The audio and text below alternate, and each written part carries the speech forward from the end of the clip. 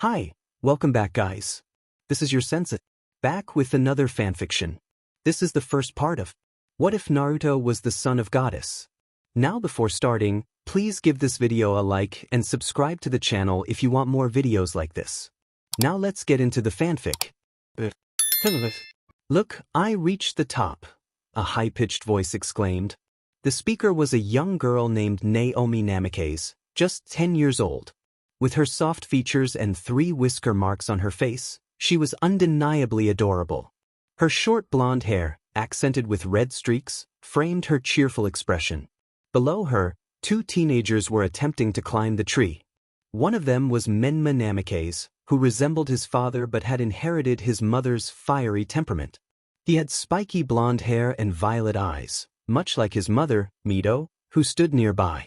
Mito had a heart-shaped face and waist-length crimson hair, also adorned with 3 whisker marks on her cheeks. Good job, Naomi-chan. In no time, you'll surpass me as a legendary kunoichi, their mother, Kushina Uzumaki, encouraged with a cheerful voice. Kushina had a slender yet feminine build, fair skin, and striking violet eyes. Her long red hair reached her waist, with shoulder-length strands framing her face. She wore a high-collared, sleeveless blouse beneath a long, loose-fitting dress, complemented by a wristband on her left wrist and standard shinobi sandals. Don't worry, Menma. In no time, you will become Hokage if you work hard, a man beside Kushina said, trying to lift his son's spirits. He had bright blue eyes and spiky blonde hair, with jaw-length bangs framing his face. His attire consisted of a standard Konoha uniform with bands on both sleeves, a green flak jacket, a blue forehead protector, and blue sandals. Over his outfit, he wore a short-sleeved white haori, fastened at the front with a thin orange rope.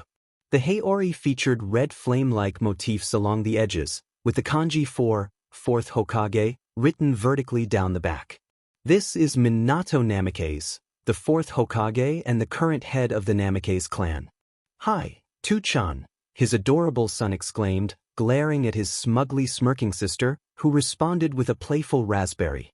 Feeling his eyebrow twitch, he raced towards her, unaware that a young boy was watching from the 2nd story of their house. The boy had silvery red eyes that flickered like flames beneath water. His blonde hair was streaked with green and black, and he had a muscular build, as if he had trained like a professional athlete. Whisker marks adorned his face. He scoffed at the scene below, filled with affection and warmth. For years, he had asked to be trained, only to be repeatedly refused. He glared hatefully at the family beneath him, remembering the day they had abandoned him. Flashback. Naruto pounded his small fists against the gate of the compound. He couldn't believe it. He had stepped out for just 10 minutes to grab food because his mother had forgotten to cook for him, and now they had locked him out of the estate? Frustrated, he paused when he heard the mob he despised most shouting after him. He knew what day it was, October 10th, the day his father had saved the village, and the 3rd Hokage had sacrificed himself to seal the Nine Tails 10 years ago. After their burial, a masked man had infiltrated the village, killing Biwako and the nurse, taking him and his siblings hostage. After his father saved him, Minato battled the masked man while the 3rd Hokage fought the Nine Tails. When Minato returned to confront the beast, he was shocked to learn that Hiruzen had already sacrificed himself to split the Nine Tails into pieces and seal it within his 4 children. Mito received the chakra of the 5 tails. Naomi and Menma each received the chakra of the 2 tails, while Naruto was left with the soul of the beast. His siblings were hailed as heroes, while he faced taunts and insults. The villagers adored his siblings, but he was met with disdain. The only one who showed him kindness was Jiraiya, the Toad Sage. Jiraiya often visited to report on his spy network and would bring gifts, treating Naruto like the grandson he never had. Suddenly, the sound of footsteps approaching pulled him from his thoughts. He ran as fast as he could. The mob always chased him, blaming him for the tragedy of 10 years ago. As he turned into an alley, he realized it was a dead end. He quickly turned around, but it was too late. A baseball bat swung at his head, leaving him dizzy. One of the mob kicked him in the chest, causing him to stumble back. Oh, would you look at that? The demon finally gives up, one of the mob members sneered, kicking him hard in the stomach.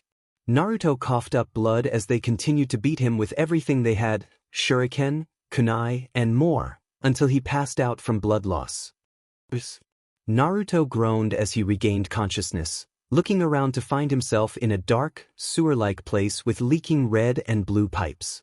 He walked toward a giant gate marked with a seal, and suddenly, a pair of large, red-slitted eyes opened, gazing at him with curiosity. He took a step back as a giant grin filled with razor-sharp teeth appeared. The giant fox leaned forward, revealing its massive form. "Glad you know my name, Kit," it said, its voice deep and rumbling. "What do you want?" Naruto narrowed his eyes. "QB," he whispered. The fox's expression softened. "How about a power-up, it teased. Naruto eyed the fox warily. "And what do you gain from it?" The fox rolled its eyes. "To help you, Kit. You know your family won't help you, right? Besides, it's not my fault that Uchiha used his cursed Sharingan on me." Naruto's eyes widened. "What do you mean, Uchiha using Sharingan on you?" The fox sighed and explained, 10 years ago, I was sealed inside your mother. When Kushina gave BRG to you 3, the seal weakened. When your father tried to strengthen it, that little brat, Madara Uchiha, manipulated me with his Sharingan to destroy this pathetic village. But why do you want to help me then?" Naruto asked. The fox smiled, though it looked more like a grin. "I've seen your whole life, Kit. You deserve better. I'm here to help you."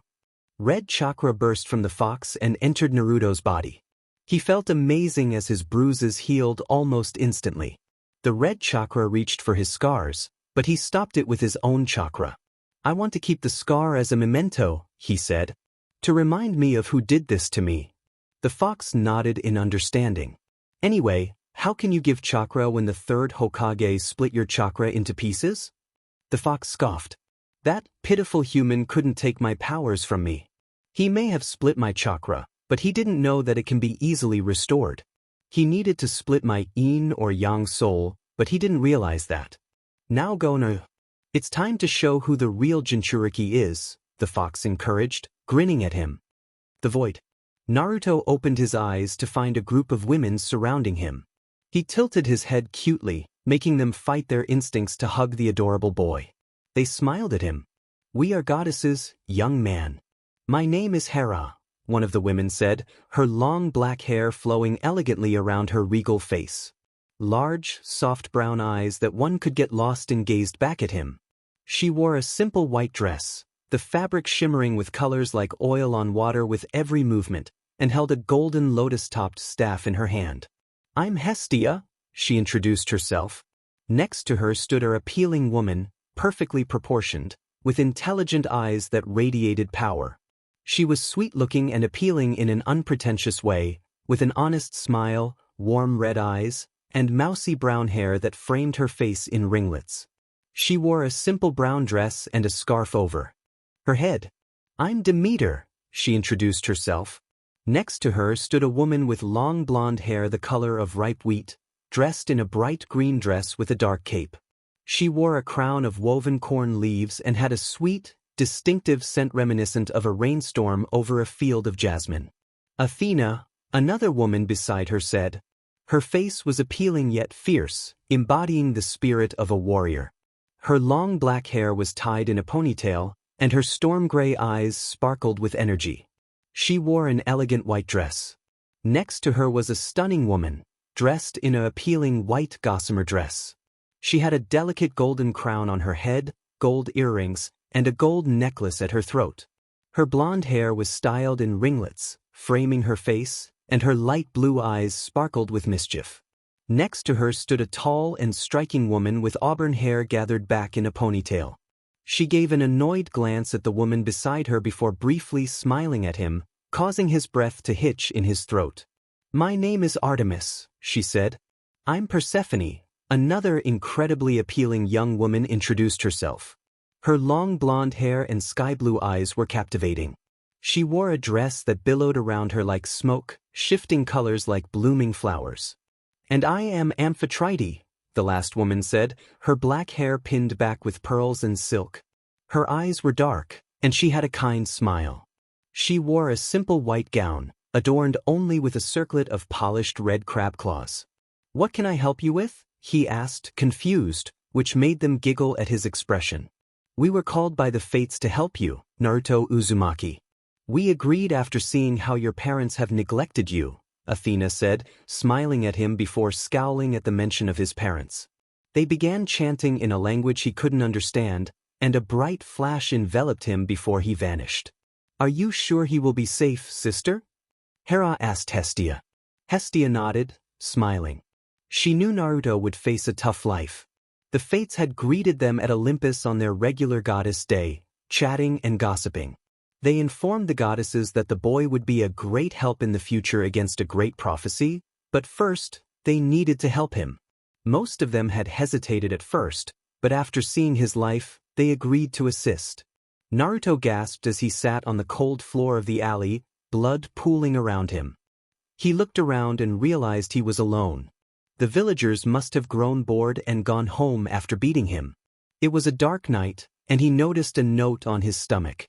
He picked it up and read, "Dear Naruto Uzumaki, we were sent by the fates regarding a prophecy about you that concerns our world. We are here to help you grow stronger. When you are ready, use the seal we gave you to come to our world. The Shinto faction has granted us permission for you to cross between dimensions, and we have given you abilities to aid you in the future. Sincerely, the goddesses of Olympus. P.S. We also left you some gifts. Use them well." Naruto stared blankly at the note before shaking his head. "I've seen weirder things," he thought. Kurama chuckled from the back of his mind. "No doubt that's what your father was talking about, I guess." The Sage of Six Paths had told the other Biju about the gods, so he already knew this day would come thanks to the prophecy. 2 children will be born from 2 warriors, one from light, one from darkness. One will become the will of fire, while the other will embody darkness. Only one child of light can guide the dark onto a steady path. Together, they shall bring peace, and one will receive help from the other side. Kurama smiled, thinking about what his father had said all those years ago. Maybe Naruto was the child of light, receiving help from goddesses from another world. What worried him was who the child of darkness would be. Naruto looked in front of him and saw a duffel bag. He opened it and found various items. A strange-looking bracelet that emitted a faint red glow, a silver bow and arrow, twin katanas, and a dark green cape resembling the one worn by the blonde lady earlier. He also discovered elemental jutsu scrolls and a few notes. After closing the bag, he picked it up and walked back toward his home. As he gloomily strode to his room, he noticed his family having fun training. They never noticed him enter the house, and he saw leftovers on the kitchen table. He sighed as he headed to his room. At least he had a training regime to look forward to. In the forest of the dead, a 12-year-old boy stood at the center. He looked like a mix of boyish cuteness and teenage handsomeness. Despite his age, his body was lithe and well-built, resembling that of a professional swimmer, easily catching the attention of young girls. His silvery and red flame eyes conveyed both danger and warmth, like a fire under glass, and his whisker marks adorned his cheeks. Naruto glanced at his surroundings, his expression a mix of determination and playfulness. He wore a tight black short-sleeve shirt that clung to his torso, paired with standard umbu breathes and shinobi sandals, bandages wrapped around his shins. His twin katanas were strapped to his back, along with a quiver, while a metal brace adorned his wrist. His silver bow rested on his lap. With a sigh, he tilted his head just in time to avoid a kunai that whizzed past him. Turning slightly, he caught a glimpse of long, flowing purple hair peeking from behind the tall trees. Standing up, he slung his bow behind his back and called out to his hidden attacker, "You know this isn't going to work if you keep using the same tactic." He smirked, sensing the annoyance in his opponent's expression. Suddenly, he turned, drawing a kunai just in time to block a beautifully crafted katana aimed at his head. The clash of metal echoed as he engaged in an intense sword fight with his opponent, each trying to find an opening. In a swift move, his attacker blocked his strike aimed at her chest and kicked him in the stomach, sending him skidding across the ground. He glanced up to see his opponent was none other than Yugao, the Kenjutsu Empress of Konoha. At 22, she was stunning, with long purple hair that cascaded down her back and an hourglass figure that turned heads wherever she went. Yugao was known as one of Konoha's ice queens, often seen as unapproachable alongside Kurenai and Anko. Male shinobi hesitated to approach them, fearing rejection. Kurenai had a reputation for her disdain for perverts, while Anko's eccentricities made her a less desirable companion. Naruto readied his bow, recalling the training notes from Athena. He took a deep breath, aiming at a tree behind him while remaining aware of Yugao's gaze. Releasing the string, the arrow flew toward the tree trunk, only to bounce off as an invisible opponent revealed themselves. The air shimmered, and Kurenai appeared, kunai in hand. "That was good, Taro-kun, but how do you know the one you're looking at isn't a genjutsu?" she teased, a devious smirk on her face. Naruto grinned back. "Because I'm already behind you, Kurenai-chan." In a puff of smoke, he vanished, leaving both women gasping in surprise as they searched for him. From the treetops, Naruto kicked Kurenai's back, causing her to fall to the ground. The kurenai on the ground shimmered and disappeared, revealing it to be a genjutsu. Kurenai landed gracefully on her feet, glaring at Naruto, who wore a cheeky grin. "Could you at least be a bit softer?" she called up to him. "We're stronger than most shinobi, rivaling even Tsunade." Naruto chuckled, recalling how his training had transformed him. After receiving a mysterious bottle of milk from Hera, he felt his strength had increased tremendously. He was now a powerful force in taijutsu. "I guess we should step up the training then," he said, pulling out both of his swords, the metal bracelets on his wrists glinting in the sunlight. His only response was the incoming assault of purple and raven missiles. 3 hours later, Naruto sighed contentedly as water cascaded over him in the shower. He had moved out of the Namikaze compound to a modest apartment at the edge of the village, seeking independence after years of neglect.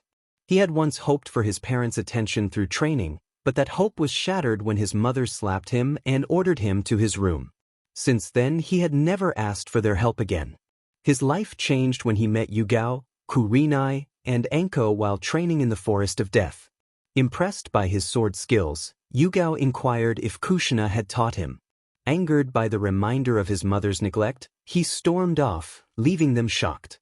Realizing the extent of his neglect, the three women decided to help him with his training whenever they could. Yugao focused on kenjutsu, Kurenai on genjutsu, and Anko on interrogation techniques. With their guidance, he reached at least mid-jounin level, dedicating himself to training as he had few friends in the village, ostracized for being the Kyuubi's host. Emerging from the bathroom, he dried off and glanced at a picture frame on his nightstand. It captured a moment with his trio of friends, Anko grinning with dango in her mouth, Kurenai smiling sweetly, and Yugao standing proudly beside him, her hand on his shoulder. A prideful look sparkled in her eyes as she flashed a peace sign with her other hand. He smiled slightly and slumped onto his bed, trying to catch some sleep after a long day of training. Morning. Naruto breathed as he jogged around the village, going through his morning routine before starting his taijutsu training. Suddenly, a familiar voice called out to him. "YSH, my youthful pupil. I'm glad to see you've been training to embrace my youth of springs." He sighed, wondering why he had to endure this every day. It had been 2 years since he met the green beast of Konoha, Mato Guy. Guy had been impressed with Naruto's youthful training and had been helping him with his taijutsu and weight training. They often competed in races around the village, and today was no different. "Sure, Guy. I feel great. How about a race?" he taunted, speeding away and leaving a cloud of dust in Guy's face. "Why, Naruto? I am still youthful enough not to be defeated."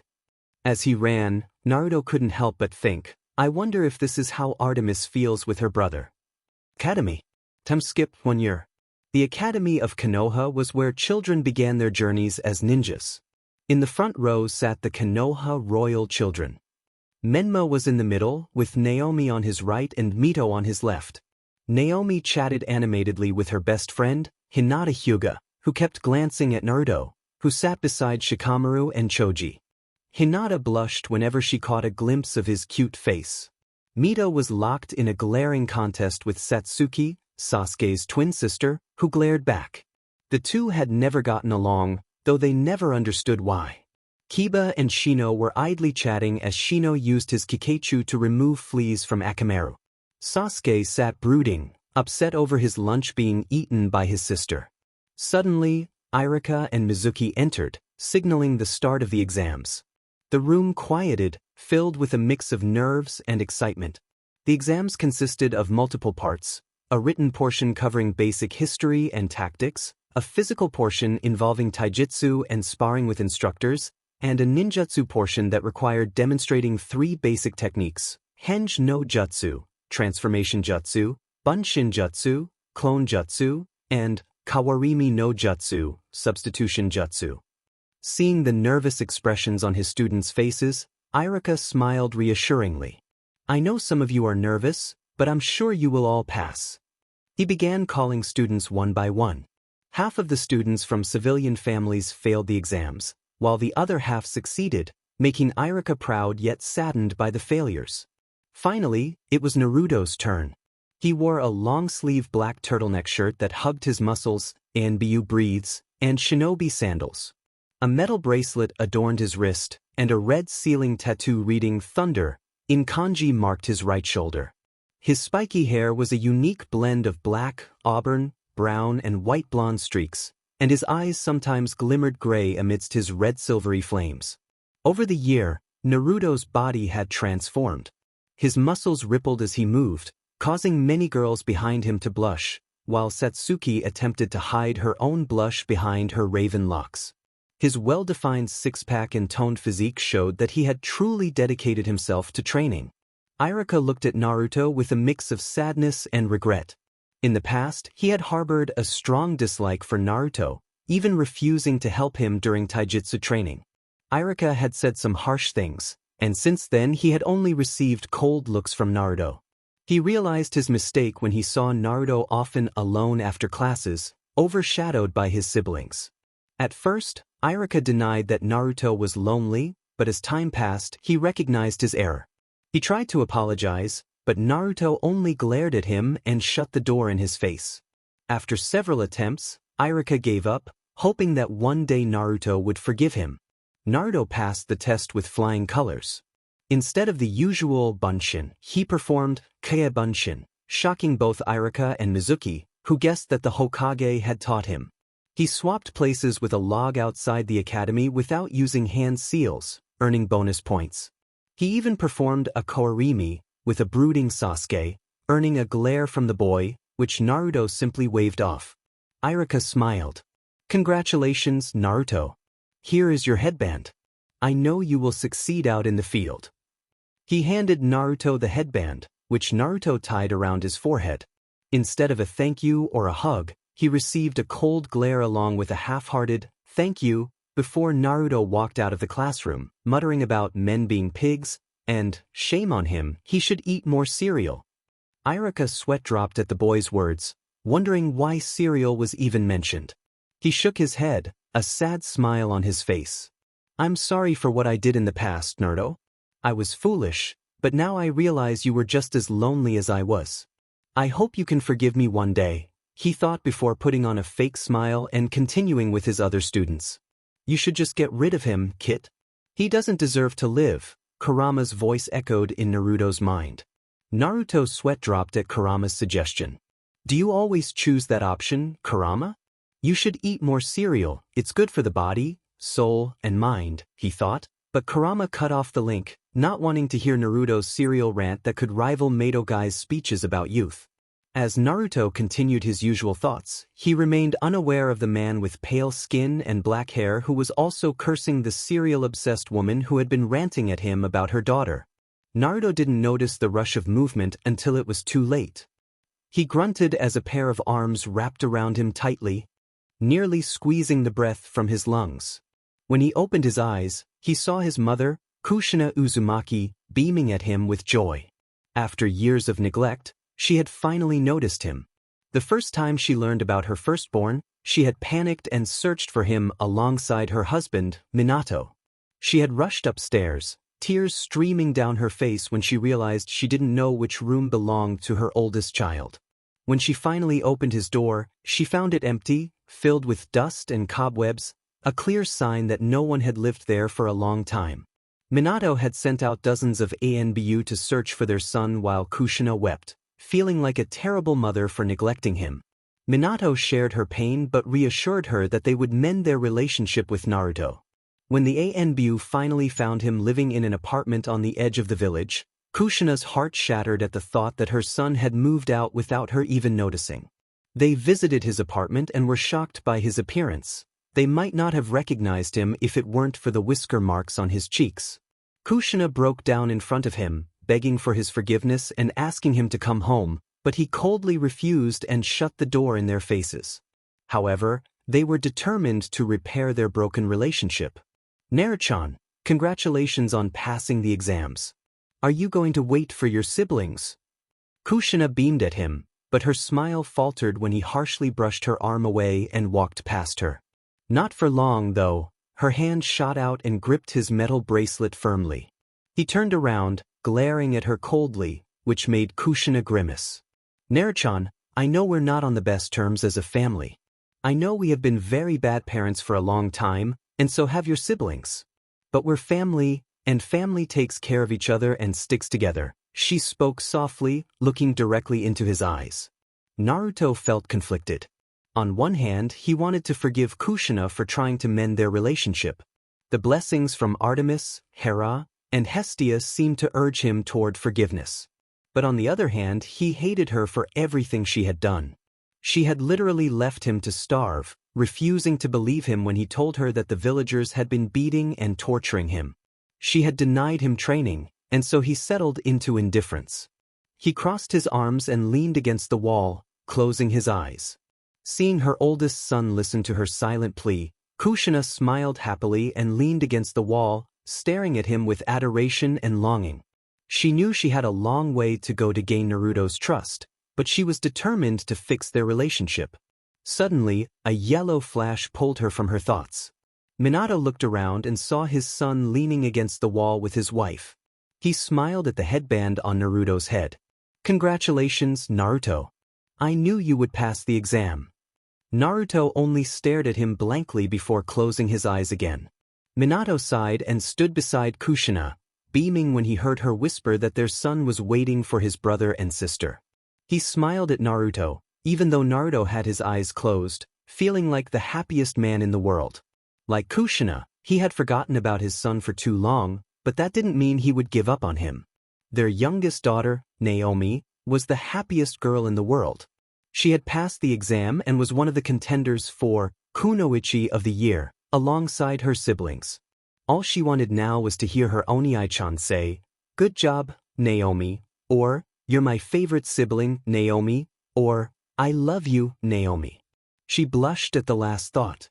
She knew she had never been the ideal little sister. Ever since they were young, she had often forgotten about him, never knowing what he liked to eat or what games he enjoyed. She wept when she noticed her beloved Anan had moved out of the house. When she saw him, she had latched onto him, begging him to come home, but he brushed her off and continued on his way.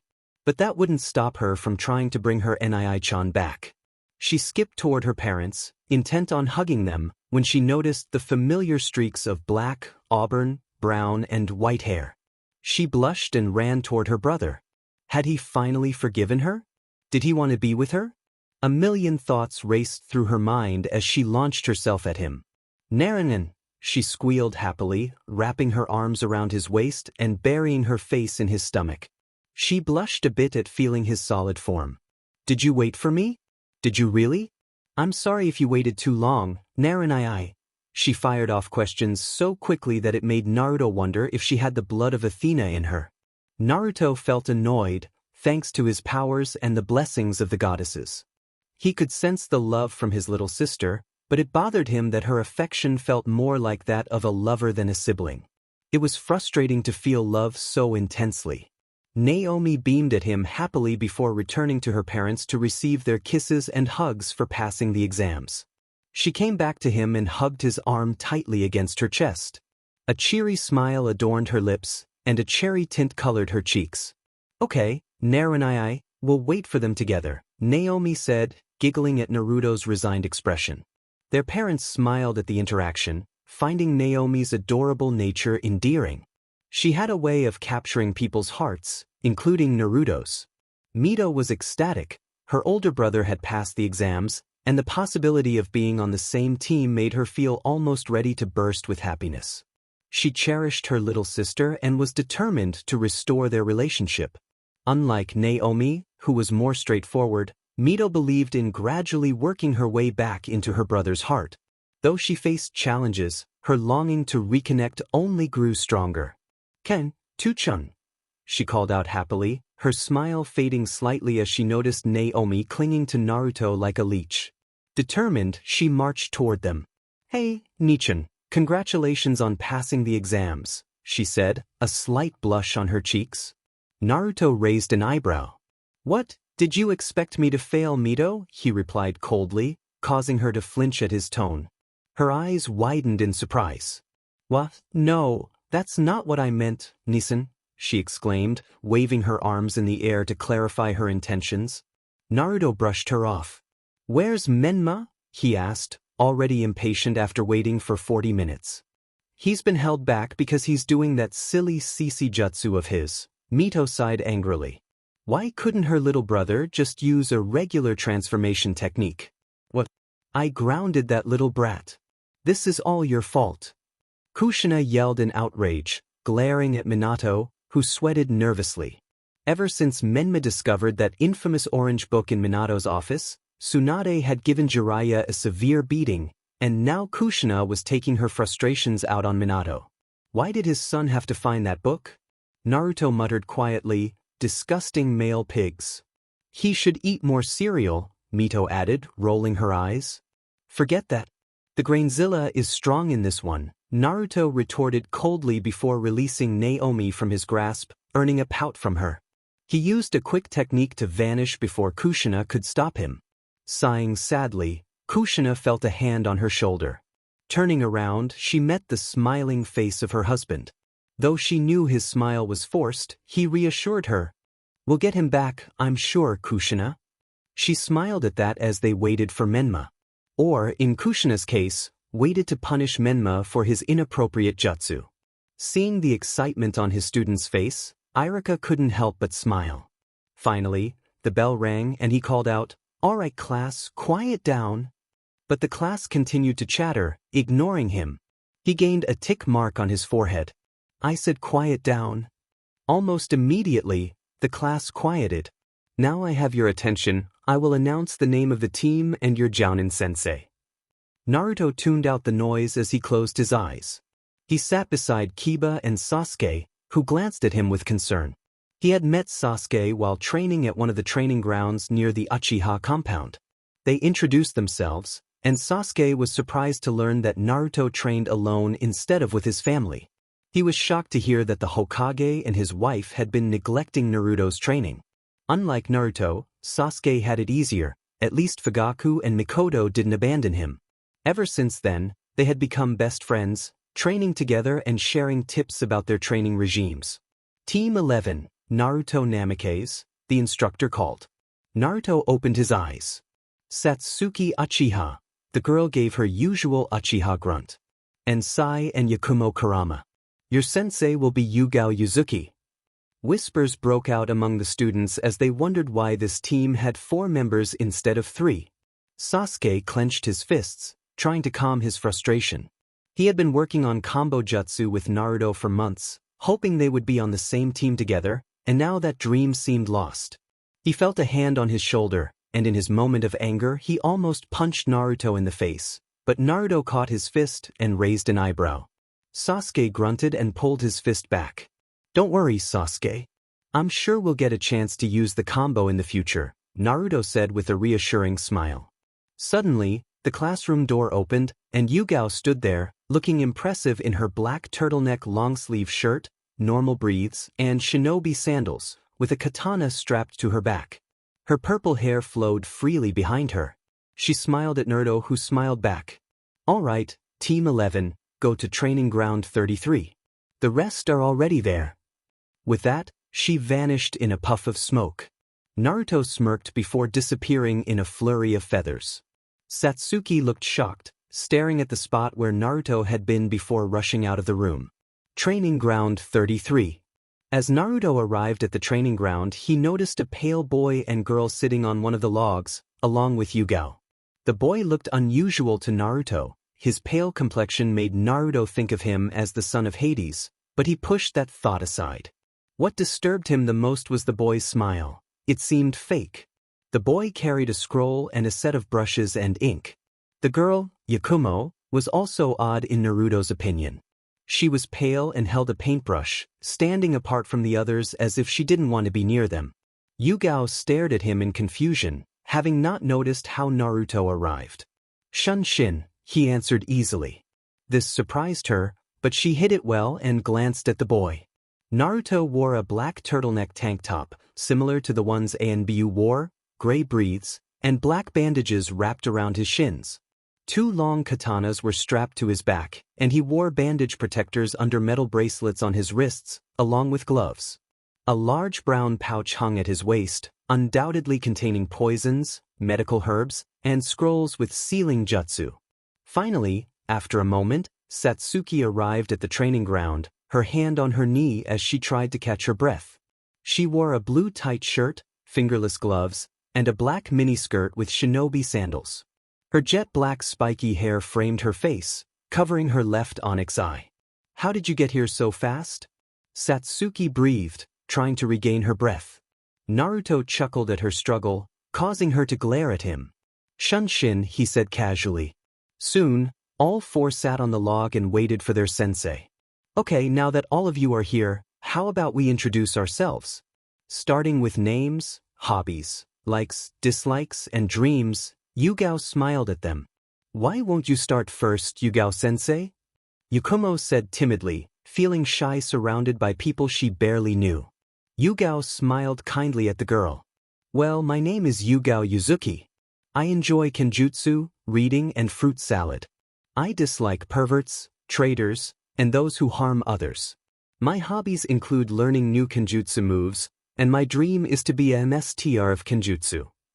She said this proudly, and the other girls on the team looked at her with a hint of admiration. "You go next," she pointed at Sai, who responded with a faint smile. "My name is Sai. I like painting and training. As for my dreams, I don't have one," he said, causing everyone except Yugao to raise an eyebrow at his admission. Yugao nodded as if she had expected this. "All right, you," she pointed at Yakumo, who nodded in response. "My name is Yakumo of the Kurama clan. I enjoy painting and genjutsu. I dislike perverts, those who harm others, and genjutsu users. My hobbies include painting, cooking, creating new genjutsu, and training. My dream is to be the best genjutsu user," she finished with a small smile. Yugao smiled at Yakumo's determination, but her expression turned to a frown. "It's such a shame that you abandoned her, Kurinai. She had so much potential to be a splendid kunoichi. Naruto would be furious if he knew about this," she thought sadly before turning her attention to the only Uchiha on her team. "You next, Satsuki." Satsuki grunted. "My name is Satsuki Uchiha. I like training, cooking, and tomatoes. I dislike perverts, those who harm others, and weaklings. My hobbies include training with my brother, Itachi, and my dream is to surpass him and become the heir of the clan." Yugao nodded before looking expectantly at Naruto. "My name is Naruto Namikaze. I enjoy reading, the forest, the sea, family, cereal, and hunting. I dislike anyone who abuses animals, arrogant people, neglect, and those who disrespect nature. My hobbies include gardening, cooking, hanging out with friends, and hunting. My dream is to be the strongest ninja there is," he finished, and everyone stared at him, intrigued. "Now that that's out of the way, you're still not true genin yet. You have one more test to complete before you can go into the field. So, meet here tomorrow at 10 a.m. and don't be late," she instructed before disappearing in a shunshin. The 4 stood there for a moment before Naruto spoke. "Come on, guys, we have a big day tomorrow," he said, and everyone nodded, quickly saying their goodbyes before rushing home. Naruto cracked his neck and headed toward his favorite training ground, unaware that a pair of onyx eyes were watching him.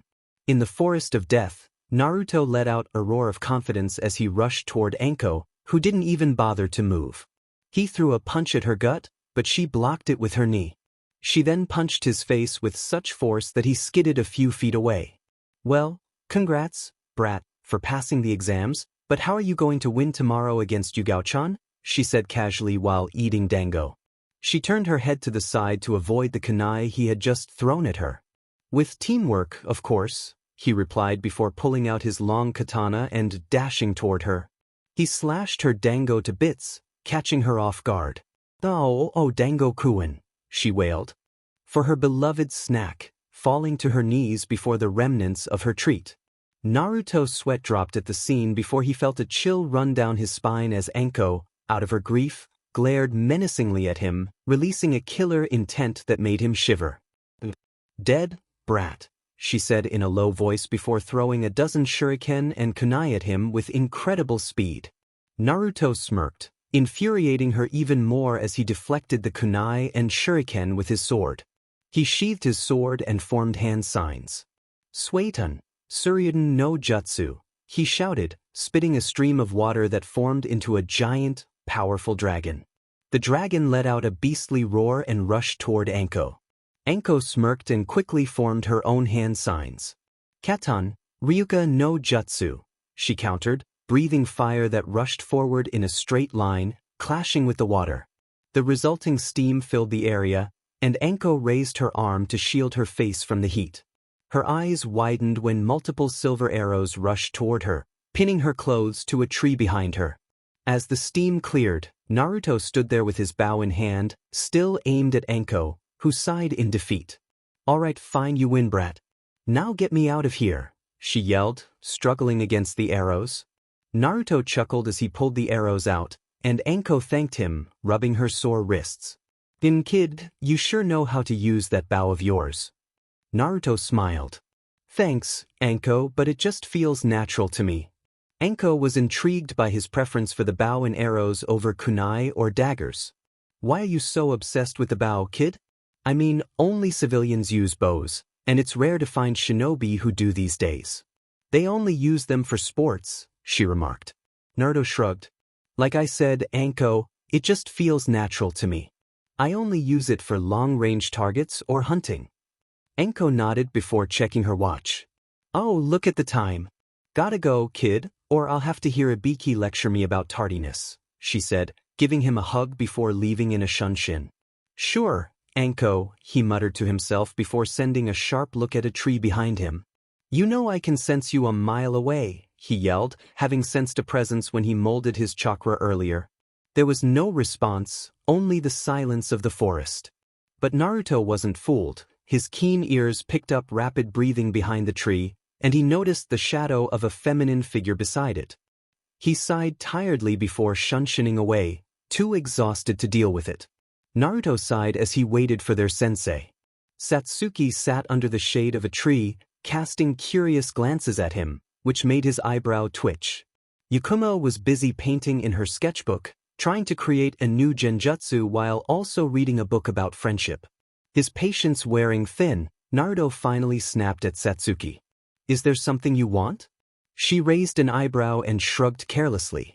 I don't know what you're talking about, Namikaze. Their other team member watched the commotion with interest. You've been sending glances at me.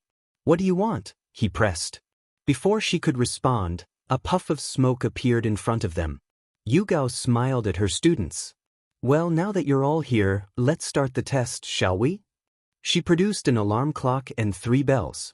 You pass the test once you get each of these bells from me before evening. She held the bells out in front of her students. But, Sensei, there are only 3 bells, Yakumo said timidly. Yugao nodded. Exactly. The one who doesn't have a bell will be sent back to the academy.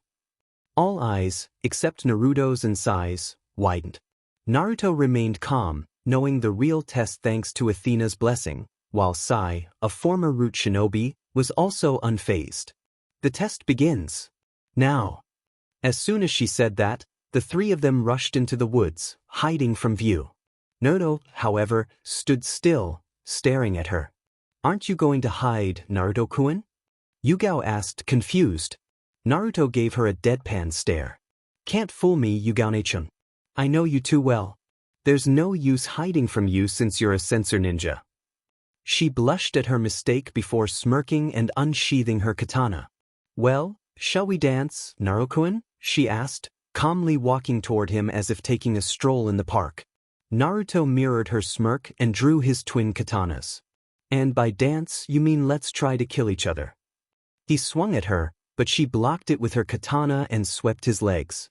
Naruto jumped to avoid the sweep but didn't expect her to punch him in the stomach, sending him flying. He flipped in the air and skidded across the grass. Quickly he formed hand signs. Dotan, Doryuso. He condensed the stones from the ground and shaped them into spikes that protruded upward to hit Yugao, who leaped away to avoid them. She smirked. You're good, Naruto-kun, but not good enough, I'm afraid. She formed hand signs. Suetun, Daibakufu no Jutsu. Water from the nearby lake surged and rose into a massive wave, crashing down like a gigantic waterfall. Naruto widened his eyes, then closed them and put his palm in front of his face. He felt a familiar tugging in his stomach, similar to chakra but different. He waved his hand to the side, and the water followed, crashing against the trees of the forest. His teammates, who had been watching the fight, jumped higher into the branches to avoid the deluge. The aftermath of her technique resembled that of a natural disaster. He stared at the smirking Yugao. Well, that was impressive. She smiled smugly. What are you going to do now? Teamwork. Just then, Satsuki emerged, forming hand signs. Katan, Hozenka no Jutsu. She unleashed a volley of small fireballs, sending them flying unpredictably toward Yugao. Yugao was impressed by the jutsu. Only a genin, and she has mstred as C-rank fire jutsu. She readied herself and dashed toward the fireballs, deflecting each one with her katana. Each time her sword struck a fireball, a loud clang echoed through the forest. She smirked, realizing the shuriken concealed within the fireballs. She moved her sword at Satsuki, who blocked it with her kunai. A fierce battle ensued between kunai and katana. Everyone could see that Satsuki was slowly losing as Yugao added more force to her strikes. She knocked the kunai from Satsuki's hand and kicked her in the stomach, causing her to fall. Yugao pointed the tip of her blade at Satsuki's throat. What will you do now? This. Yugao's eyes widened as two black and white lions pounced on her. Satsuki grabbed both of her wrists, gripping them tightly, making it impossible for her to escape. Naruto moved forward and snatched the bells before she could react, leaping away from her. Yakumo was frantically painting in her sketchbook, which made her smile. I see. Naruto and Satsuki are distractions, and Sai is waiting for his moment to restrain me, while that Kurama girl uses her genjutsu to dull my senses. They're good. She sighed. Well, you win. Satsuki smiled at her before releasing her, and the tiger that had been on her back dispersed into an ink puddle. Yakumo emerged from her spot and stood beside Naruto. She stood up and smiled at them. Well, I guess Team 11 is official, she said, leaving most of them confused except for two. Yakumo decided to voice her question. But Yugao-sensei, we haven't decided who gets the bell yet, she said, and Satsuki nodded in agreement.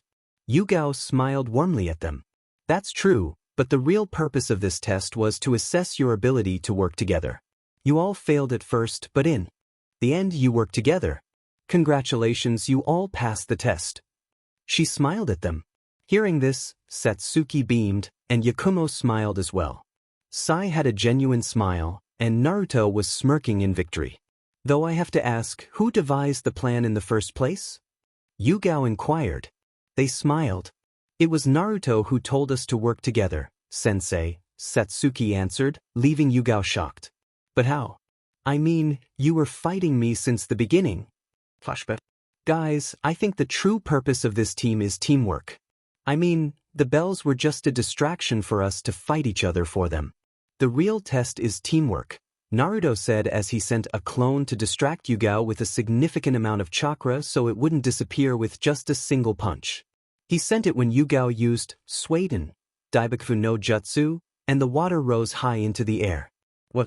I don't need your help to get the bells, I know I can get them from her, Satsuki said, annoyance heavy in her tone. Yakumo sighed exasperatedly. Satsuki, but Naruto is right. Yugao-sensei is a jonin and a kenjutsu user, if the katana is any indication. I think all of us working together gives us a better chance to win rather than fighting her alone. She pointed at the destruction left by Yugao's jutsu. Satsuki paused, considering her words, and sighed. Alright, fine. Alright, so what's the plan, Whiskers? Sai asked with a smile. Yugao stared at them with wide eyes before chuckling. Well, tomorrow we will start training and our first new mission at 9 a.m. and don't be late. She sent a sharp look at Naruto, who whistled innocently. She knew he would probably go out with Kurenai after Anko forced him to drink alcohol. In a puff of smoke, she was gone. Naruto put his arms behind his back before saying goodbye to them and walking away. Naruto blinked when he got home. After taking a shower, he finally noticed a box with the Olympus symbol on his nightstand. He opened the box and saw a note. Dear Naruto, we congratulate you on passing your exams and want to present you with a gift. We took a part of Hera and Persephone's domain and gave you electrokinesis along with umberkinesis. We hope for a better future for you. As for our realm, recently Hestia felt that Poseidon and Hades broke their oath concerning family.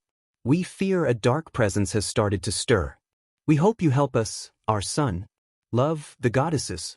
Piss, I hope you're not drinking too much, Naruto. Love, Hestia. Naruto's sweat dropped at the last line before glancing at the box. He saw two glowing orbs, one light blue, flashing like thunder, while the other glowed a dark color. He picked the blue one and crushed it. The orb expanded and engulfed him, lightning dancing around him before disappearing in a small light show.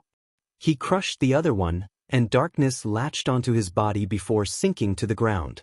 He smirked. Story start. Naruto groaned as sunlight invaded his apartment.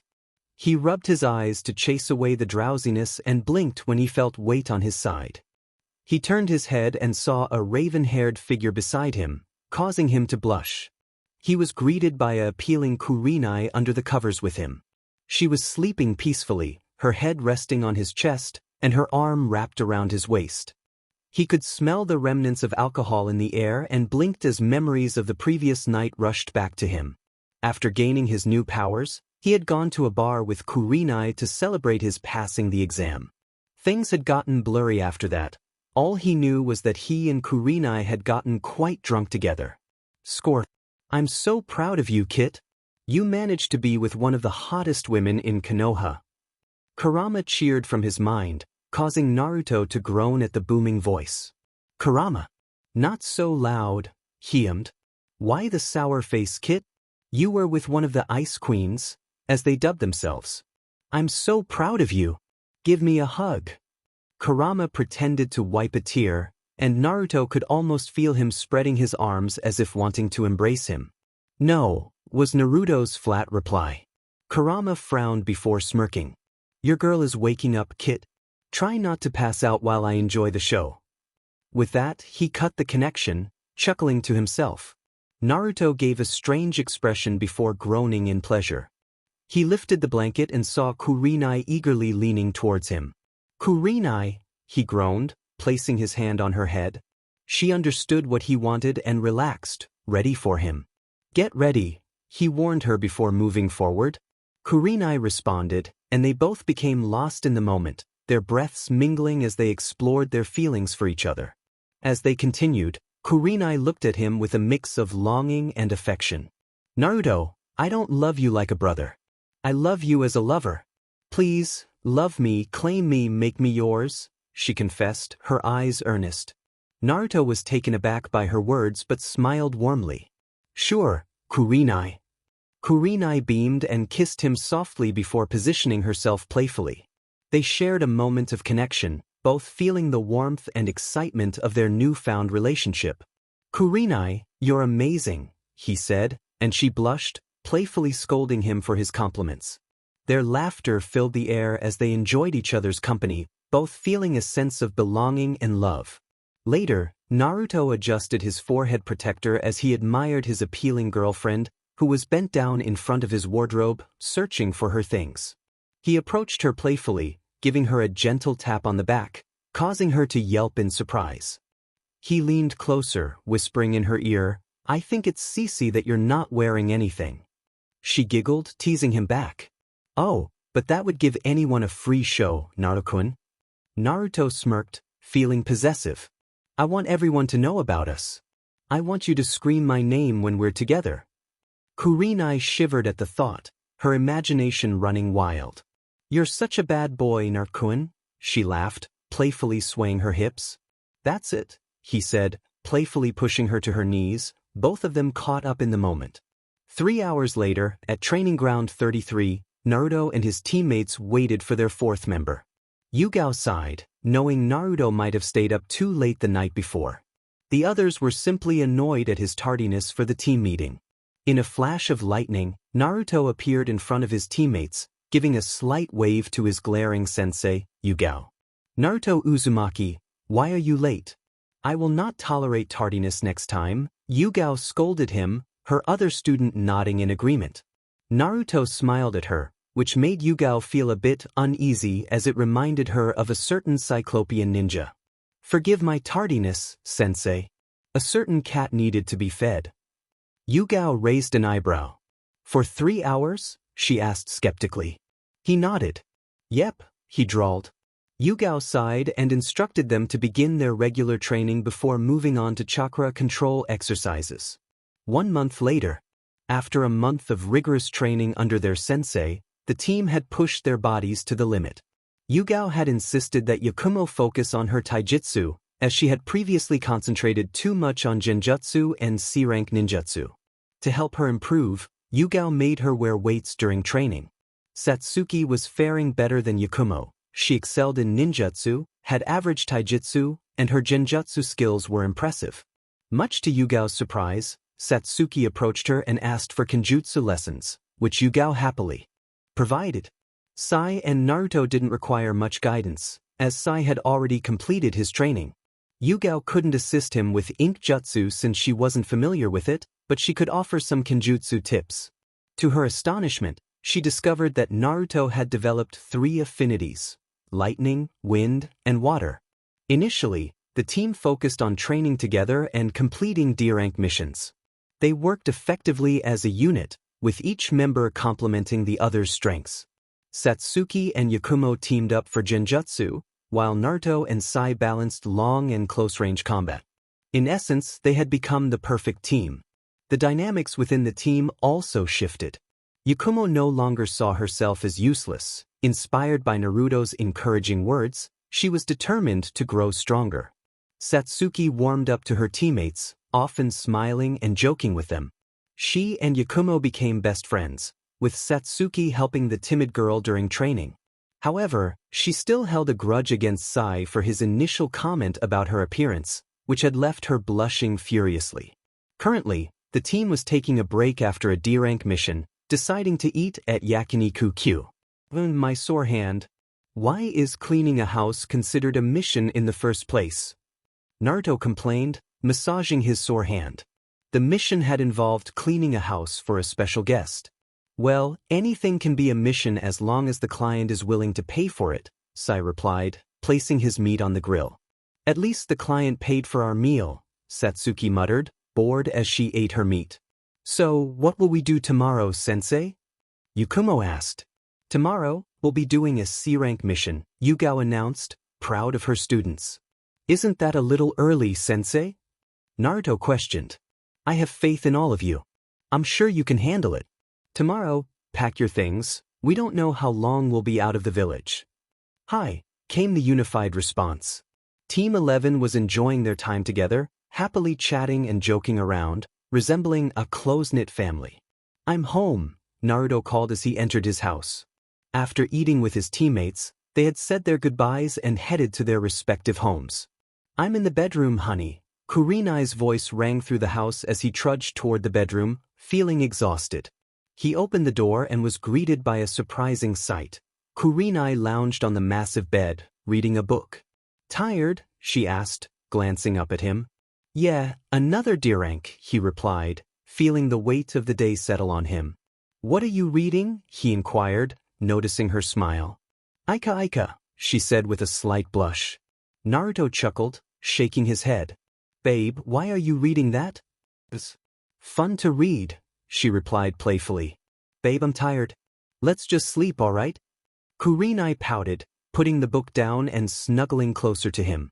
Okay, he said, settling in beside her, grateful for the comfort of her presence. As Naruto and his team continued their journey, they were determined to grow stronger together, facing whatever challenges lay ahead. They could see the bags under his eyes, and his smile didn't reach his eyes. Ah, Team 11, what can I help you with today? He asked politely, though he kept glancing at Naruto. We request a C-rank mission, Hokage-sama, Yugao requested while Minato scanned the mission records. Yes, it's impressive that your team finished 78 D-rank missions in 2 weeks, Yugao-san, he said proudly, glad that this team had managed to accomplish so much. Bring him in then, Minato called out. After a moment, the door opened to reveal a gray-haired, bespectacled man. As soon as he reached them, he looked them up and down and snorted. I was expecting a team of adults, not some snot-nosed brats. Sai gave a fake smile while Satsuki scowled. Yugao and Yakumo frowned, but Naruto was unfazed by the old man's comment. He had been through worse. Minato narrowed his eyes at the man and raised his voice. Tazuna-san, I would appreciate it if you didn't insult the people who will SCRT you.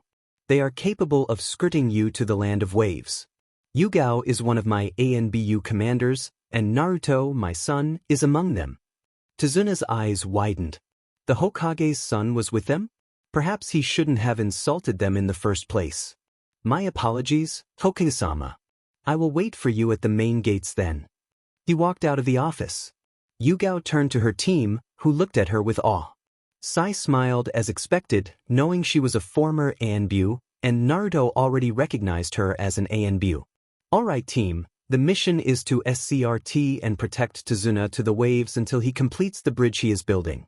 So pack your supplies for at least a month, okay?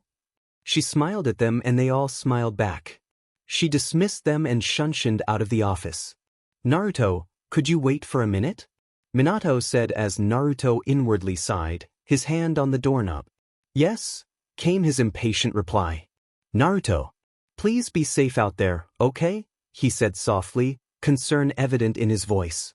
He expected no reply, but much to his joy, his son nodded before walking out.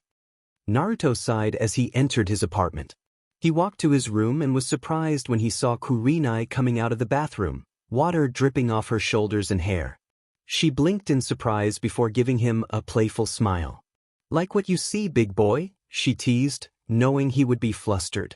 I thought you would be training your team, Kure-chan, he said, walking to his wardrobe to grab some clothes. I just finished training them and wanted to see you. I heard from Yugao that you have a C-rank mission, she said, wrapping her arms around his neck. Just as he turned to reply, she kissed him with enthusiasm. He felt himself being pushed back onto the bed, but he pulled away, knowing he had to focus on his mission. I have a mission to do, he said firmly. But you still haven't made me breakfast, she pouted cutely. He gave her a deadpan look. Babe, you scratched my back a lot last night, and you're telling me you're not satisfied? He sighed, recalling how Kurama had refused to heal the scratch marks, claiming they were a sign of a DMNT fox with his mate.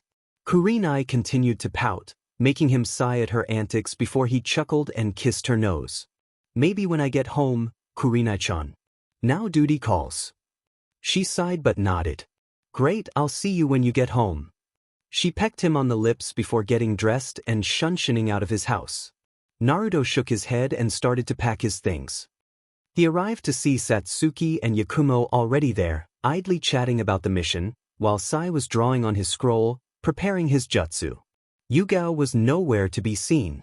He greeted Satsuki and Yakumo before sitting beside Sai and closing his eyes. They greeted him back. Not long after, Yugao appeared in a shunshin along with a dizzy Tazuna. She smiled at her team. Alright, Team 11, sorry if I'm late. Tazuna here got a little lost searching for the main gate. Well, it looks like you four are excited. Let's get started then. Naruto and Sai, you both will be in the front. Satsuki and Yakumo, you two will be in the rear, and I will protect Tazuna, she ordered, receiving a unified, "Hi," from the team as they headed out to the Land of Waves. As Team 11 headed toward the Land of Waves, Yugao noticed that Tazuna was always tense, as if he already knew today might be dangerous.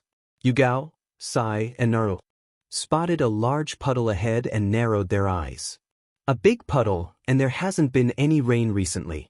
It can't be animal waste, Naruto thought, focusing his gaze on the puddle before noticing it shimmered slightly. A genjutsu. He exchanged a look with Sai, who nodded in understanding. Satsuki and Yakumo didn't seem to catch it until they saw their sensei's hand itching toward her sword. They immediately realized the situation and tensed as they glanced at their surroundings, but they continued talking.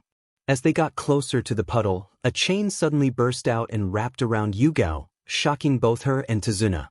Naruto knew what Yugao was doing. She was testing them. He unsheathed his twin katana and deflected one of the chains that was aiming for his head. Satsuki was too shocked to move. Her sensei was an ANBU commander and one of Konoha's kenjutsu mistresses. If these attackers could defeat her, what chance did she have? Yakumo felt the same way. Naruto quickly formed hand signs. Futun, de Tapa, he called out, creating a powerful gust of wind. The team headed out to the Land of Waves when suddenly Naruto went stiff. He quickly pulled out a kunai, and Yugao noticed his posture, readying herself for action. Without warning, he threw the kunai into a rustling bush, startling Tazuna and the two young girls. Sai observed calmly as he took out his ink equipment. Naruto approached the bush and retrieved a fluffy white rabbit, the kunai piercing its head. Yakumo and Satsuki's hearts sank at the sight of the dead rabbit, and they glared at Naruto in disapproval. Meanwhile, Yugao stared suspiciously at the rabbit. Her eyes widened in realization. "Get down," she yelled, pushing Tazuna to the ground and diving beside him. Sai tackled Yakumo while Naruto tackled Satsuki, just in time for a massive broadsword to fly past them and embed itself in a tree. Well, looks like you brats managed to avoid my kubikurbocho, huh? Get ready, because I'm not going to miss next time, a gruff voice called from atop the tree. They turned their heads just in time to see the figure jump down, taking the sword with him and resting it on his shoulder. Yugao narrowed her eyes and took a stance. Zabuza Momochi, also known as the Demon of the Hidden Mist. What are you doing here? She unsheathed her sword, tense and ready for action. Zabuza let out a mocking laugh. Well, I didn't expect to find the Konoha kenjutsu mistresses. I'm here for the old man behind you. Why don't you and your brats just walk away, and I'll consider letting you live?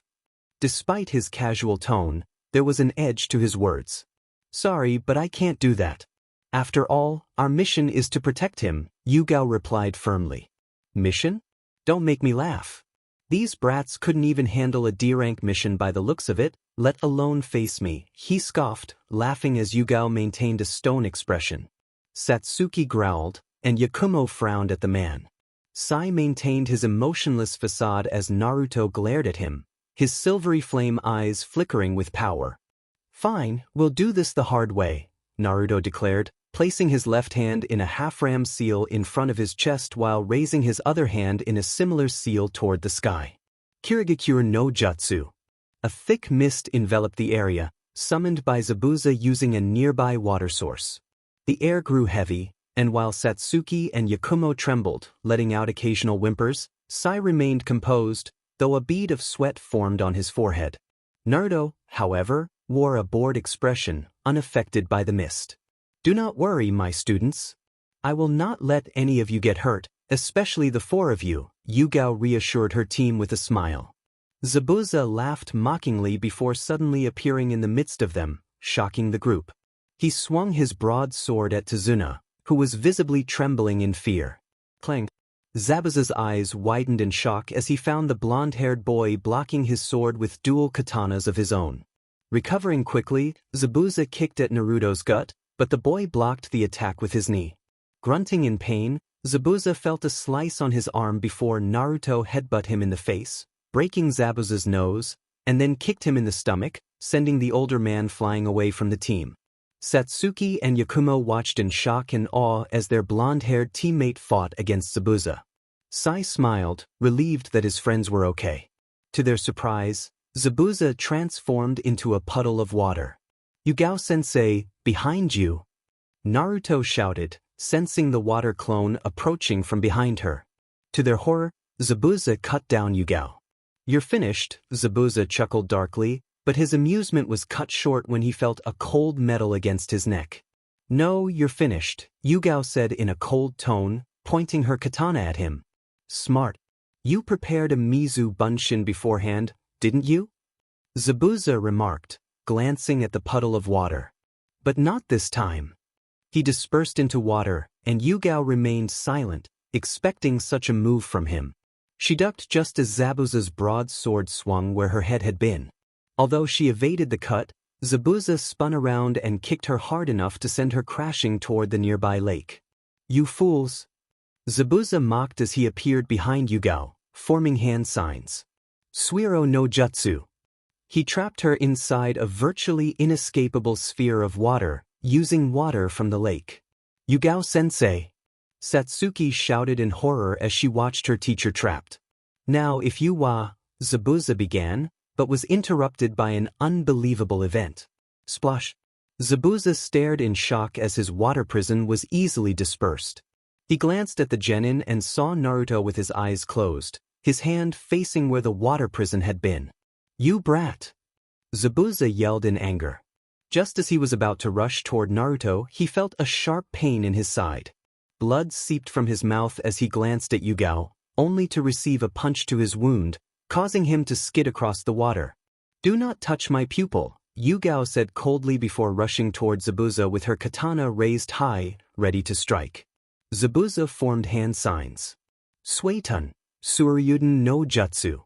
He shaped a large amount of water from the lake into a giant, powerful dragon that roared and rushed toward Yugao. Zabuza smirked smugly, though she couldn't see it due to the bandages around his mouth. She could feel his smugness.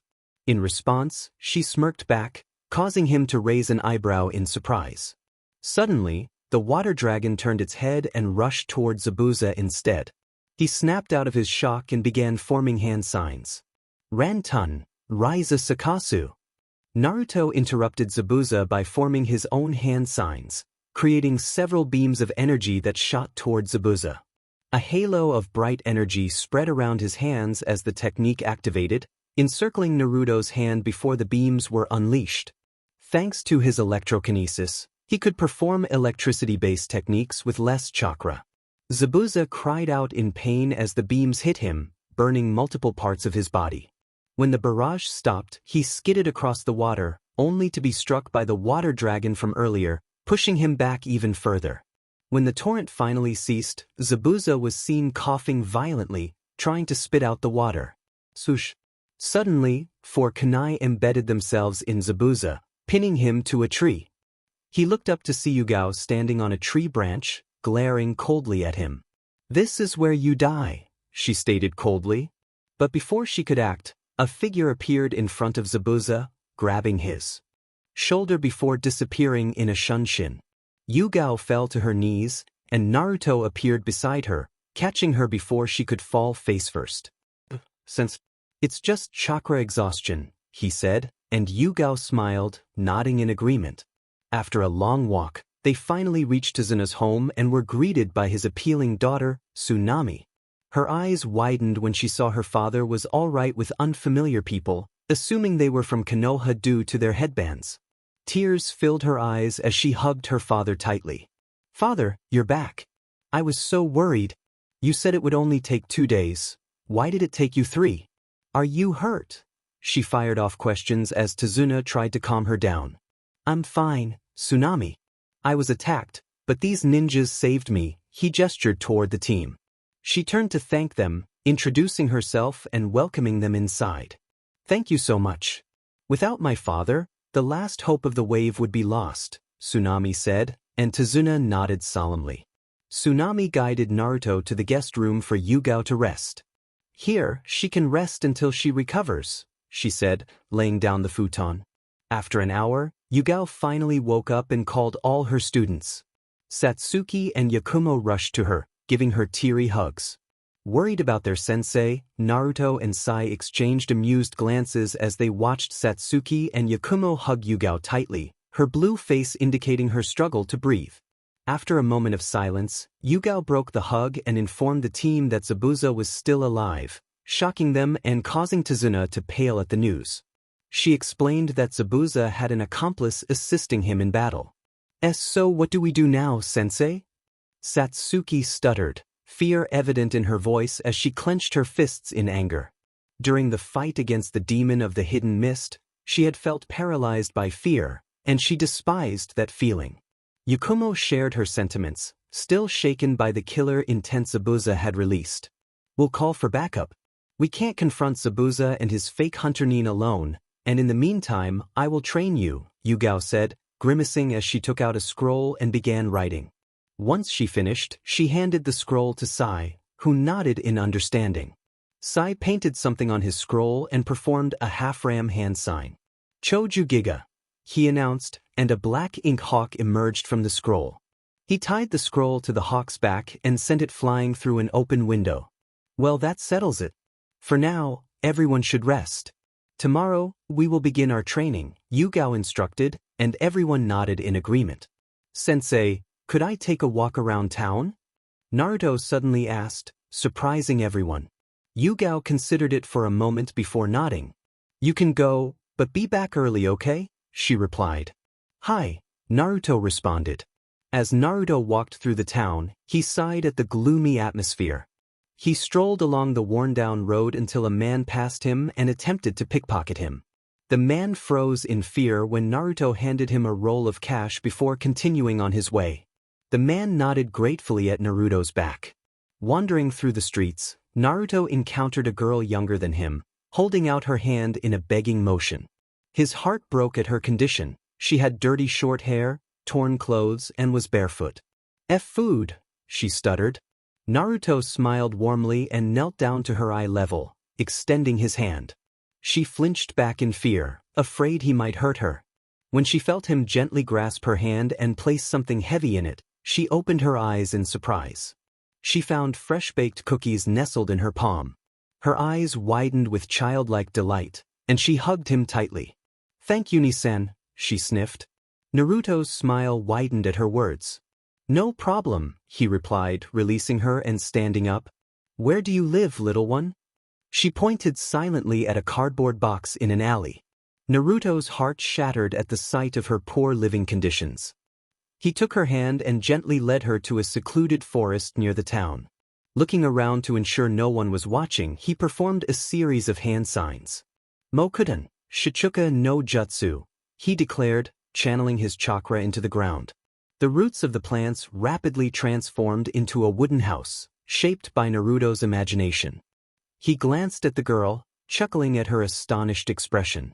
As she emerged from her shock, curiosity sparkled in her eyes. This is your new home, little one, he said softly. Tears welled in her eyes as she lunged at him, repeating her thanks over and over again. Humming a soft tune, Naruto made his way back to Tazuna's house after spoiling the girl, who had just told him her name, Yana. He had bought her new clothes and food, despite her protests that he had done enough. Suddenly, he turned around, sensing something. He could have sworn he felt a pair of eyes watching him. He stared warily before using Shunshin to return to Tazuna's home, unaware that a silver-haired woman with purple eyes was watching him with a longing and amused smirk. Entering Tazuna's house with a great sigh, Naruto was surprised by the sight before him. Team 8 was gathered there. Kurenai was chatting with Tsunami, while Hinata and Yakumo idly discussed their training, with Satsuki joining in. Sai sat apart, painting something on his scroll. He guessed Kiba and Shino were guarding Tazuna at the bridge. Did I miss something? He asked aloud, drawing everyone's attention. Kurenai beamed at him, along with the shy Hyuga. Satsuki nodded in acknowledgement, which he returned. Sai and Yakumo smiled at him, the former's smile genuine. Naruto-kun! Kurenai exclaimed, lunging at him and wrapping her arms around his waist in a tight hug. I missed you! Naruto chuckled and hugged her back. Miss you more, Kurenai. Tsunami smiled at the scene, though her expression turned into an amused smirk when she noticed the lavender-eyed girl glaring at the older woman in jealousy. "Dinner will be ready, Naruto-san," she announced.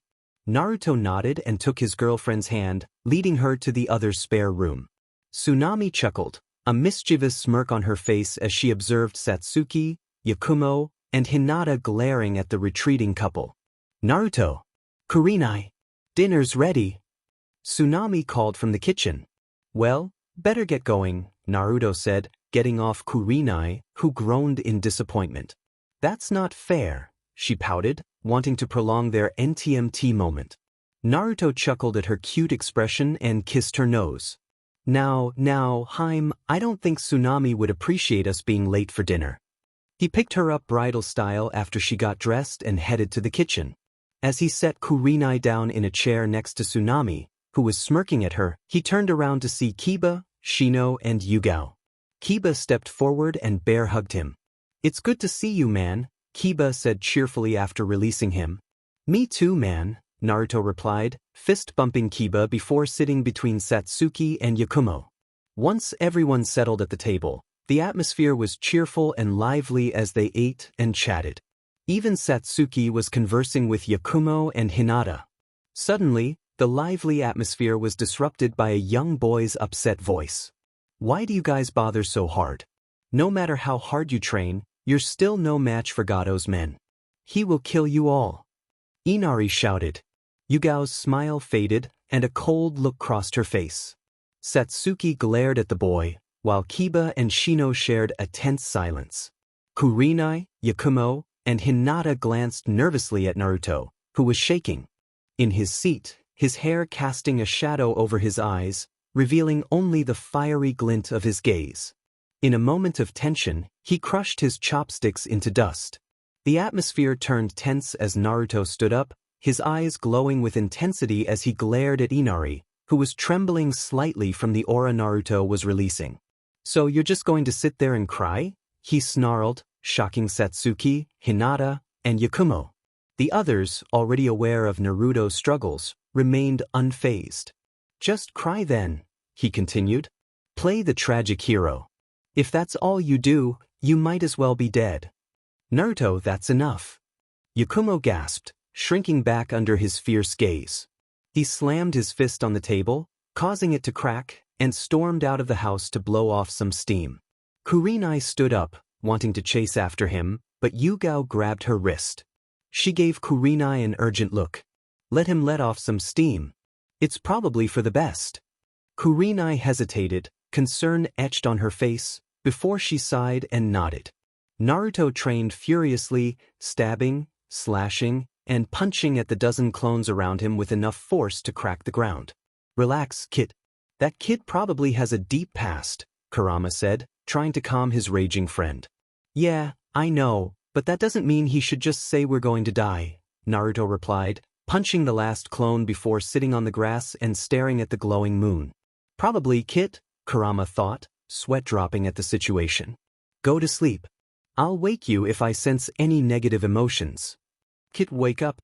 I sense a small negative emotion ahead," Kurama yelled, though Naruto was already awake, keeping his eyes closed. "Who?" he asked, alarmed. "I don't know, but if my senses are right, it's that hunter Nin who took Zabuza from your fight." Shocked by the information, Naruto remained silent until he felt a shadow cover the sun. He sensed a hand reaching for his neck and decided to tease the intruder. Kurama stared in disbelief at the scene unfolding. "Don't do it," he whispered, but the figure let out a startled scream. Naruto opened his eyes to see an appealing woman with long black hair and pale skin. She wore a pink sleeveless kimono with pale red edges, adorned with small plum-colored swirls. She placed a hand on her chest, where her heart raced. "Oh, you scared me." Naruto grinned, amusement dancing in his eyes. "Oh really? You're the one who scared me, miss. At first, I thought you were going to attack me." Her face flushed with embarrassment at his teasing.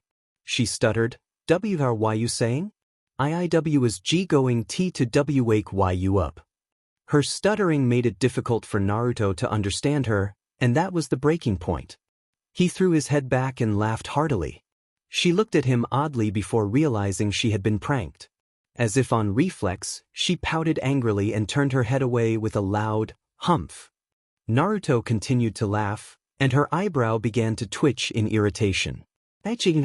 He exclaimed, his laughter echoing in the air. She remained silent, still pouting, her face growing red with embarrassment and fury. He continued, clearly enjoying her reaction. Shut up, she yelled cutely before tackling him to the ground. He was still laughing as she playfully slapped his chest to make him stop. After a moment, he finally calmed down, though he still giggled. She continued to pout at him. He brushed a tear from his eye and smiled softly at her. When she heard him stop laughing, she turned her head to glare at him, but he smiled back. After a moment, she finally smiled. His smile was infectious, and she found herself giggling along with him. She didn't know why she laughed with him, but it felt right. Then, it hit them, the position they were in. They both blushed when they realized Haku was straddling his waist, her hands resting on his toned chest. Ahem, came a voice from behind them. They looked up to see Kurenai standing there, arms crossed and tapping her foot impatiently. Her ruby-red eyes glared at the duo. Haku scrambled off Naruto, picked up her basket, and ran off, blushing furiously. In her haste, she didn't watch where she was going and bumped into a tree. They exchanged glances, sweat dropping at the scene. Even Kurenai felt a bit of pity for Haku as she watched the girl shake off her daze and run away again. Now, Kurinen, I can explain, Naruto said shakily, feeling the intensity of her glare rise with each passing second. Kurenai cracked her knuckles and marched toward him. Kami-sama, help me, was the last thought of Uzumaki Naruto, followed by a startled yelp. Kami Temple. Serves you right, a appealing woman thought, arms crossed and a red tint on her cheeks.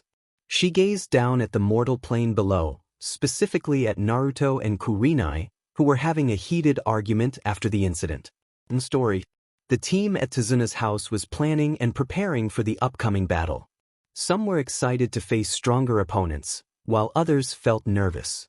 They heard the door creak, signaling someone had opened it. They tensed, ready to attack, but were shocked to find a limping Kurenai, humming happily, followed by an equally limping Naruto, who looked like he had been through a rough time. Dude, are you okay? You look terrible, Kiba said, concerned as he stepped forward to examine his friend's swollen face. Naruto's eyes were ringed with dark circles, and his lips were bruised. I'm fine, he replied hoarsely, though Kiba looked unconvinced before reluctantly nodding. The older women, Tsunami and Yugao, exchanged knowing glances at the dazed Kurenai, who had a glazed look in her eyes. They understood what had happened, though they were surprised Kurenai could be so assertive in her affections. The others still looked confused by the scene. Let's just rest for now. We can still prepare for tomorrow, Yugao said firmly before she and Tsunami approached Kurenai for more details about her unexpected encounter. Why yeah, I'll just do that, Naruto groaned. Kiba slung an arm around his shoulder to support him, and Naruto smiled back at his friend. Line break. Naruto finally woke up from his sleep. He glanced at the clock beside him and saw it was already afternoon. His eyes widened, and he jolted awake, rushing toward the bathroom. After his shower, he strapped his dual katana to his back, donned his hip pouch and leg kunai holder, and wore his metal bracelet. His sensitive ears picked up a conversation coming from the kitchen. Nah, we need her. Not the kid. Get rid of him. The words ignited his anger, and he vanished in a flash.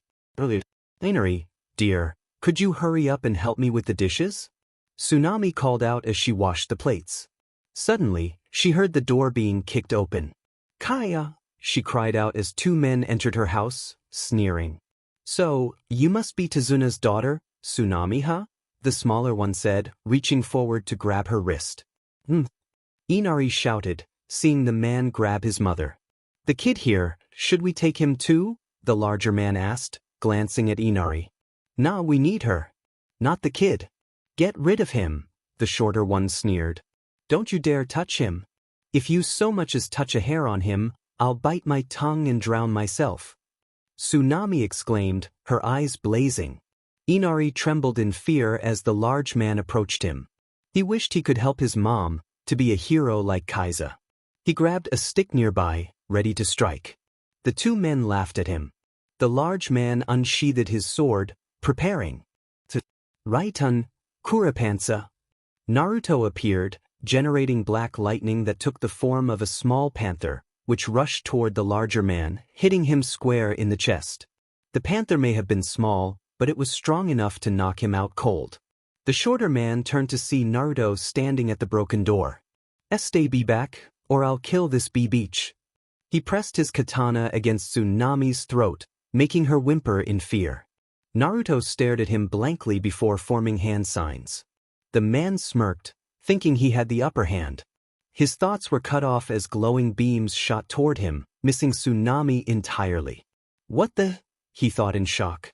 Naruto unleashed his technique, Rantun, Raiza Sakasu, creating several beams that shot at the shorter man. A halo of bright energy spread around Naruto's hands as he activated his technique. The energy encircled his hand, and beams shot out towards the enemy. With remarkable precision, Naruto altered the direction of the beams, allowing him to strike multiple foes while avoiding hostages nearby. The shorter man screamed in pain before collapsing.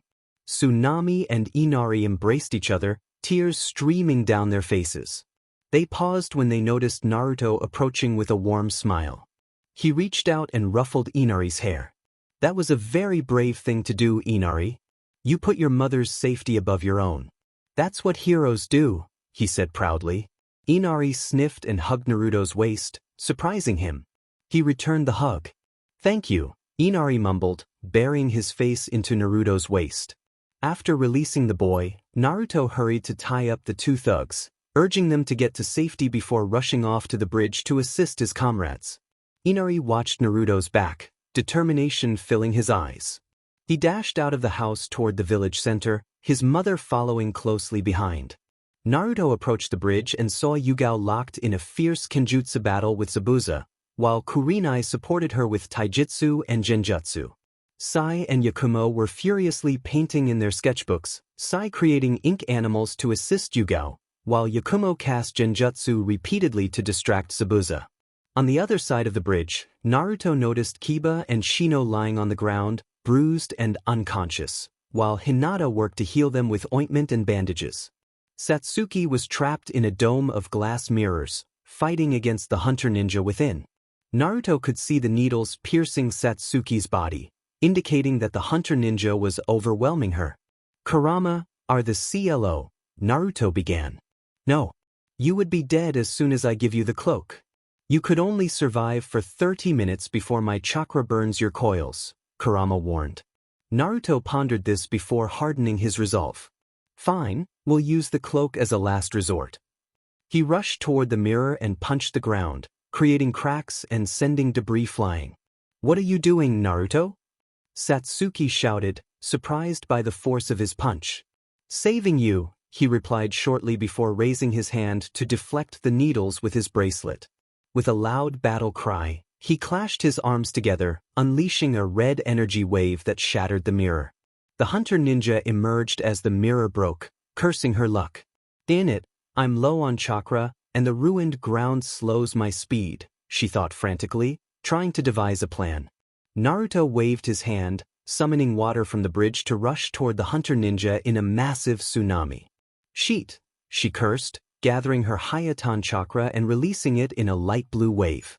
The two water techniques collided, freezing the incoming tsunami on impact. The hunter ninja breathed, exhausted from the effort. Suddenly, her eyes widened as Naruto's fist connected with her stomach, causing her to spit out a small amount of blood. She was sent flying but managed to flip in midair and skid across the ground. Struggling to breathe due to several broken ribs, she formed hand signs. "Suaden no jutsu," she shouted, expelling a powerful torrent of water aimed at Naruto. Naruto quickly formed hand signs of his own. "Suaden ja no kuchi," he called out, generating a spinning column of water shaped like a snake with a gaping jaw. The snake rushed forward to meet the torrent of water, and both techniques clashed. Seeing his opportunity, Naruto quickly formed more hand signs. "Raitan Kangekiha," he declared, mixing lightning into the water wave, electrocuting the hunter ninja caught in the attack. Haku screamed in pain and quickly formed hand signs. Hayatan, Hyogen Domo, she shouted, creating an ice dome around herself for protection. The dome was strong enough to withstand both the lightning and water, remaining almost undamaged. Naruto stopped his jutsu when he saw Haku inside the ice dome. He created a shadow clone to fetch Satsuki. Moments later, the clone returned with Satsuki, who wore an annoyed expression. "Alright, what do you want?" she asked, irritation evident in her tone. "I need you to use one of your powerful katan techniques and amplify it with futon. Our opponent is inside an ice dome. If we want to melt it, we have to combine our powers," he explained, keeping his gaze fixed on the breathing Haku. Satsuki nodded. "Let's do this." She began forming hand signs. "Katan, Karyu Enden." Flames surged as she manipulated her chakra into a dragon-like form, the heat intense enough to make Naruto feel its warmth. Naruto quickly formed hand signs as well. "Futon, De Tapa," he called out, creating a powerful gust of wind that intensified the flames of Satsuki's dragon. The combined attack struck the ice dome. Haku's eyes widened in horror as she saw the dome starting to melt. Low on chakra, she couldn't reinforce it without risking exhaustion. Once the dome collapsed into a puddle, they saw Haku on her knees, breathing heavily. Her mask had cracked and melted, falling to the ground. Naruto rushed toward Haku, katana drawn, pointing it at her throat. He froze when he recognized her as the girl he had encountered in the forest. Haku, seeing his face, giggled slightly despite the dire situation. "Why so show?" she began, but Naruto interrupted with a loud yell. "Hey, you're the girl who tried to attack me," he shouted, raising his katana and pointing it at the stunned Haku. "W," she stammered, shock evident on her face. A blush appeared on her face when she noticed everyone staring at her. Satsuki had an enraged and jealous expression. In her anger, she didn't realize that her two-tomo Sharingan had activated in response to the situation. Hinata also wore a look of pure malice and rage, which was unsettling since she was usually so shy and timid. In her own fury, she activated her Byakugan, veins appearing around her eyes as she glared at the girl. Yakumo had a jealous frown, her hand shaking as she fought the urge to draw the girl in her sketchbook. Kurenai and Yugao wore deadpan expressions. Only Naruto could pull off something like this. Zabuza looked stunned. "No, no, no, no, no," he chanted in his mind. It couldn't be true. His sweet daughter wouldn't do such a thing, right? He paled at the mental images of what Haku could have done to the auburn-haired boy. Suddenly, the awkward atmosphere shifted to tension when clapping echoed from the other end of the bridge. Well, it looks like the demon of the hidden mist was nothing but a failure," a voice sneered. A small silhouette approached the group. As the man drew closer, Zabuza growled. Gato and his thugs had witnessed the battles and were disappointed that Zabuza had failed to kill the bridge builder. "Shut up, you Bithudi!" Zabuza roared, his pride wounded. "Or what, Zabuza? You failed to kill the ninja and the bridge builder. What hope do you have against my army?"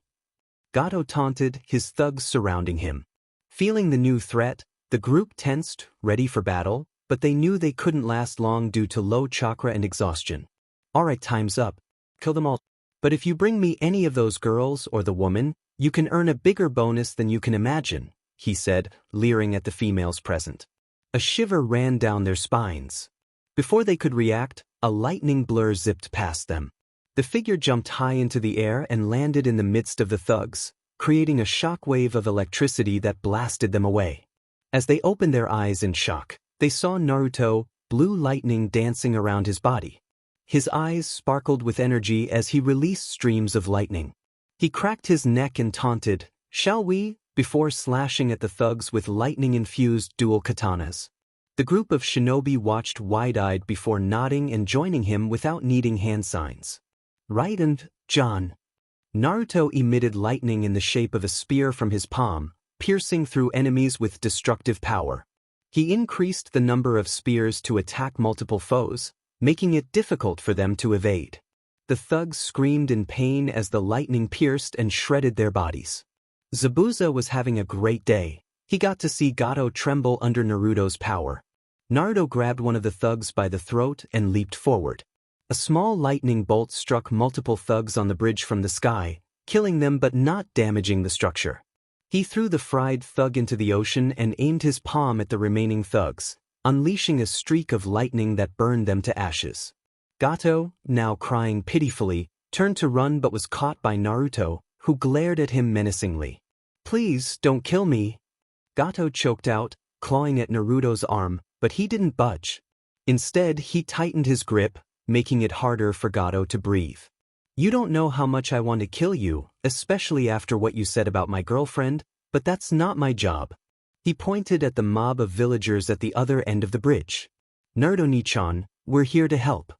Inari called out, with the mob of villagers behind him in agreement. With a great show of strength, Naruto threw Gato to the mob, who caught him with a loud thud. "There, that BC. Kill him.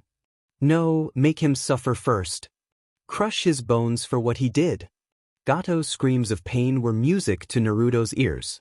After the battle at the bridge and Gato's execution, the Land of Waves was finally free from its chains.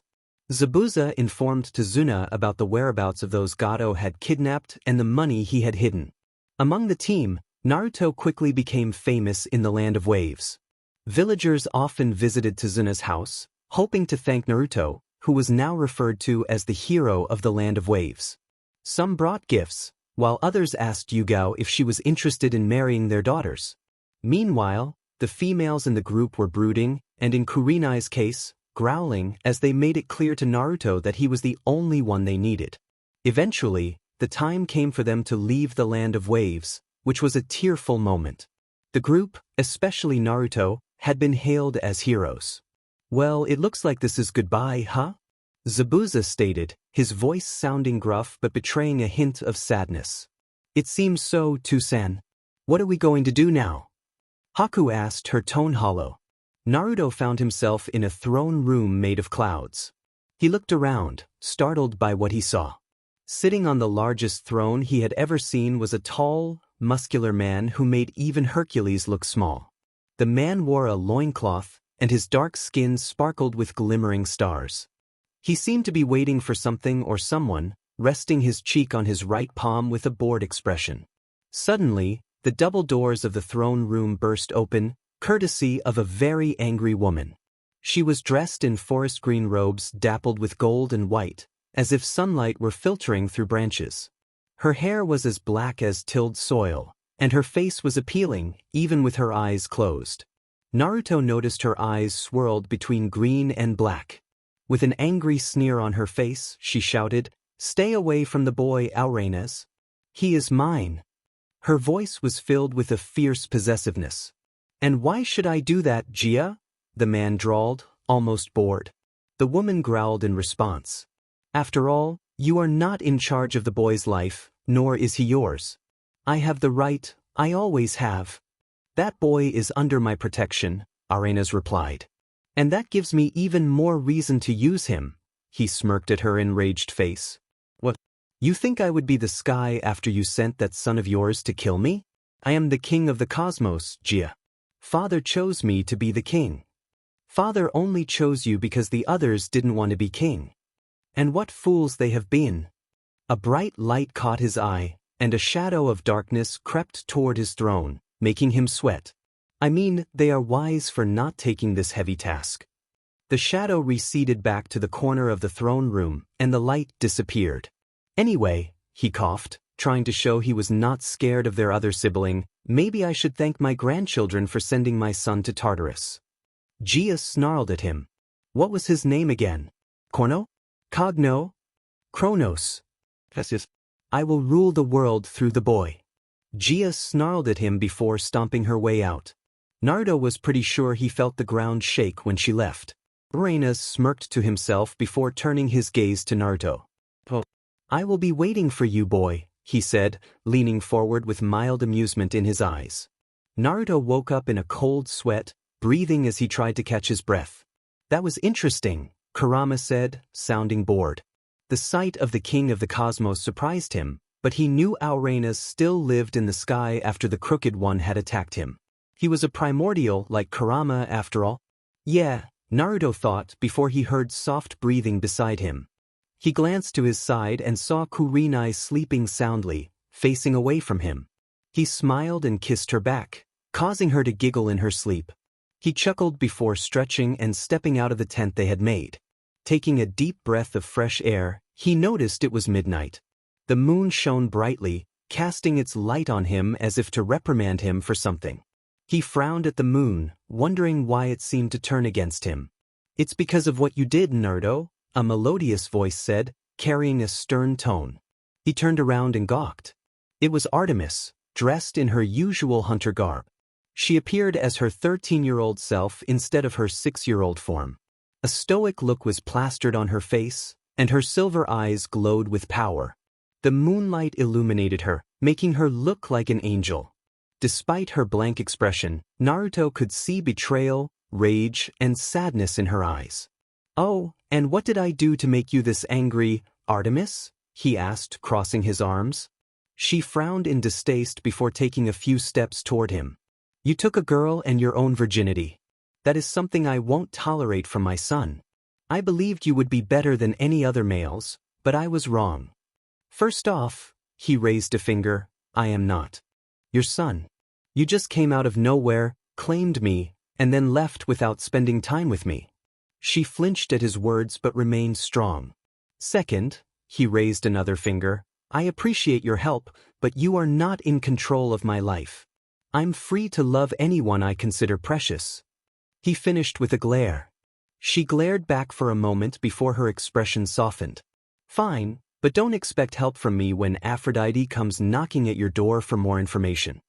She smirked at his pale face before disappearing in a flash of silver. Sighing, Naruto returned to his tent. He lay beside Kurenai, who turned and wrapped her arms around his waist. "Where did you go?" she whispered, still tired and sleepy. "Smoking," he replied. "You still have that bad habit?" she asked, frowning sleepily at him, making her look even more adorable in his eyes. "It's not that bad when it's not life-threatening," he said. "That's still a bad habit. Babe, I'm too tired to argue. Let's rest for now, okay?" She agreed. Morning came, and they all woke up, taking showers in the nearby river. Separately, of course, no matter how much Kurenai wanted to join him. Eventually, they packed up their tent and began their walk to Konoha. They had no need to rush back to Konoha. As they approached the massive main gate, Zabuza and Haku felt a mix of nerves about being in Konoha. Zabuza managed to hide his anxiety well. When they reached the gatekeepers, Kotetsu and Izumo came into view, seemingly engaged in a light argument over something. Kotetsu nudged his partner, who was still struggling to open a sake bottle they had bought. "Hey, Izumo, look," he said, trying to redirect his partner's attention. Izumo looked up and smiled warmly. "Well, it looks like the Gaki came home, huh?" His smile quickly faded as he noticed who was with them. Is that Zabuza Momochi?" he stammered, shock and fear evident in his voice.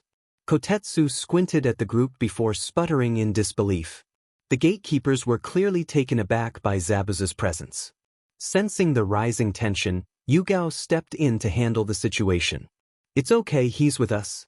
We need to see the Hokage immediately, so let us pass," she said firmly. Her years as an Umbu commander lent her authority. The gatekeepers quickly complied, though they remained visibly unsettled. Just as Naruto had anticipated, a group of Umbu appeared out of nowhere, flanking their position and leaving no room for escape. "Relax, Zabuza-san. They're just following protocols," Yugao reassured the duo, who were instinctively reaching for their weapons. She understood their apprehension. After all, being a rogue ninja and hunted by Hunter Nin for years could instill a deep-seated wariness. The trek to the Hokage Tower was tense. Upon reaching their destination, they ignored the fearful stutter of the assistant and entered the Hokage's office. Zabuza and Haku couldn't help but gulp nervously at the sight of the yellow flash sitting behind his desk, fingers interlaced and hair casting shadows over his eyes, giving him an intimidating appearance. Even Zabuza, who was known for his strength, felt a twinge of fear in the presence of the Hokage. The man was infamous for his swift and ruthless efficiency in battle. The Hokage smiled, though Zabuza and Haku felt chills at the sight. Team 11, welcome back from your mission. From what I read in your reports, there seems to have been a problem, I assume, he stated, more as a confirmation than a question. Yugao nodded, shifting into full Umbu mode. Yes, Hokage-sama. The C-rank mission we were assigned 3 weeks ago escalated to A rank due to the involvement of missing Nin and mercenaries we encountered. Minato nodded, as if he had been expecting this. He had been shocked and worried when he heard that his son had been attacked by rogue Nin from the mist, but he felt relieved upon reading the rest of the scroll. Yugao continued to recount the details of their mission, from the demon brothers to the battle on the bridge. Naruto internally groaned, knowing that once the mission report was finished, his father would want to discuss his abilities. So, Zabuza-san, Haku-san, do you wish to join Konoha? Forgive me if I sound rude, but why? Minato asked. To be honest, Hokage-sama, we still love our village, but with the civil war in Kiri and the Mizukage sending Hunter Nin after us, we feel we need to lay low. Konoha offers the best protection, Zabuza said, his tone tinged with sadness, while Haku nodded in agreement. Minato considered their reasoning. He had heard rumors that the 4th Mizukage was a good man until he snapped and ordered the extermination of all bloodline users. The villagers protested against the Mizukage, leading to a rebellion, and many of the 7 swordsmen of the mist had gone rogue after losing hope in the fight against him. Very well. Let's get the paperwork out of the way. For now, Minato said, almost reluctantly. Zabuza-san, I assume you'll be using the same name, correct? Zabuza nodded. And Haku-chan, what about your name? He asked, smiling at her. With her appealing smile, Haku replied, I would like to keep Momochi as my last name. This surprised Team 8 and Team 12, except for Naruto, Kurenai, and Yugao, who had anticipated her choice. Minato nodded, as if he had expected Haku to choose Momochi. Very well. After they signed the official documents regarding their backgrounds, Minato informed them that they would be on probation and under the supervision of Umbu for 3 months before their ninja IDs would be made official. They nodded in agreement. Minato dismissed them but stopped Naruto for a moment. Naruto-kun, could you wait for a moment? He asked. Naruto inwardly groaned but put on a smile for his best friend Kiba and his girlfriend. They nodded reluctantly before leaving, though Kiba paused to mention he would wait at the usual bar. Naruto-kun, is it true? About your ability? Minato asked slowly, a mix of happiness and concern on his face. He was pleased that his son possessed a strong affinity for lightning, but saddened that Naruto had kept such a significant part of himself hidden. What do you mean, Hokage-sama? Naruto replied in a monotone voice, knowing what his father was asking but reluctant to reveal too much. The strength your team witnessed. Are you really that strong? What you heard today is just a sliver of my ability. I've shared enough information, he said coldly, causing Minato to flinch. Then why, Naruto? Why do you hide your strength? Minato questioned, confused as to why his son had held back during the academy. It's best this way. I hate being the center of attention. Annoying, Naruto replied with an annoyed sigh. I understand, Naruto. You are dismissed, Minato said with a smile. Naruto nodded and turned to leave, placing his hand on the doorknob. Naruto. I'm glad you're okay, Minato added. Naruto's eyes widened slightly as he glanced over his shoulder, seeing Minato standing behind his desk with a proud, fatherly smile. His heart ached, he didn't know why, but every time Minato, Kushina, or any of his siblings expressed affection, he felt a pang of hurt in his chest. After a moment, he stepped out, carrying the weight of his emotions with him. He scowled and slammed the door. Minato sighed as he gazed at the door with a longing look in his eyes. I just don't understand, Naruto said, frustration evident in his voice. What is it you don't understand, bro? Kiba replied, leaning back casually. I wanted to hate my family for what they did to me, but for some reason, every time they give me that smile or any kind of affectionate gesture, it just hurts. Kiba patted his back like any good friend would do. Naruto sighed softly as he swirled the drink in his hand, watching his reflection in the cold beverage. He raised his cup and clinked it with Kiba's before gulping it down, savoring the honey sake he had ordered. Kiba raised 2 fingers at the barmaid, who nodded and brought another bottle of honey sake, placing it in front of them. "It's safe that you guys drank that much," the barmaid remarked, glancing at the 3 empty bottles in the garbage courtesy of Naruto and Kiba. "Old enough to kill, old enough to drink," they said in unison. The barmaid giggled. "Well, I suppose so." She gave Naruto a playful wink. "Though I could make your day better, handsome." She trailed her finger up his jaw. He grabbed her finger and raised his hand, showing a diamond ring. "Sorry, ma. Just the alcohol." She pouted before sauntering away with a sway of her hips. "Cheers." They clinked their glasses again before drinking. "Honestly, Naruto," Kiba started as Naruto twirled around on his stool, gazing at the bar door as if expecting something. "Your situation with your family," he paused, searching for the right words, "is, in a way, similar to my relationship with Hana." Naruto raised an eyebrow. "Care to share?" He took a sip of his drink. "Do you know that Hana was the clan heir before me?" Kiba said, and Naruto widened his eyes before shaking his head slowly. "Yeah. Hana was the clan heir before I was even born. After the Kyuubi attack, the clan elders decided to choose me as the clan heir instead of Hana." "Wow. Talk about old fossils." Kiba laughed cheerfully. "Dude, you have no idea." He calmed down after a moment. She was furious about this revelation. She distanced herself from Mom and me. She always spent her time at the vets. He smiled. "But after a year, she finally warmed up to us." He finished his drink. "I guess the lone wolf always comes back to her pack, eh?" Kiba laughed at Naruto's joke before glancing to his right. He noticed a young teenage girl with brown hair sending glances at Naruto. "Tis lucky Biasudi," he whispered before shaking his head, but Naruto didn't hear him. His gaze was set on a woman who had just entered the bar. She wore a gray silk kimono with a white sash tied around her waist, accentuating her figure. Her jet black hair was tied into a ponytail that cascaded down to her hips, and her luscious red lips were set in an amused smirk. What surprised Naruto were her eyes. They were a startling gray. "Athena?" he thought, narrowing his eyes. He watched as she walked to one of the booths, swaying her hips, making all the men around her drool, except for him and Kiba. The former was suspicious while the latter was too drunk to notice. Their eyes met, and she smirked even more, her eyes half-lidded. She motioned for him to come over with her index finger, seductively. He continued to stare at her suspiciously. She pouted, putting her finger to her mouth and sensually sking on it. Suddenly, there was a loud thud, and he saw a puddle of blood around the fallen men, apparently overwhelmed by her allure. Naruto glanced at Kiba and sighed when he saw his friend on the floor, blood dripping from his nose with a goofy grin. He stood up and walked to the woman's booth, sitting opposite her with a wary and cold gaze. She giggled. "Era, is that the way you greet your grandmother?" "I have no grandmother," he replied coldly. She leaned forward with a stuck smile, giving him a view of her neckline.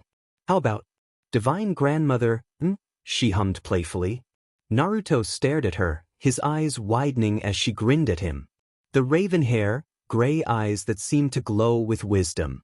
"Métis," he whispered, and she continued to grin. "That's my name, handsome, and don't forget it." She liked her lips before leaning back in her seat. "What are you doing here?" "I thought you were dead," he whispered harshly. She still had that grin on her face. "Oh, my sweet grandson," she cooed. "For having my daughter's blessing, you're still slow, aren't you?" She teased him. "Zeus swallowed you." Her stuck expression shifted into a snarl at that statement. "Oh, but he forgot one thing. I'm immortal. Zeus may have swallowed me, but like them in my brother's stomach, I survived and transformed into a strand of hair on my daughter's head. The fool doesn't even realize I survived and ran away from Olympus once I was freed." "Then why are you here?" he asked warily. Her face changed back to a stuck one in an instant, making Naruto wonder about her temperament. "I'm here because the Crooked One sent me." Naruto choked on his saliva. She giggled at his expression. That's right, Naruto. These Olympians thought they could hide everything from him, but they forgot one thing. The wise always outmatch everything and everyone. I joined Kronos to destroy Zeus because of what he did to me. The Crooked One sent me here to recruit you, Naruto-kun. She trailed her toe along his breathed leg. So, what do you say? No. She sighed. Such a shame. I could give you the best experience of your life. She leaned forward, showing off her impressive figure. And I'm sure Leto would join me. He was shocked by that statement. You heard right, Naruto-kun. Leto, the mother of Apollo and Artemis, has joined the Crooked One for what both Zeus and Hera did to her. Like I said in a... He stood up, glaring at her furiously. She smiled sadly, as if disappointed by his refusal. Very well, Naruto-kun. She also stood up and began to fade away. But remember, the Crooked One will not take this news kindly. Tell him I'll be waiting. Métis smiled before leaning forward and giving him a chaste kiss on the lips. Naruto was too shocked to move, frozen where he stood. She parted from his lips, winked at him, and disappeared. Naruto stood there for a moment before he sighed, troublesome. He had to report this to the goddesses when they visited him. A man in silver armor rushed into the throne room of the gods, a panicked expression on his face. My lord. He barged in and knelt before the king. There's a problem, sir. Odin grunted as he sat on his throne, glancing at the paperwork beside him and groaning. Demon Loki and his pranks. Lately, the Bifrost has been breached. What? Odin bristled, flaring his power, showcasing why he was king and protector of the 9 realms. How is this possible? The Bifrost is heavily guarded by Heimdall himself. I don't know, my lord, but we suspect it was a god or goddess. Odin hummed thoughtfully before dismissing the guard with a wave of his hand. After a moment he called out, Sif. The goddess appeared before him. I assume you heard the news, yes? Sif nodded wordlessly. Good. Then I want you to hunt down the one responsible and bring him to me. Sif nodded and quickly replied, Yes, my lord, before disappearing. As time flew by, Yugao trained her team for 2 weeks in preparation for the Chunin exams, which would take place in Konoha in 5 weeks.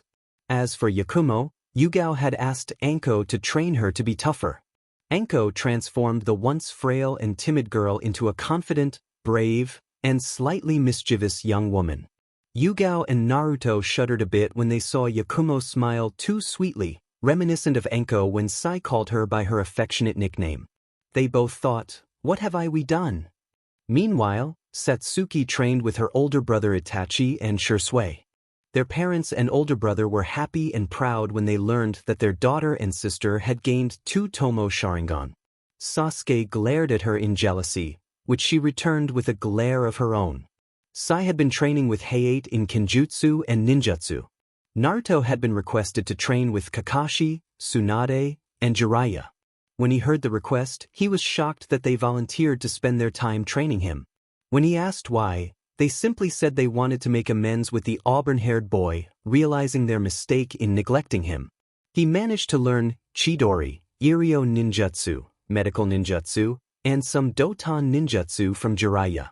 He was surprised when Jiraiya revealed he had an earth affinity, something he never knew he possessed. He also learned Kirigakure no Jutsu, ninja art, hiding in the mist technique, from Zabuza and some water techniques from him and Haku.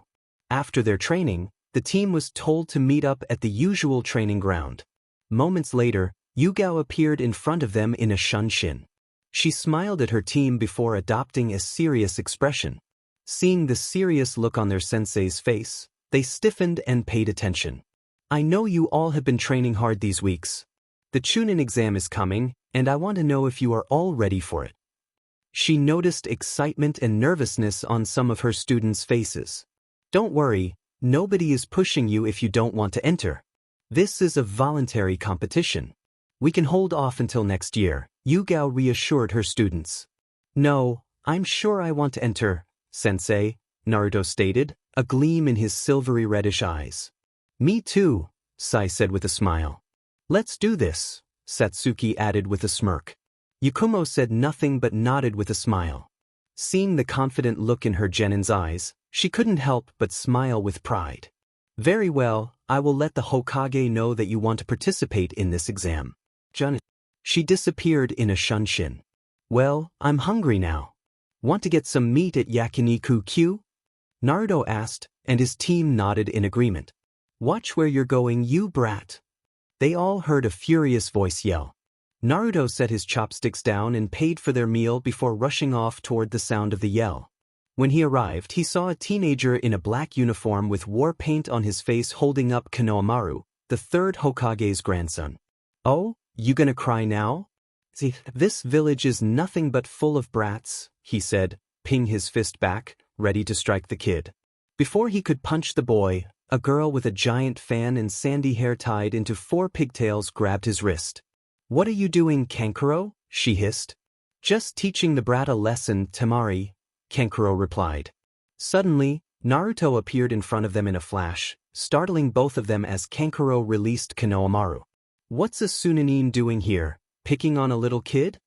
Naruto said dangerously, leaking killer intent, making both Chunin sweat. Who the hell are you? Kankuro yelled, stepping back with Temari. You don't need to know, Naruto replied, pointing at a tree not far away. You can get out now. As if on cue, a sand shunshin appeared between Temari and Kankuro, revealing a red-haired boy with a giant sand gourd on his back. Gaara, both Chunin stuttered in fear. That kid, Kurama muttered from his seal. You know him, Kurama? Naruto asked, but Kurama shook his head. I don't know the kid, but I know who his jailer is. Naruto's eyes widened in shock. Which one? That one crazy-tailed beast, Shikaku. Just my luck then, he thought with sagging shoulders. He had heard from Kurama that out of all the tailed beasts, Shikaku was the most bloodthirsty and insane. Kankuro, you're a disgrace to our village. If you do that again, I will kill you, Gaara said coldly, gazing at Naruto. Needless to say, Kankuro nodded fearfully. I apologize for my sibling. I am Sabaku no Gaara. What is your name? He asked with no emotion in his voice. Naruto Uzumaki. Nice to meet you, number 1 holder, he stated, making the sand trio widen their eyes in shock. I hope we meet again in the exam, Naruto said before turning and walking away. Gaara stared at the departing Naruto. I hope so too. With that he shunshin away. That was so cool. Konohamaru gushed, staring at Naruto with something akin to hero worship. Naruto chuckled as he ruffled the kid's hair, making him pout. It was nothing, Konohamaru. Nothing? You appeared out of nowhere in a flash. That's just because I trained hard, Konohamaru. If you want to get stronger, then you have to work for it, Naruto said firmly. Konohamaru's eyes shone with determination. I will beat you and I will become Hokage boss. From now on, we are rivals, he declared. Naruto raised an eyebrow. Why do you want to become Hokage? He asked, noticing the kid's shoulders slump slightly. It's just, Konohamaru paused, gathering his thoughts. People see me as honorable grandson, and not as me. I hate it. I'm just so tired of being called that. One day, I will become Hokage, and the villagers will acknowledge me as Konohamaru Sarutobi, he said, fire igniting in his eyes. There's no shortcut to being Hokage, Kono, Naruto replied firmly. Becoming a Kage is a hard path. You can't take any shortcuts at all. Only hard work and willpower can make someone worthy of the title Hokage. So, you're saying that if I want to become Hokage, I have to work hard and through willpower and guts, I can become Hokage? Konohamaru asked. Yep, Naruto confirmed. Then I'll do just that and show everyone that I am not just the honorable grandson, I am Konohamaru Sarutobi, he exclaimed. That night, Naruto hummed as he headed to his training ground, pondering a new jutsu. After the goddesses granted him the ability to control lightning and darkness, he had been contemplating whether he could combine both abilities into a jutsu. It would undoubtedly be X-rank. The sound of swords clashing pulled him from his thoughts. He silently made his way to his training ground and saw a golden-haired girl in a furious sword fight with a short blonde-haired girl, while a redhead watched from the sidelines. Suddenly, Naruto's senses went haywire. He leaped from the tree where he was hiding just in time to avoid a flaming ball of hair that took the shape of a mouse engulfed in flames. The mouse hit the tree he had been hiding behind and exploded into pieces. He unsheathed his katana and blocked an incoming strike from his side. Looking at the attacker, he saw the redhead glaring at him. "Who are you?" she hissed. Naruto stomped his foot, sending a stream of lightning toward the redhead. She screamed in pain, and he jumped away to create some distance. A tall, slim blonde girl with her hair tied in a long ponytail emerged from the woods and yelled at the redhead, who was trying to strike him down. "Karui, stop." Karui stared at her in disbelief. "What? But Yuji-tenpai, this guy was spying on us." "I know. I assumed so when I first saw him in the shadows, but take a closer look at his headband," Yujito replied. Taking a deep breath, Karui did as instructed and saw the Konoha symbol glinting in the moonlight. "You're a Konoha shinobi," she said, panic rising in her voice. She had almost attacked a Konoha shinobi. It would have been an international incident, and she was sure the Raikage wouldn't want that. Naruto nodded. "What is a Konoha shinobi doing here?" the golden-haired girl asked in a soft, monotone voice. "Are you unaware?" Naruto asked, raising an eyebrow at the Chunin. They all looked at each other, confused, and shook their heads. "This is Konoha's private training ground. Only Konohanins can use this training ground," he explained, pointing at the Konoha symbol on a nearby tree. The Chunin's eyes widened in shock, while the redhead shook with fury. "Damn it.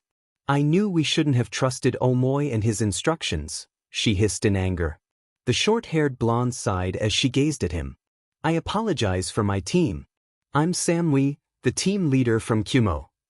"I'm Ace Wallenstein," the golden-haired girl introduced herself. "Karui," the redhead said, still fuming about Omoi. "Yujito ni," the long-haired blonde added.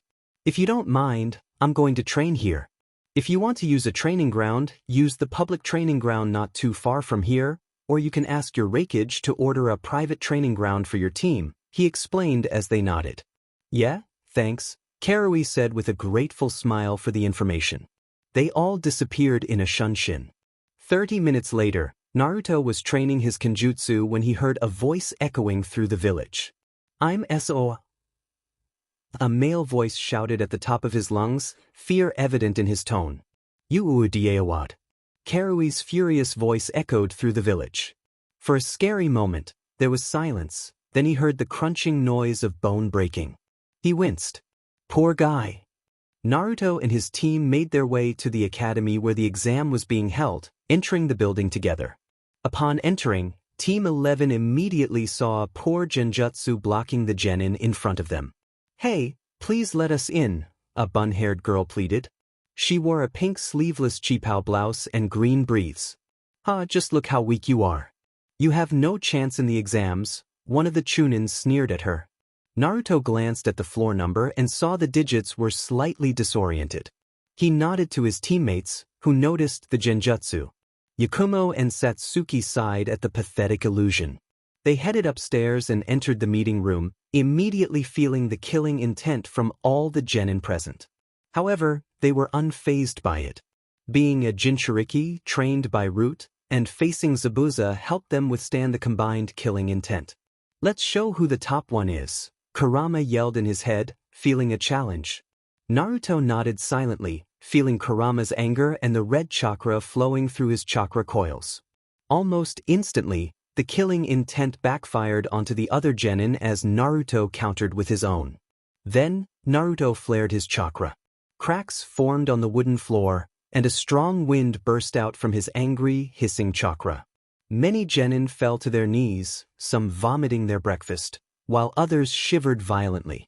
Some fell to the ground, sobbing as they envisioned their deaths. His team didn't fare much better. Sai was sweating profusely, feeling the pressure of the moment. Yakumo was trembling, and Satsuki kept sniffing and crying. "Kurama, I think that's enough," he said to the fox, who scoffed and cut off his chakra from Naruto's chakra coils. "They're weaklings if they can't handle my chakra," Kurama retorted, disdain evident in his tone as he lay his head on his paw, watching the exam unfold. Some of the genin managed to get to their feet, while others fainted and needed to be revived by their teammates. After a few minutes, they heard the boisterous voices of Sakura and Ino bickering over who was more attractive, Menma or Sasuke. Naruto-chan. The voice called out before Naruto had a chance to recognize it. Suddenly, something tackled him from behind, and a pair of arms wrapped around his waist. He turned to see a girl with blonde hair and red streaks. He knew exactly who it was. "Where have you been? Tu-chan said you came back from a mission weeks ago. Why didn't you come home to meet me?" she asked, pouting adorably. Naruto's eyebrow twitched slightly. "I was busy, he replied slowly, trying to pry her off him. But she tightened her grip and gave him the most powerful pout in her arsenal. If any other person had been in his position, they would have melted under Naomi's charm, but Naruto had a special blessing that made him immune to such cuteness. He smiled charmingly, his eyes half-lidded, and laced his voice with chakra. "Naomi, could you please let go of me?" Naomi blinked and blushed at her brother's expression. His smile melted her heart, and slowly but reluctantly, she released him, nodding dazedly. Naruto smiled at her before rushing off to stand beside Sai. Suddenly, Naomi shook herself out of her daze and looked confused for a moment before the image of her handsome brother returned to her mind, causing her to blush furiously. She ran to find her sister Mito and hid her face behind her, who was twitching in jealousy at Naomi. They began to bicker just as a loud voice boomed through the room. "All right, you maggots. Thanks for waiting. My name is Ibiki Marino, and I am the first proctor for the Chunin exam. Now for the first exam, you will be seated randomly by drawing lots. Now come on and start drawing," he ordered as all the genin lined up to pick their numbers. After a moment, everyone was seated. Naruto found himself between Hinata and Ace, with Hinata on his right and Ace on his left. Out of the corner of his eye, he noticed Hinata nervously poking her index fingers together, blushing profusely, while Ace sent a curious glance his way. The paper tests were distributed, and the classroom fell silent as Ibiki explained the rules. As you can see, this is the first portion of the test, a written exam. There will be no questions to answer during the course of the test. A few rules to follow. First, you have 10 questions, answer one correctly, and you get 1 point. Second, this is a team-based test. You and your team will pass based on your combined score.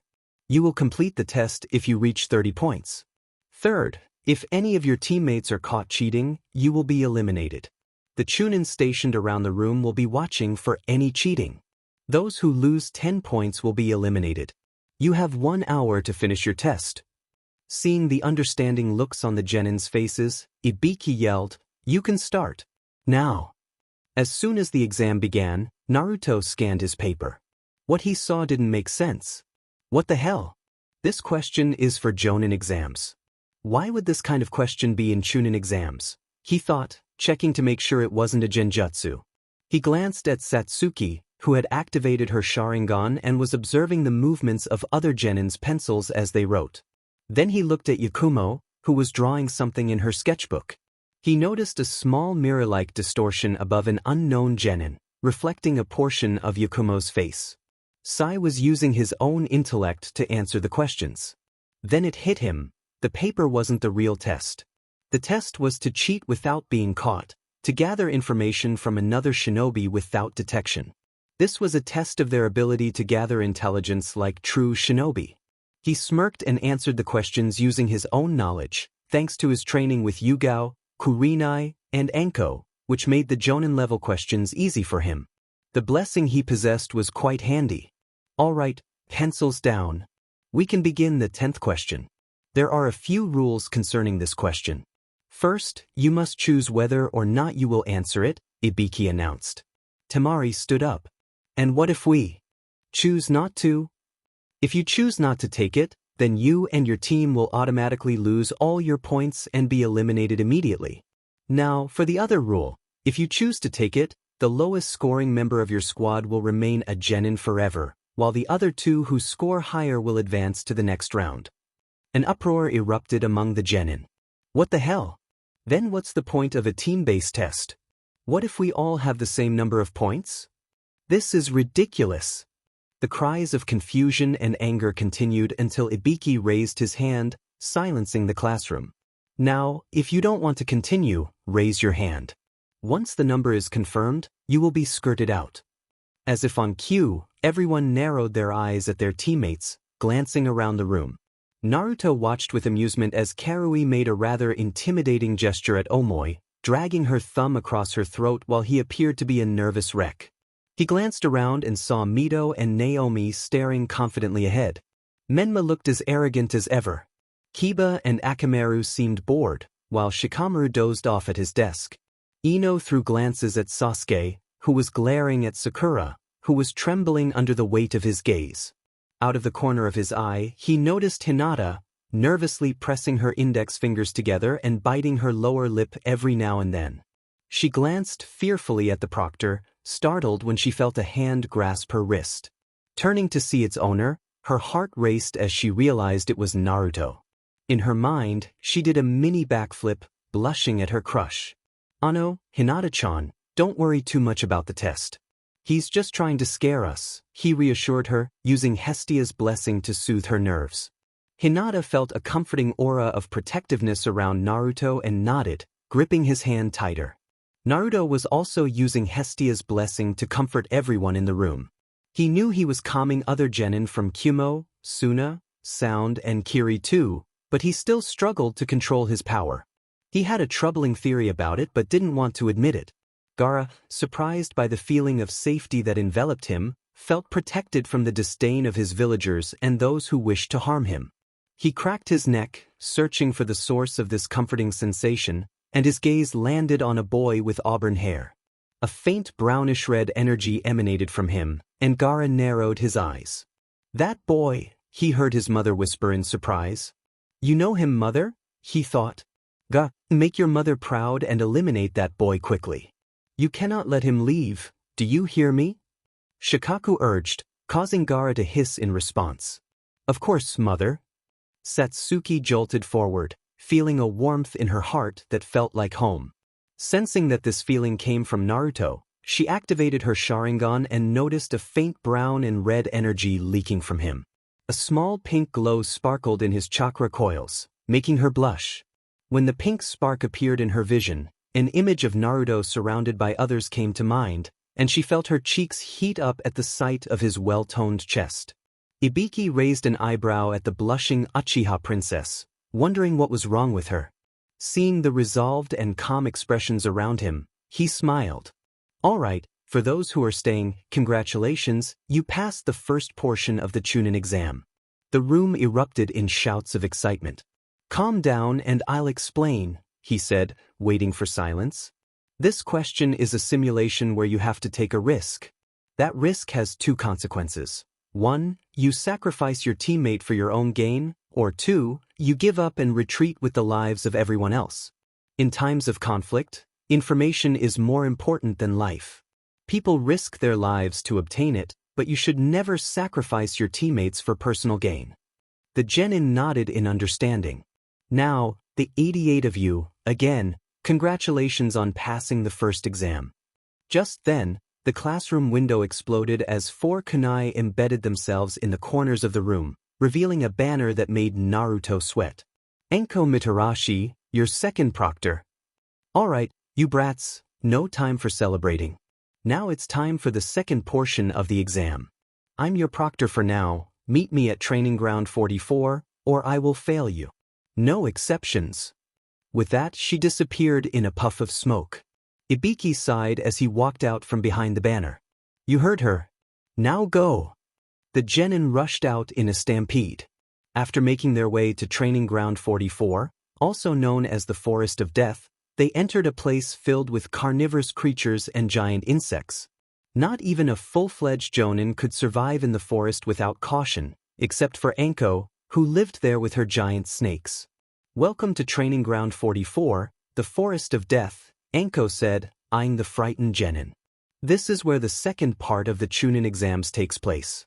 In this part, you must fight and survive for 5 days while trying to reach the tower in the middle of the forest. But that's not all, you must also obtain this scroll from the other team." She held up 2 scrolls labeled Earth and Heaven. "What, 5 days? What about showers?" a certain pink-haired girl asked. What about food? A chubby boy asked nervously, glancing at a tiger that had been watching him. What about sleep? The pineapple-haired boy yawned. Anko gained a tick mark on her forehead at their questions. Didn't you brats hear? You have to survive in the forest. There are plenty of animals to hunt and edible plants to eat. There are rivers for you to bathe, but be wary of my giant snakes. They like to stalk the females. She leered at the female genin, making them shiver. Each team only has one scroll. The scroll will be random, either Earth or Heaven. You must take the opposite scroll to advance to the next part. You need to get both scrolls and reach the tower with all your team intact within the time limit. If you arrive at the tower with only 2 or 1 member left, you will be automatically eliminated. If you miss one of the scrolls, you will also be eliminated. You have 5 days to get the scrolls and reach the tower. Once inside, you couldn't get out until the time limit ran out. One last thing. Opening the scroll before reaching the tower would result in automatic failure, Anko explained. She sneered at the genin, some of whom looked nervous while others showed excitement through smirks and grins. Now, forget those annoying rules. Fill out these forms. They are waivers and information concerning yourself. You need to hand in 3 to get a scroll, and be sure to hide it well. You never know who might be watching, she instructed the genin. After receiving their forms, Team 11 sat far away from everyone else, on the grass, contemplating what awaited them in the forest. Alright, I think we need a plan if things go south, Naruto voiced his thoughts, and the others nodded in agreement. We should have Yakumo take the scroll since she can hide herself with the Kurama clan genjutsu, Satsuki suggested, and Yakumo nodded. And Sai, you and I can send Kagebunshin and your ink jutsu to scout the entire forest. My clone could cover half while yours covers the other half, Naruto ordered, and Sai nodded. Glad I brought extra ink today, Sai joked, eliciting chuckles from the group. Satsuki, you and I will go on the offensive. We'll attack the other team while Sai covers Yakumo's back, but don't make it too obvious, Sai, Satsuki instructed. And Sai began painting his scroll as a standby jutsu. Alright, let's do this, Naruto said, extending his hand. They smiled and placed their hands over Naruto's. Team 11. After finishing their forms, they made their way to the tent to receive their scrolls. Once they got the Heaven scroll, they headed to the gates. Suddenly, Anko appeared in front of them and asked to speak with Naruto for a moment. The others headed to the gate while Naruto stayed behind. So, what do you want to talk about, Anko? He asked. She smiled, a genuine smile that made Naruto's breath hitch. Well, I know you can pass the exam, Naruto, but as a friend, I wanted to wish you luck. She stepped forward and hugged him, causing him to blush. He wrapped his arms around her waist. What? You expect me to die in this exam after all the training you, Yugao, and Kurenai put me through? She chuckled and ruffled his hair. I know, kid, but this is the shinobi life. Life and death situations are common for a shinobi, and I have the right to worry about my friend, comrade, and little brother. She placed both hands on his cheeks, gazing into his appealing silvery reddish eyes. Naruto smiled softly at her. I promise I'll come back alive, Anko. He gently took her hands from his face. Oh, and this is a good luck charm from me. Take it as a late birthday gift, she said, pulling something from her pocket. A necklace dangled between her fingers, the chain connected to a appealing silver fox head resembling Kurama, with a red flame inside that flickered as if it were real. Naruto stared at the necklace, amazed by its beauty. He could almost feel Kurama appreciating it too. Anko smiled at his expression before walking behind him and tying the necklace around his neck. Naruto glanced at the necklace resting against his chest and looked over his shoulder, smiling at Anko, who mirrored his smile. Now gonna make all of us proud, she said, clapping him on the shoulder and giving him a gentle push, causing him to stumble before he chuckled and ran to join his team. Hi! Naruto met up with his team and waited. A buzzer sounded, and the gate opened. They rushed in, continuing for an hour to scout and rest. So, Sai, bring them up, Naruto said, performing one of his favorite ninjutsu, Taju Kage Bunshin no Jutsu, Multi-Shadow Clone Jutsu. 3 groups of shadow clones appeared in front of him. "Alright, I want each of you to take this sealing tag and plant it throughout the forest," Naruto ordered his clones, who nodded and shunshin away. Sai took out one of his large scrolls, unrolling it to reveal many of his painted animals. He formed a hand sign. Choju Giga, Ninja Art, Super Beast Scroll. The animals he painted emerged from the scroll. "Scout the entire forest and wait for my command," he instructed, and the animals nodded before dashing off into the forest. After a while, they began hopping from tree to tree. About 30 minutes later, Naruto announced he had to take care of something. Understanding the innuendo, his teammates told him they would wait as he took care of his business. A couple of minutes later, Naruto emerged from the bushes, grinning. "Sup, girls? Now let's dem—" He was cut off when Satsuki shot a small fireball at him. "What the hell? Why did you do that?" Naruto exclaimed, wide-eyed. "Naruto-kun is wearing a necklace, and he wouldn't dodge a fireball from the flat-chested," Sai said in a monotone voice, unsheathing his tanto while standing close to Yakumo but not too close to make it obvious. Yakumo and Satsuki nodded, though Satsuki gained a tick mark at Sai's affection nickname for her, while Yakumo sighed at the impending conflict. "Tisij, it doesn't matter anyway. I'm taking the scroll from you, and maybe I'll get my reward with you too," a voice said. Suddenly, Naruto vanished, replaced by a boy from Kirigakure, who wore standard Kirigakure ninja attire and spoke in a lecherous tone while gazing at Yakumo and Satsuki. Sai narrowed his eyes at the intruder's disrespectful thoughts about his teammates, while Yakumo and Satsuki shivered in horror, their expressions turning fierce. Before any of them could react, a bolt of darkness coated in lightning pierced the Kirinin's chest, hitting his heart and killing him instantly. The Kirinin let out a silent scream as life left his eyes before collapsing, revealing Naruto behind him, a cold look on his face, shadows dancing around his arm and lightning flickering between his fingertips. The sight gave him a terrifying and powerful presence that left his team in awe. "Too bad for you, you're dead," he said without remorse for what he had done. Satsuki and Yakumo stared at him, wide-eyed, but said nothing. They learned that the life of a shinobi often involved taking lives.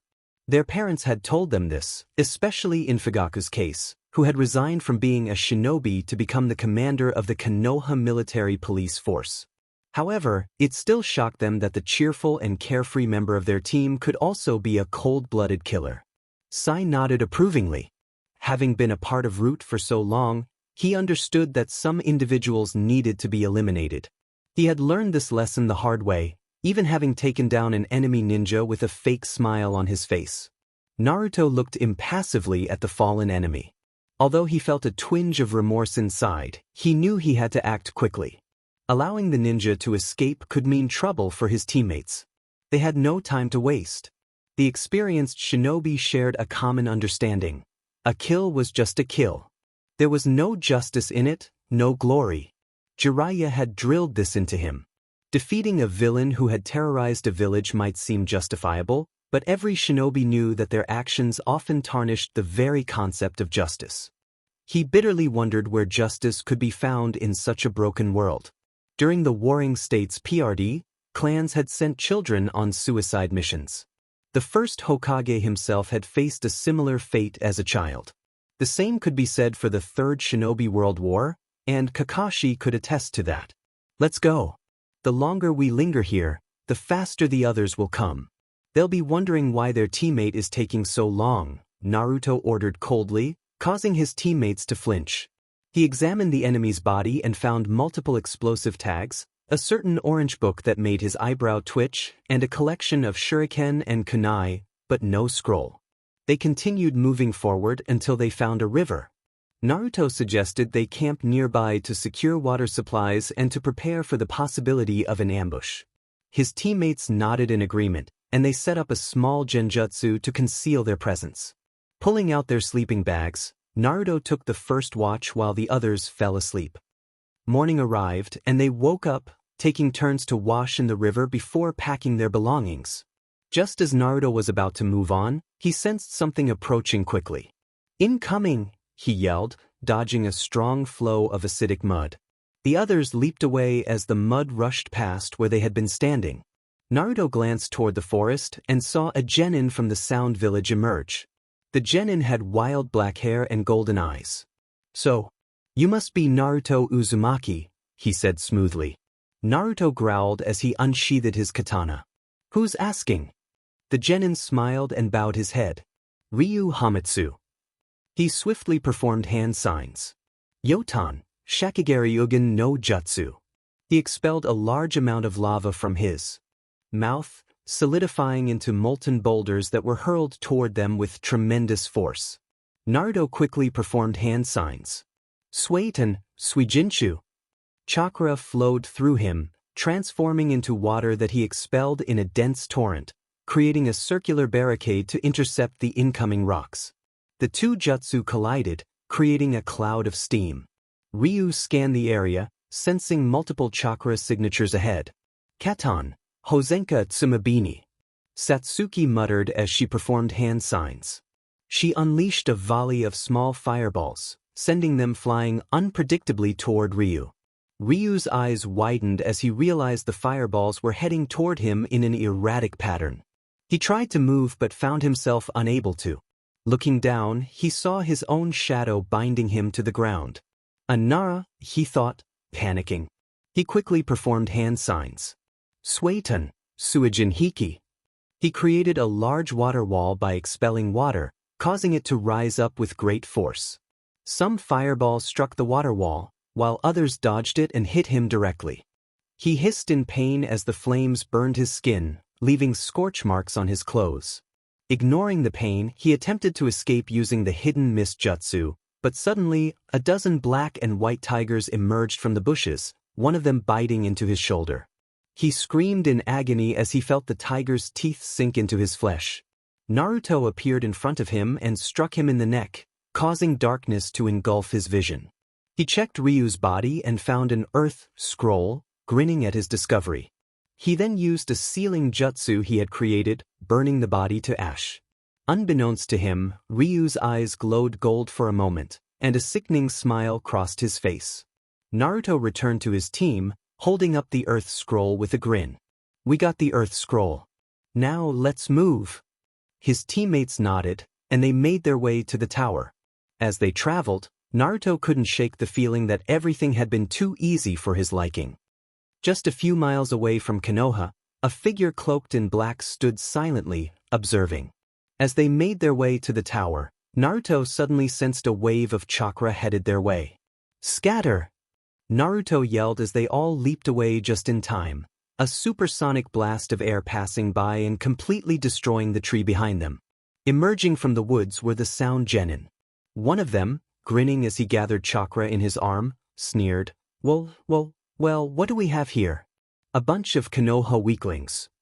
His gaze lingered on the female members of the group. "Looks like you've been through hell. Let's make that true, shall we?" He pointed his metal gauntlet at them. "Kayamaizen!" He unleashed a wave of sound at them. Naruto, with sharper eyes than Satsuki, saw the attack coming. He quickly performed hand signs. "Doton, Doria Hiki." A solid wall of earth rose up as a form of defense. However, his eyes widened when the wall cracked and fell apart under the force of the sound waves.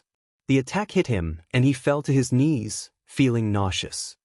He stared at the smug Sounin and snarled, "What have you done to me?" The one who looked like a mummy chuckled darkly. "Like it, Blondie? That is my Kayamaizen. Once the sound waves hit you, they will keep vibrating your body until they break everything: bones, muscle tissue, flesh. I'm impressed you could still stand after taking that hit. Anyone else would have broken as soon as the waves hit them." "Well, not anymore. I'm healing your body, so don't worry," Kurama said, waking from his nap. "Thanks, Kurama," Naruto thought gratefully as he stood up. "And now you're dead," he declared coldly, performing hand signs. "Raiton, Kurapantsa." Black lightning surged from his body, taking the form of a panther that rushed toward the Sound Nin. "K-Ian," the bandaged genin called to their only female team member, who nodded in response. She made a hand sign. "Futon, Hanakairi Mai." A cyclone of petals rushed at the panther, easily dissipating it. Naruto wasted no time and nodded at Satsuki, who nodded back. He rushed toward the sound genin as she performed hand signs. Katan, Karyu Enden.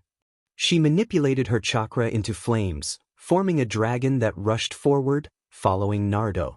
The sound genin's eyes widened as they saw Naruto charging toward them with a fire dragon behind him. Naruto leaped forward and grabbed the mummy-like one by the wrist. The genin's lone eye widened in panic as he struggled to escape Naruto's grip, but Naruto tightened his hold. The flames struck them, and the mummy screamed in pain as the fire melted his skin. Dosu, two of the sound genin yelled, horrified as the flames died down, revealing the scorched corpse of Dosu, who fell to the ground with a thud, his skin badly burned. Naruto, on the other hand, was fine. His turtleneck tank top was burned, and his breaths were torn at the knees, but he had no scars on his body. Hestia's flame resistance and Kurama's help came in handy, he mused, feeling more like he had been tickled than burned. He glanced at the other two sound nin, who were shaking in fear at the sight of their fallen comrade. Surrender or die, he threatened them. However, gained a hard look on his face. UBSRD. You'll pay for what you did to Dosu, he yelled in fury, performing hand signs. Doton, Doro Hoshi. He summoned a river of mud that rushed toward Naruto. Sai, get ready, Naruto said, and Sai nodded. Yakumo drew on her sketchbook, preparing to dull their senses, while Satsuki gathered her chakra. Naruto performed hand signs. Doton, Daikadakaku. He lowered the terrain around the river of mud, stopping it before it reached them. Genjutsu Shirbari. Yakumo muttered, furiously painting in her sketchbook. She bound the sound nin in a genjutsu, rendering them incapable of movement. Sumi Nagashi. Sai called out, pouring ink directly from his brush to create a large nest of snakes that coiled around the sound nin, tightening their grip until their faces began to turn blue. Sai, loosen them a bit, Naruto ordered, and Sai complied, easing the snake's hold.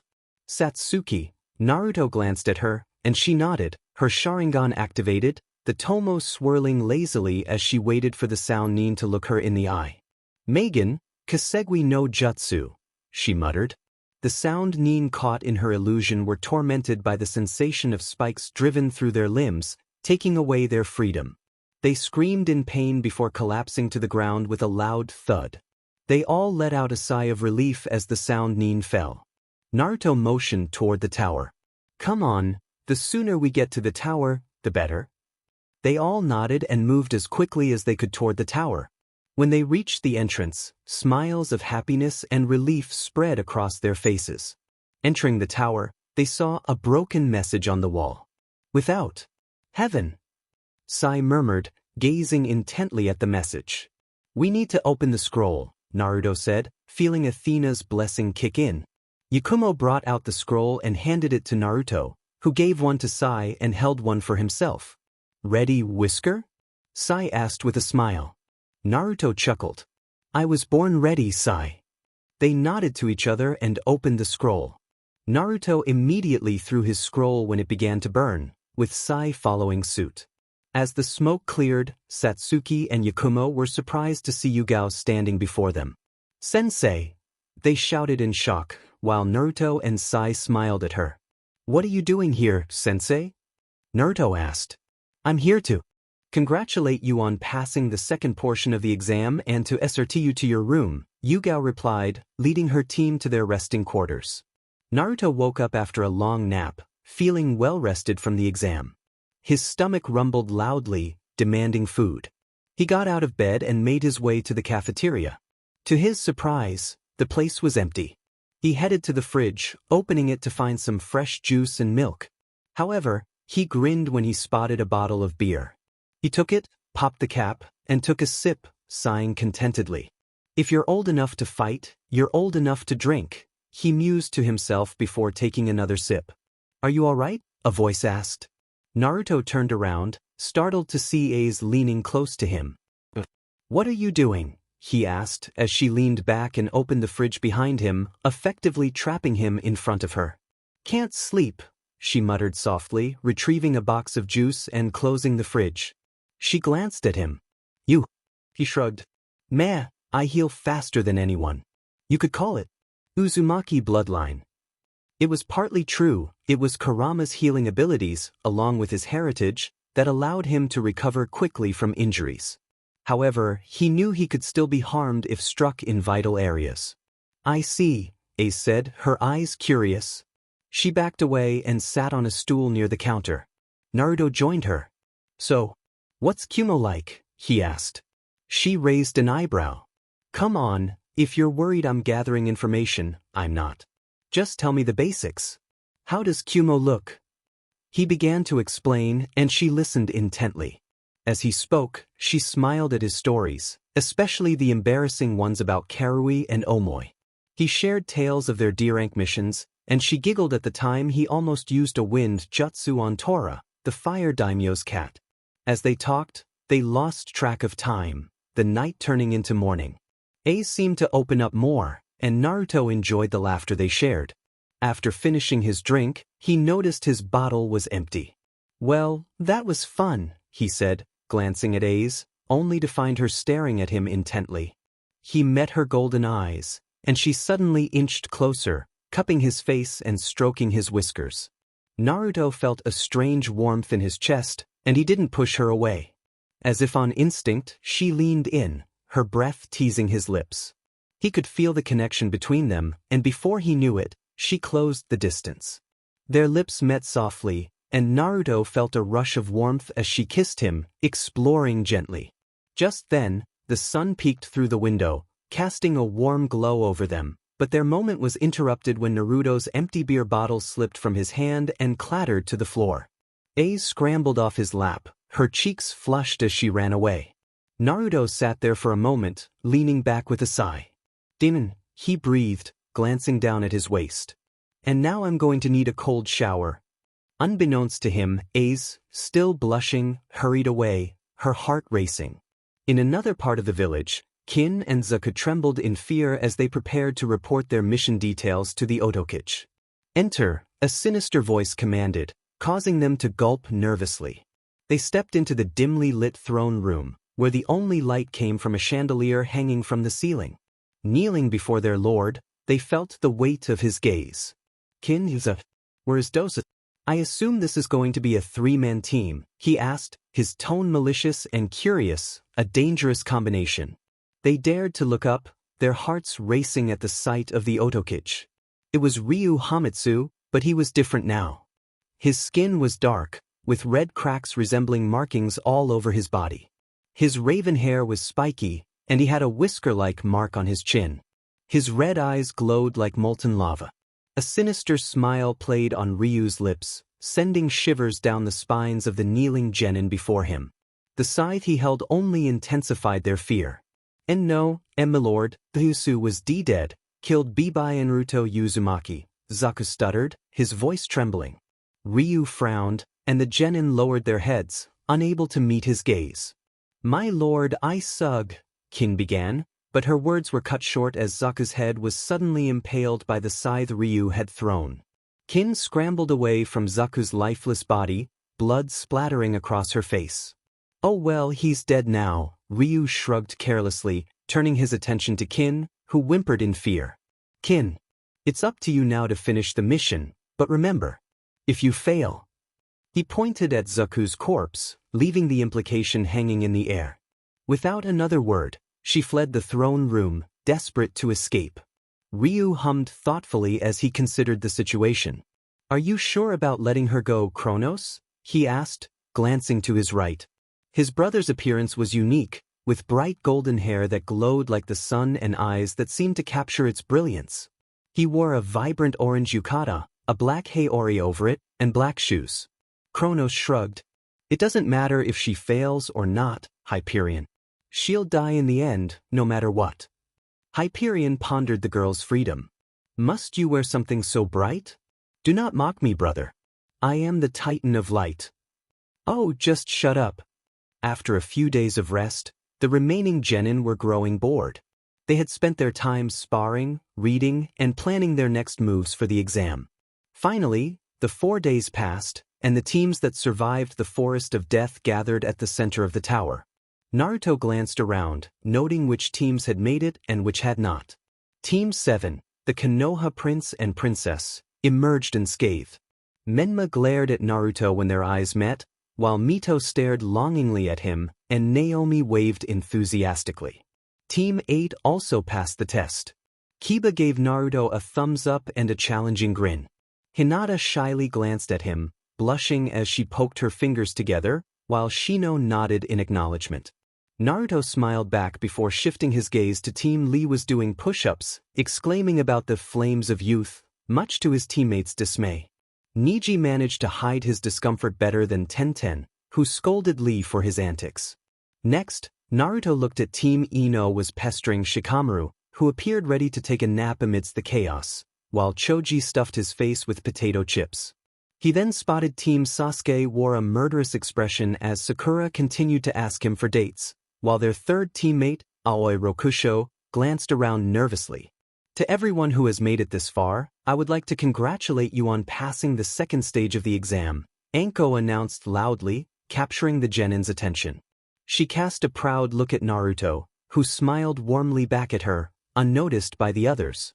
Now, I suggest all of you pay close attention to Hokage-sama, Anko said as Minato stepped forward to take her place. Before we begin, I want to explain something about the true meaning of this Chunin exam, he said, surveying the confused faces of the genin. We have allied countries taking the exam at the same time, even the neutral ones, to promote friendship and raise the level of shinobi. But do not be confused, this exam is about war, he stated seriously, causing some genin to tense up, including his own children, who had never seen their fathers so serious. Others wore bloodthirsty grins, particularly Naruto and Sasuke, making their teammates back away slightly. If we were to turn back time, at some point, all of us would be fighting against each other for demps. This exam is an alternative for us to avoid conflict as much as possible, Minato continued. Lords and ladies of all countries, as well as your leaders, will be watching your fights. You will fight for your lives, not just for your hometown, but for its prestige. If your country is seen as weak, you will lose clients, the livelihood of a shinobi. But if you are strong, you will gain clients, bolstering your home. A strong country sends a political message to others. Then why must we risk our lives? There must be a better way to fight for this prestige, one genin protested. The strength of a country is the strength of the village, Minato replied calmly. And the strength of a village is the strength of the shinobi. And a shinobi's true strength is born from life-risking battles. Suddenly, a sickly-looking jounin approached Minato. If you may, Tokatama, I will take it from here, he said, coughing. Minato nodded and stepped back. Naruto cast a worried glance at Hayate, who smiled reassuringly. Hayate wore a standard Konoha flak jacket and a bandana instead of a headband, with deep bags under his eyes. Welcome. My name is Gecko Hayate, and I am the proctor for the third stage of the exam, he said, still coughing. Unfortunately, the first and second stages were too easy, and we have too many candidates. Because of this, we will be holding preliminary matches. What? Preliminaries? One of the IWA shinobi muttered. Hayate nodded. Yes, because the first and second stages were too easy, we have too many participants for the third exam. The Chunin exam's rules stated that they needed to reduce the number of participants for the third exam due to the large number of visitors and limited time. The Hokage explained that those who wished to withdraw could step forward without penalty to their teams. Some teammates raised their hands, indicating they could not proceed due to injuries or exhaustion. Naruto smiled in amusement when he noticed Shikamaru about to raise his hand, only to be stopped by Ino, who threatened to tell his mother that he was quitting. Shikamaru's face paled at the thought. All right, everyone, to the balcony. The electronic board will randomly display your names, and then you will fight, announced Hayate, the proctor. Naruto joined his sensei and teammates using Shunshin.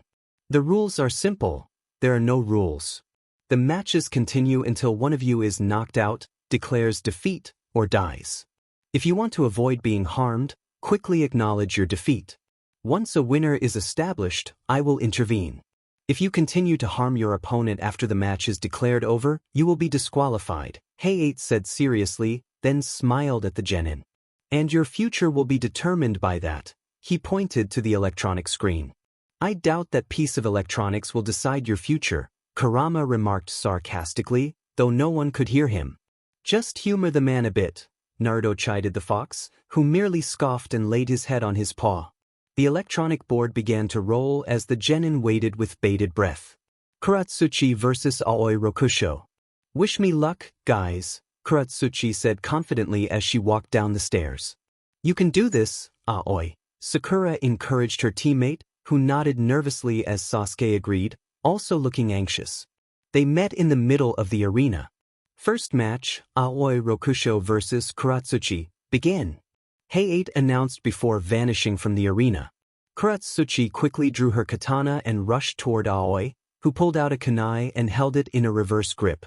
Their weapons clashed, and after a brief struggle, Akatsuki kicked Aoi in the stomach and backed away. She formed hand signs. Doton, Iwadepo no Jutsu. A bullet-sized rock was expelled from her mouth with great speed, heading straight for Aoi. Aoi, realizing the danger, quickly countered, Swain, Mizu Rappa. Water gushed from his mouth, washing away the incoming rocks. Akatsuki charged again, forming hand signs. Iwa Bunshin no Jutsu. She created 3 identical stone clones. Aoi panicked, grabbing another kunai to block 2 incoming slashes from the clones. However, he didn't notice the real Akatsuki in front of him until it was too late. She stabbed him in the side. Gasping in pain, Aoi deflected the attacks from the clones and formed hand signs. Swain, Suihachi. A continuous jet of water struck the clones, causing them to break apart under the pressure. The original Akatsuki glared at Aoi, her katana slick with his blood. Aoi rushed at her, raising his kunai to strike down. Akatsuki blocked the attack, but Aoi smirked and gathered chakra in his throat, spitting a jet of water at her. Caught off guard, Akatsuki stumbled back, and Aoi seized the opportunity to stab her shoulder. She hissed in pain but quickly regained her composure, snapping her broken nose back into place. You're dead, she growled. Flashing through hand signs, she declared, Yoton, Sekijio no Jutsu. A large quantity of quicklime was expelled from her mouth. Aoi's eyes widened as he saw the quicklime heading his way. He formed hand signs. Suiton, Suijin Hiki. Water poured from his mouth, creating a wall to push back the quicklime.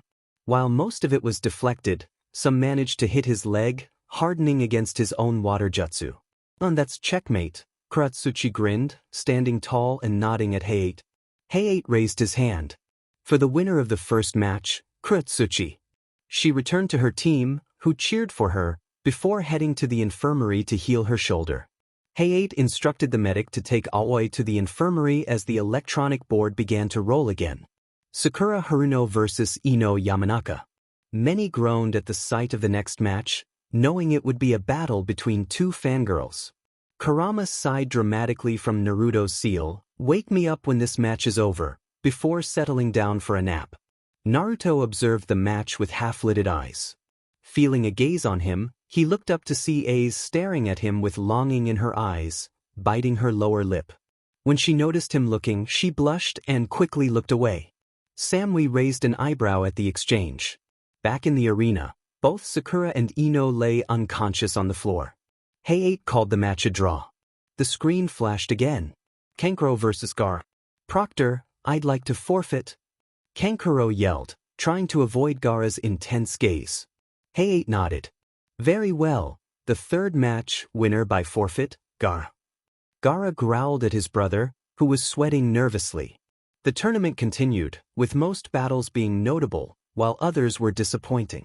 The fight between Tenten and Temari had been particularly interesting, starting with Tenten throwing her weapons at Temari, only to be surprised when none of them reached her. She used her final technique, one she had intended for the championship match. Tenten activated her Sashoryu, a technique she had developed to utilize her pinpoint accuracy. However, Temari countered with Futon, Okakimi, using her giant folding fan to create a multitude of sharp blades of wind that deflected all of Tenten's weapons. Temari then unleashed Daikamitachi no Jutsu, trapping Tenten in a cyclone of wind and propelling her into the air. As the wind settled, Temari positioned her fan to catch Tenten as she fell, signaling the end of the match. She aimed to make Tenten land on the ground, potentially impaling herself on her own weapons. Before Tenten could hit the ground, Naruto dashed in, catching her in a bridal-style hold. He glared at Temari, causing her to take a step back. Tenten opened her eyes slightly and blushed upon realizing she was in the arms of a handsome boy. Despite her loss, a small smile crept onto her face as she thought, "This definitely cheers me up." Naruto handed Tenten over to the medic, who carried her to the infirmary. As the screen rolled, his heart raced when he saw the next matchup. Naruto Namikaze vs. Recruit. "Looks like I'm up," Naruto said, a determined grin on his face as he cracked his neck and made his way down. "Good luck, Whisker, though I know you don't need it," Sai said with a smile. "Wow, that's impressive coming from you," Satsuki replied sarcastically, knowing Sai rarely complimented anyone without unintentionally insulting someone else. Did you say something flat-chested?" Sai teased, causing Satsuki's eyebrow to twitch. Nearby, Kakashi secretly wiped a proud tear from his eye at Sai's remark, while Guy went into an excited frenzy about another cool rivalry. "Arena. Yash, let us have a youthful battle, Naruto-kun," Lee exclaimed, fire in his eyes. "Let's do this," Naruto replied, cracking his knuckles. The seventh match, Naruto Namikaze vs. Rock Lee. "Begin," Hayate announced. Lee rushed at Naruto, who met him head-on. Their fists collided, creating an electric shockwave from the force of Lee's punch and Naruto's lightning-infused strike. Lee threw a powerful punch at Naruto, who blocked it with his other arm. Naruto countered with a kick to Lee's stomach, sending him skidding back. Naruto formed hand signs and called out, "Yami no Sudarusha Dudragon." Darkness gathered around his arm before bursting forth as a giant pitch-black dragon with red eyes. The dragon roared and charged at Lee, who snapped out of his daze and dashed past it. "Basuto!" Naruto shouted as the dragon unleashed bolts of energy at Lee, who dodged them effortlessly. "He's fast," Naruto thought as he saw Lee rushing toward him, throwing another punch. Naruto released the hand sign, dispersing the dragon into particles. He blocked Lee's punch, and they engaged in a fierce taijutsu battle. Lee was clearly gaining the upper hand with his speed and power, despite Naruto's lightning and super strength. Lee landed an uppercut that sent Naruto flying into the air. Lee jumped after him, shouting, "Kagebayo," as he appeared behind the airborne Naruto, mimicking his position like a leaf dancing in the air, followed by its shadow. "Omote Renge!" Lee yelled, unwrapping his bandages and wrapping them around Naruto, leaving no room to escape. Lee tightened his grip as they began to spin faster and faster until they were a blur. Naruto felt the danger of the attack and closed his eyes, focusing on his surroundings. He sensed the concerned gazes of his father, teammates, and friends. Opening his eyes, he revealed pupilless electric blue eyes crackling with lightning. "Raitun Sandasutepu," Naruto muttered as he vanished in a flash of lightning, evading Lee's grasp. Lee slammed into the ground, creating a massive explosion of dust and rubble. Standing in the crater, Lee stared at Naruto in disbelief, unable to comprehend how Naruto had escaped his technique. Meanwhile, Naruto was enveloped in lightning, his eyes closed as if meditating. "Raine no Dan," he muttered, the lightning shifting to a red hue. Wind burst from his body, scorching the ground around him as the lightning danced. "Rain, Shurden," Naruto declared loudly as the lightning turned purple, cracks forming around him as the energy lashed out. Lee raised an arm to shield his face, wide-eyed at Naruto's power. He heard his devoted sensei Guy yell his name, turning to see Guy give him a thumbs up, which made Lee's eyes widen with determination. With a grin, Lee retrieved leg weights from his leg warmers and tossed them aside. The impact shook the arena, causing an even larger explosion than his primary lotus. Everyone except Naruto stared at Lee in awe. Lee crossed his arms, closing his eyes in concentration. Suddenly, a powerful gust of wind erupted from him, surprising everyone nearby. Blue chakra enveloped Lee, his face reddening as he focused. "Third gate, gate of life, open," he shouted, power surging through him. "Fourth gate, gate of pain, open." More energy flowed through him, causing the rubble to swirl around him. Kakashi activated his Sharingan, noting the darker blue, lighter blue, and red energy surrounding Naruto. "You ready, Kurama?" Naruto asked as he crouched, palms on the ground, right leg bent while the other stood. "I was born ready, kid. Let's do this." Kurama replied, excitement evident in his tone. It had been a long time since he had witnessed a great battle since the start of the tournament. Lee rushed at Naruto with incredible speed, and Naruto mirrored his movements. They exchanged punches and kicks, each feeling the impact of the other's strikes. Naruto could feel his fists starting to numb from the power of Lee's punches, while Lee experienced a similar sensation from Naruto's lightning-infused blows. Lee leaped away, but before he could fully escape, Naruto landed a punch to his chest. Fortunately, the green aura surrounding Lee protected him from serious injury. He skidded back from Naruto, who quickly formed hand signs and unleashed Suiton, Swishoha, water style, water shockwave. A spiraling vortex of water erupted, exploding into a wave that surged toward Lee. Impressively, Lee slammed into the wave, using his speed to cut through it as if it were nothing. Naruto watched in awe, impressed by Lee's ability to navigate the massive wave that filled the arena. He quickly formed another set of hand signs, casting Megan, Furishasutpu, demonic illusion, flash step. He stood still, waiting for Lee to make his next move. Seeing Naruto waiting, Lee charged at him and threw a rapid punch. Naruto blocked it, and a bright flash erupted from the impact, causing Lee to momentarily close his eyes. Kurenai watched with pride, thinking how clever Naruto was for using lightning chakra to create a blinding genjutsu, especially against a taijutsu specialist like Lee. Frustration began to build in Lee as he found himself repeatedly blinded, followed by punches that numbed his limbs. He attempted a kick to Naruto's face, but his foot passed through Naruto as he shimmered away. Genjutsu, Lee thought, panic rising as he searched for Naruto, but he couldn't see him. Suddenly, Lee cried out in pain as he felt a punch strike his back, causing his body to go numb and forcing him to fall face-first onto the water-covered floor. He felt shocks coursing through him as Naruto unleashed a lightning WHP against the ground. Naruto grabbed Lee and turned him around, unsheathing his katana and pointing it at Lee's throat. The crowd held their breath. "Forfeit. You can run, but you won't be able to walk. That punch has numbed your spine and will keep you immobilized for 30 minutes, he stated, locking eyes with Lee. Lee looked contemplative for a moment before letting out a defeated sigh. "Proctor, I forfeit." Naruto released the lightning from his body and nodded at Hayate. Hayate jumped down from the stand and raised Naruto's fist in the air. "Winner by forfeit, Naruto Namikaze," he declared, as Naruto's friends, family, and girlfriend cheered for him. With a smile, Naruto nodded at his friends before picking up Lee and carrying him to the medic. "Good fight," he muttered. Lee looked surprised but smiled brightly in response. "Of course, Naruto-sen. Let's have another battle when I recover," he said, determination shining in his eyes. Naruto chuckled. "Yes, of course." He handed Lee over to the medic before returning to the stands. A appealing woman stood nervously in front of her temple, tapping her foot before sighing, "Screw it." She was a striking figure, with silky, short, spiky white hair that reached her shoulder blades. 2 bangs framed her face, and her hard yet soft features were complemented by deathly gold eyes and gray lipstick on her pouty lips. A small red horn adorned her forehead.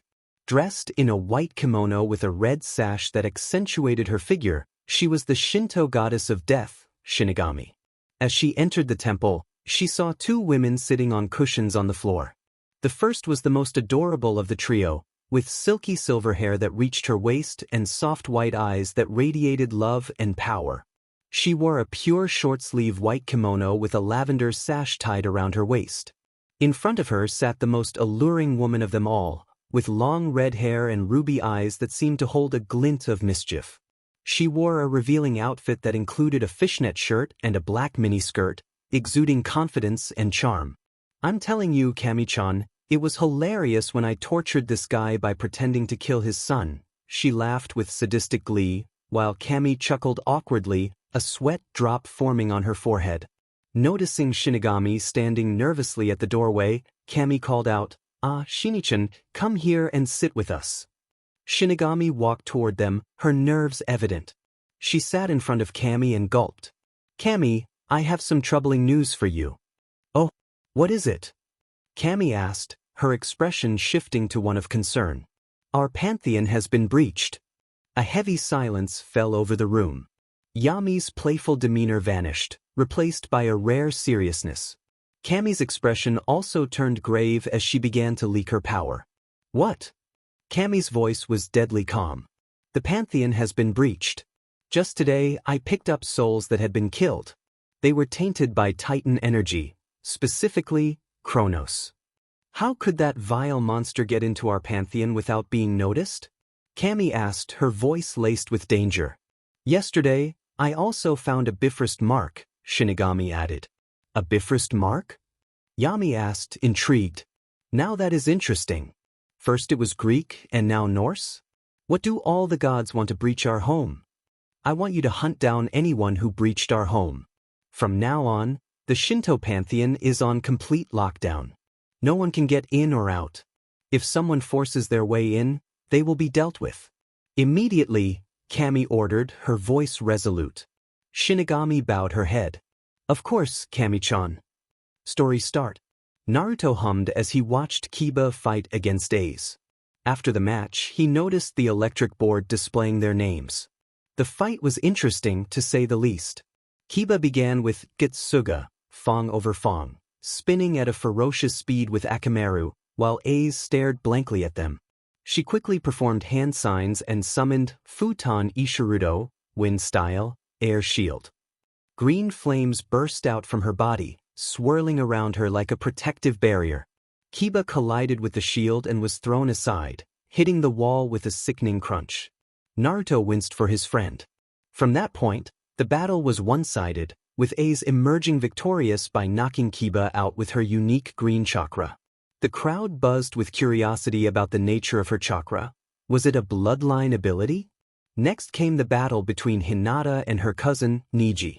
Naruto growled, his frustration evident as he watched blood seep from Hinata's mouth after Neji struck her with a palm strike just below her heart. Kurenai bit her finger in worry for her student, while Kiba glared at Neji. Shino, though seemingly calm, had an angry buzz emanating from his coat. Guy looked disappointed in his student, and Tenten frowned in disgust at Neji's actions. Hinata struggled to get up from the ground, determination shining in her eyes despite her weakness. "No, I'm not done why yet," she said weakly. Neji scoffed, his tone cold and harsh. "Acting tough is useless. You can barely stand. From the time of your beer, the responsibility of the Hyuga main house has been forced upon you. You have hated yourself for your own weakness, but people cannot change. This is destiny." Naruto scoffed at Neji's words, earning a confused look from his teammates. "There's no need to suffer." "That's not true, Neji and Isen. Because I can see it, it's not me at all." Hinata coughed up blood, causing concern among Naruto, Kurenai, and the other rookies. The person lost and suffering within the destiny of the main and branch house is you. Neji's vision turned red as he lifted his palm, rushing toward his cousin with the intent to end her life. Neji, stop. The match is over. Heiei yelled furiously. Before anyone could react, Naruto appeared in a flash of red lightning. Neji cried out as his palm struck the lightning surrounding Naruto. Red lightning danced around Naruto's body, his gloves ripped from his hands as his nails transformed into claws. His canines poked out from his lips, and his pupils turned into black slits. He stared at Neji with an emotionless gaze. The atmosphere shifted dramatically, the light seemed to drain from the arena, and the smell of ozone filled the air. The ground rumbled as if an earthquake had struck, and ominous rumbles echoed from the skies outside. Suddenly, a red lightning bolt struck down from the darkened skies, completely destroying the roof of the arena. "I wonder," Naruto said, his voice booming like thunder, "what would happen if I cut the thread of fate that binds you, Neji?" Neji gulped, realizing the weight of Naruto's words, a threat and a statement. "Impossible. No one could escape the fate that binds us." With a flicker of lightning, Naruto created a clone and instructed it to take Hinata to the infirmary. He crouched low before disappearing in a streak of red lightning. Neji's eyes widened as he felt his throat go numb, a hand gripping it tightly and lifting him into the air. "Then scream, Neji. Scream for your fate to save you," Naruto said, forming a Chidori, in his other hand, ready to strike. "Naruto, stop!" Minato shouted, finally breaking free from his shock. He called out to his son, desperate to prevent him from harming a fellow Konoha ninja, despite Neji's earlier actions. Naruto glared at Minato, his anger palpable, causing the fourth Hokage to flinch. After a tense moment, he released Neji's throat. Neji gasped for air, feeling the burn from the lightning on his neck. The spectators could see the mark left by Naruto's hand, as if he had branded Neji. "Teach," Naruto scoffed, appearing beside Yugao in a flash of lightning. She gently gripped his shoulder, smiling warmly at him, and he smiled back. With this, the preliminary trial for round 3 is complete. "The winners, please reassemble in front of me," Heiate announced loudly. Once everyone was assembled, the Hokage, Ibiki, Enko, and Heiate stepped forward. "To all of you who have won the right to compete in the 3rd round of the Chunin exam, congratulations," he said, turning to Minato. "Hokage-sama, if you will?" Minato nodded. "Congratulations on making it through the preliminaries. Now we will draw for who you will battle in the finals, which will take place 1 month from now. Please come forward and draw." After a moment of drawing, everyone stood back, in line as Ibiki called out their numbers. Once confirmed, he nodded to Minato, who then nodded back at Ibiki. Ibiki revealed the matches on the clipboard. Naruto Namikaze vs Neji Hyuga. Satsuki Uchiha vs Kuratsuchi. Ace Wallenstein vs Yakumo Kurama. Sai vs Shino Aburame. Shikamaru Nara vs Temari. Gaara vs match first winner. Finally, the preliminaries were finished, and Minato dismissed everyone, reminding them that they had 1 month to train. Naruto hummed a happy tune as he walked back to his apartment, carrying a bag of food, eager to meet his girlfriend and share a kiss. Weeks apart had made him miss her dearly. Suddenly, a horrible feeling washed over him. Recognizing it as Kurama's negative emotions, he stopped and whipped out a kunai, just in time to block another kunai that had been aimed at his head. Turning around, he was shocked to see Kin standing in front of him. She looked terrible, to be honest. Her hair was matted and greasy, dark circles surrounded her eyes, and she was shaking as if she might collapse at any moment. "Kin," he said, shock evident in his tone. Kin let out a sharp scream before rushing toward him, a kunai raised in the air. Naruto dropped his groceries and pulled out one of his katanas, blocking the incoming kunai and gripping her wrist. "What are you doing?" he hissed. "The tournament is over. If you kill me, it will lead to war between our villages." She didn't respond, still trembling. The kunai slipped from her fingers, and she fell to her knees. Naruto released her wrist and sheathed his katana, kneeling to meet her gaze. "Kin, tell me, what happened to you?" he asked softly. Anger flashed in her eyes. "What happened?" she said, her voice trembling as tears welled up. "He's going to kill me. That's what happened." She struck him in the chest, but Naruto barely felt it. "You killed my team. You ruined everything," she yelled, slapping his face and chest. After a moment, she finally stopped and buried her face in his chest, crying for her own life, scared of what Ryu would do to her. Naruto wrapped his arm around her shoulder, trying to comfort her. He didn't know what had happened, but he knew she needed comfort right now. He felt warm droplets of tears on his chest, causing him to pull her closer, whispering soothing words. After a minute, he noticed she had stopped crying and was now snoring softly against him. He chuckled before creating a clone to grab the bag as he positioned Kin in a bridal carry. "I'm home," Naruto said loudly as he opened the door to his apartment. In the bedroom, Kurenai's sultry voice called from the bedroom, sending a shiver down his spine. He walked toward the bedroom and nearly dropped kin when he saw Kurenai lying on the bed. She was wearing a black tank top, and as she noticed Naruto, her expression shifted. "Hey, Naru." Kurenai stopped as she saw the Kusanine in his arms. Can we talk?" "For a moment?" he asked awkwardly, bouncing kin slightly in his arms. Kurenai frowned and quickly found her underwear in the wardrobe. "What happened?" she asked seriously once she was dressed. Naruto sighed before explaining the situation to her. Kin groaned as she opened her eyes and saw the fan on the ceiling rotating lazily. "Where am I?" she wondered as she sat up in the bed she had been sleeping in and looked around. The room had a feminine touch, evident from the panties hanging on the doorknob.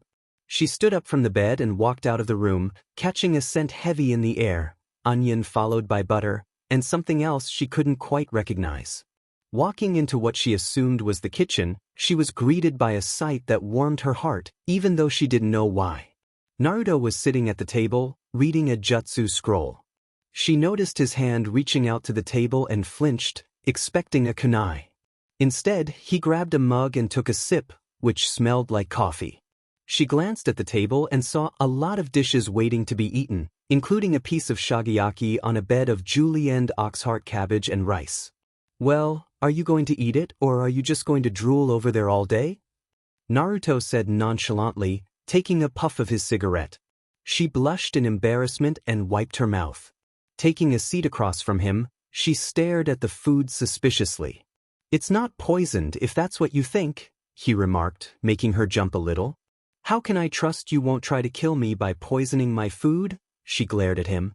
Naruto sighed, rolling up the scroll and putting his cigarette into the ashtray.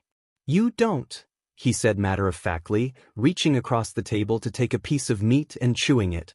She stared at him with wide eyes before picking up her chopsticks and taking a bite of shagiyaki.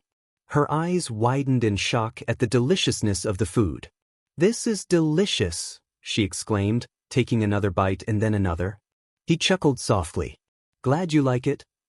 He took a cigarette from the ashtray, inhaling the smoke before exhaling it through his nose. They sat in silence, well, except for Kin, who was devouring Naruto's homemade cooking. He watched in amusement as she put down her chopsticks and sighed in satisfaction. Back in Oto, they had only eaten poorly prepared food, often leftovers from other shinobi. She blushed in embarrassment when she noticed Naruto looking at her with amusement. Wiping her mouth with a napkin, she sat up straighter. "So, what do you want to know?" Naruto smirked, mischief evident in his expression. "Everything." Naruto hummed as he watched the rain hit his window, listening intently as Kin began to share the details of her mission. About the Hokage, the invasion, and the mysteries surrounding him, he knew that Ryu was Kronos in disguise. What troubled him was why Kronos was here and how he managed to arrive without being detected by any of the Shinto deities. Questions only led to more questions. Lately, he couldn't even contact the goddesses. Sometimes he could feel their presence, especially Aphrodite, whose gaze seemed to drink in the sight of him. But now, he felt their absence, and that worried him. "A Rio for your thoughts?" A pair of slender arms wrapped around his neck, and he felt a warm breath on his neck. Leaning back against Kurenai, he sighed. "Just tired from all the battles I've had." She nibbled his ear playfully.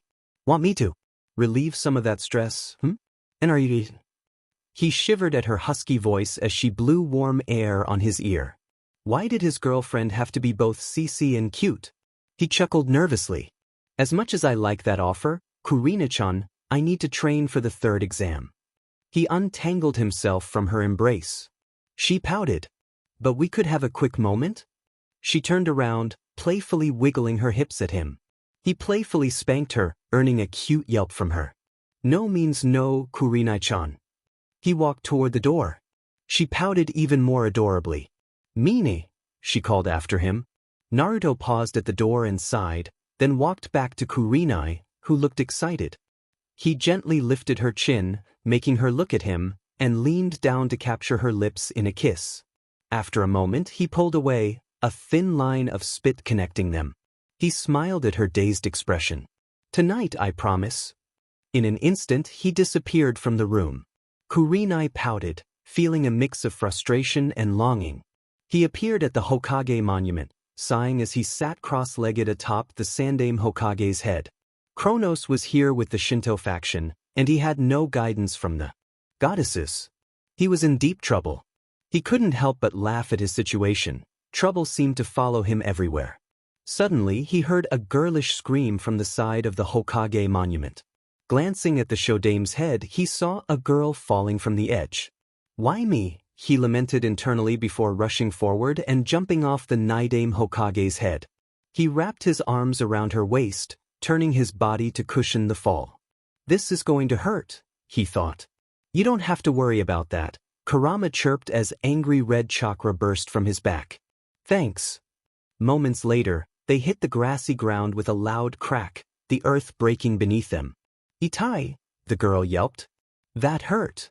"You hurt," he replied with a smirk, grunting as the girl jumped off him. He noticed her face was bright red. "I'm sorry," she stuttered, straightening her dress. I was waiting for my sister." She pointed up at the Hokage monument, still blushing. Naruto studied her, not in a perverse way of course. She had long brown hair styled in two circular shapes on top and wore elegant clothing. "No, it's all right," Naruto said, standing up and offering his hand. "I'm Naruto Uzumaki. What's your name, miss?" "Naho," she replied quickly, shaking his hand shyly. When she released his hand, she frowned, missing the warmth.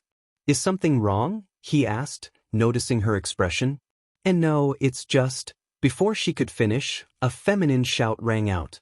"Oh no, there you are. You had me so worried." A girl about Naruto's age came running toward them. She was appealing, with caramel-colored hair flowing freely down her back, a slim figure, and bright yellow eyes. She wore an elegant yellow kimono with a white sash. "Oh," she blinked upon seeing him. "Who are you?" she demanded. Naruto blinked in surprise, but before he could answer, Naho timidly spoke. "Ne-sama, Naruto saved me from falling off the Hokage monument." "What?" the older girl screeched, making Naho flinch. "Naho, I told you not to go to the Hokage monument alone." Naho bowed her head in shame. "Forgive me, Ne-sama," she said regretfully. The older girl's expression softened. "Come on, let's go." She grabbed Naho's wrist and turned away. But before heading to their hotel, she remembered Naruto and turned to face him, only to find the spot empty. She gawked at the space before scowling and walking toward the Konoha hotel. Naho looked back at where Naruto had been, her expression filled with admiration. In an instant, Naruto appeared at his usual training ground, only to find a dark temple in front of him. The door of the temple opened, and he unsheathed his dual katana, ready for anything. He stared at the temple warily before stepping into the hall. As he walked through, he saw multiple pictures depicting brutal deaths. "Colorful paintings," Kurama commented from within his seal. He opened the double doors ahead and blushed. Before him stood the most deadly, appealing woman he had ever seen. But it wasn't just her beauty that caught his attention, it was the tanto strapped to her waist, radiating an aura of death and misery. "Great, now you've got the attention of the Shinigami herself," Kurama remarked. It was the day of the Chunin final exams. The stadium was packed with tourists, daimyo, villagers, and ninjas from other nations, all eager to watch their comrades battle. There were no seats available.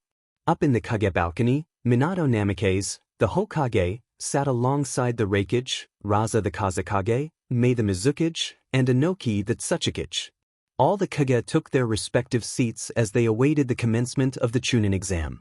Behind Minato stood Yamato and Enko, acting as his bodyguards, while Darui and C kept watch.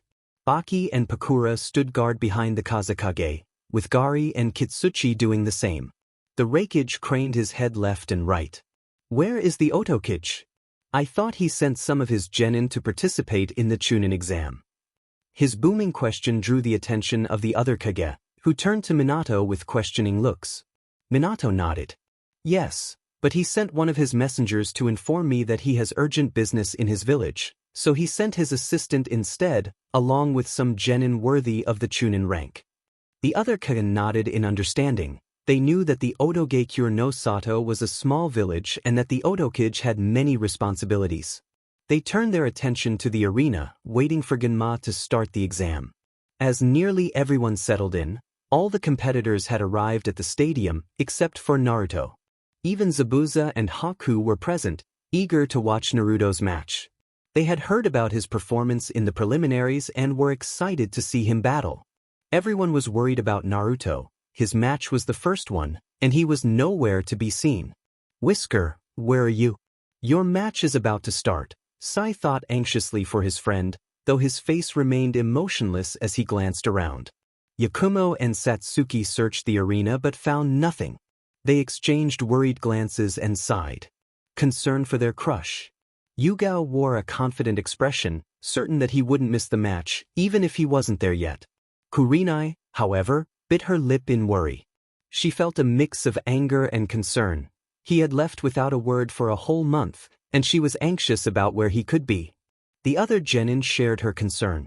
Neji seemed smug, as if he expected Naruto to quit the exam out of fear of the Byakugan. Suddenly, a thunderclap echoed through the arena, startling everyone except the Kages. The once sunny sky had turned dark, and a storm was brewing. Team 11, including Yugao, exchanged knowing smirks, thinking, show off. Lightning bolts began to strike the arena, surrounding Neji, who appeared increasingly nervous. He felt the ground tremble beneath him as the bolts hit. Then, a larger bolt struck right in front of him, revealing Naruto Namikaze, kneeling with lightning dancing around him. Every girl and woman present felt their cheeks flush at his striking appearance. He wore a long gray trench coat with a silver fur collar, and his dual katana were strapped to his back. "Am I late?" he asked, his voice deep and captivating. "No, you're right on time, Naruto," Genma replied with a smile before clearing his throat. "Now, for the first match, Naruto Namikaze vs Neji Hyuga. Begin." As Genma stepped away, neither genin made a move, carefully studying each other. Finally, Neji spoke. "You're not intimidating, loser. You probably think your jutsu will help you defeat me, but you're wrong. I'm the worst opponent you could have." Naruto remained silent, watching Neji's movements before lowering his head, his hair casting a shadow over his eyes. What's the matter, loser? Finally realized you can't win this fight?" Neji taunted, his words resonating with the audience. Kiba, Sasuke, Shikamaru, and Choji watched confidently, believing in Naruto's ability to defeat Neji. Meanwhile, Kurenai, Hinata, Satsuki, Yakumo, Naomi, and Mito looked on with concern for their loved one. Impatient and irritated by Naruto's silence, Neji activated his Byakugan and charged at him, landing a jab to his chest. Gasps filled the air as the audience reacted in shock. Neji stepped back, confused, as Naruto remained standing. Naruto lifted his head, revealing a wicked grin and blazing red eyes. "My turn." With that, he charged at Neji, lightning exploding beneath his feet with each step. Neji dodged a lightning punch aimed at his head but winced as Naruto kneed him in the stomach, feeling the impact. A punch from Naruto sent Neji crashing into the arena wall, leaving spider-like cracks behind. Shakily, Neji emerged from the wall, disbelief etched on his face. "That strike hit your heart. You should be dead." "Wrong," Naruto replied emotionlessly, glancing at Minato and Kushina, who were seated in a private stand with other clan heads. "I'm already dead." He formed hand signs, calling forth his jutsu. Raitun Boruto Shadow. Lightning danced around his arm as he aimed at Neji, unleashing a barrage of small lightning bolts. Neji danced around the bolts, aware of the danger they posed. If he got hit, it would be over. Hinata watched in worry, her heart racing. "Naruto-kun, please be careful. That strike could send you into a coma or worse." The thought of her Naruto-kun being harmed brought tears to her eyes. Kurenai bit her finger anxiously. "Come on, I know you can do it, Naruto-kun." Tenten wore a confident expression, believing Neji would win. Despite his flaws, she knew Neji was a prodigy for a reason. Neji leaped forward, taking a serious fighting stance. "I see you have some jutsu up your sleeve, but that won't help you win this battle." He rushed at Naruto, attempting to strike his tenketsu points. None of his attacks landed as Naruto dodged them with lightning speed. He reared back and hit the auburn-haired boy in the shoulder, only to receive a punch to the face from Naruto that sent him skidding across the ground. Naruto leaped at Neji, arm ped back, ready to send him flying, but Neji had already regained his breath and deflected the attack with a swift motion. Naruto landed a punch on Neji's shoulder, causing him to grit his teeth as he felt his shoulder go numb. Neji retaliated with a punch to Naruto's stomach, forcing him to step back. "It's over. You are within the field of my hack," Neji said smugly. "Hakrogyan Sho, gentle fist art, 8 trigrams 64 palms," he declared. The assault was over as soon as it began. Neji jabbed at Naruto's tenketsu points, closing them off. Naruto was sent skidding back by the force of the attack. Breathing, Naruto stood frozen, feeling the impact of Neji's hit. "I hit 64 points on your body. You can no longer use chakra. This match is over. You're done," Neji said, watching as his opponent remained still. He turned his head toward Gunma, ready to call the match, only to hear Naruto chuckle. Neji turned back to Naruto, whose chuckle transformed into full-blown laughter. "What's so funny, loser? Finally admitted that you can never defeat me?" Neji said arrogantly. Naruto's laughter faded into a slow chuckle before he stopped, a cold expression crossing his face that sent shivers through anyone who saw it, except Neji. Even with the Byakugan. "You're still blind, aren't you, Neji?" he said mockingly. Neji's anger flared, his vision filled with rage. "Well then, my turn," he whispered as red chakra and sparkling blue energy filled his coils, making red lightning dance around his body. "What is he doing?" Neji thought as he watched Naruto with his Byakugan activated. The combination of red and blue chakra created a brilliant light show that was almost painful to look at. Without wasting any time, Naruto flashed through hand signs. "Raitun Sanda no Kurai, lightning style, cry of the thunder," he shouted, pointing at Neji with his index and middle fingers. A small bolt, the size of his thumb, shot toward Neji. Neji tried to swat the bolt away, but it latched onto his chest, sending small shocks through him as if signaling something. "Beh, beh, beh." Everyone watched in shock as the skies darkened, unleashing 3 bolts of lightning at Neji, who paled at the sight. Hakusho Kaiten, 8 trigrams, palm rotation. Without hesitation, he began to spin furiously, releasing chakra from his tenketsu points. The chakra created a dome that rotated around him at high speed. The lightning bolt struck the dome but failed to penetrate it.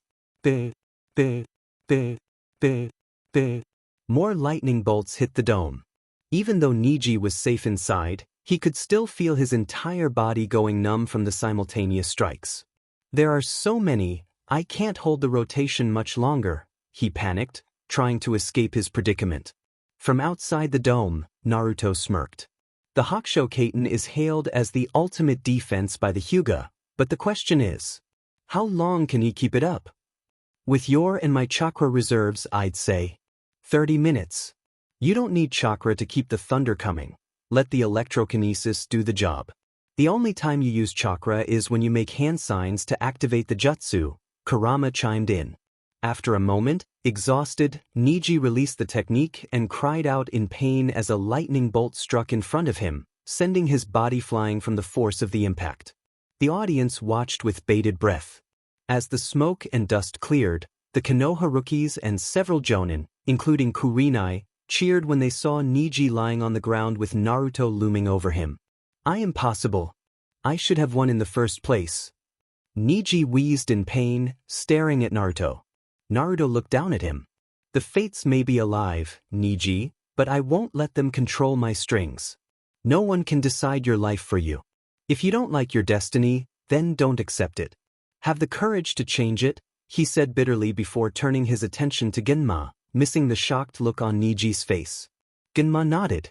"Winner of the first match, Naruto Namikaze," he announced loudly, and the stadium erupted into cheers. Naruto smiled slightly before making his way to the stands. As Naruto walked through the hallway to the stands, he suddenly stopped. In front of him was Kurinai, marching toward him with a stoic expression on her face.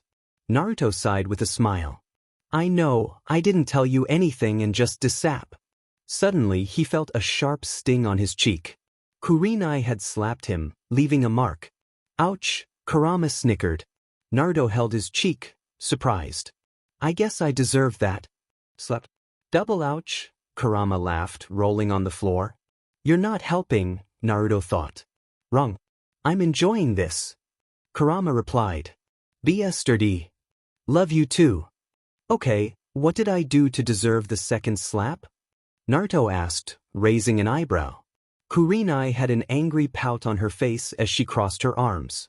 The first one was for not telling me where you were, and the second was for making me worry sick, she said, her lips forming a cute pout. Naruto sighed. Babe, I'm sorry, okay? It's not going to happen again. Well, maybe it will happen a lot since I'm a shinobi. Humph, she turned her head away, closing her eyes. Babe, he whispered, closing the distance between them. Kurenai still wouldn't look at him. Naruto sighed before smiling slightly. He wrapped his arm around her waist and began humming a tune to a song she liked. Kurenai blushed but still didn't look at him. Naruto grinned and took her right hand, interlacing their fingers together. Could you believe I could be different? I'll be the difference, I'll lift you high. Her blush deepened when he started to sing her favorite song, dancing with her in the hallway. And I understand your hesitation. Our reputation, it's no surprise. So let me redefine you, and you can see the tide move just like tears in the eyes do. And when you're feeling alone, oh baby, I'll be right here between the sea and silence. So breathe easy, my dear. You can find sunshine in the rain. A smile spread across her lips as she danced with her knight in shining armor, moving left and right. I will come running when you call my name, he said, placing her hand over his heart.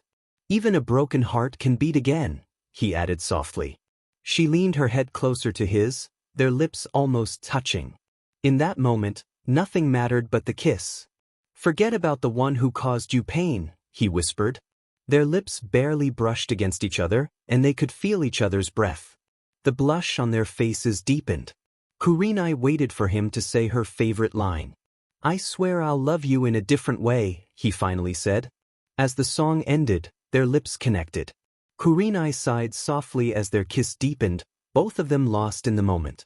After a while, they parted, resting their foreheads against each other.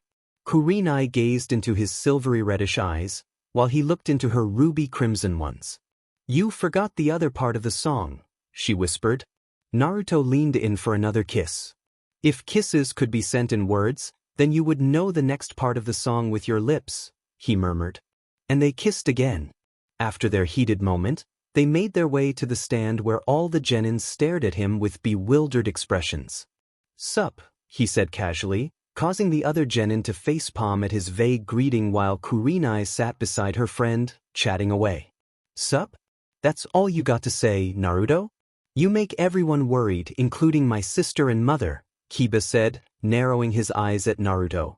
Naruto merely smiled. Don't worry, Kiba. I'm not too far from Konoha to train, he replied, and Kiba nodded. So what did I miss? Naruto asked. Apparently, that Kuratsuchi chick lost to Satsuki, using Katan Jutsu to destroy her cement and defeat her in a genjutsu, Kiba informed him. And Yakumo lost her match because the Kumo Kunoichi broke all of her genjutsu and knocked her out with a strong wind jutsu.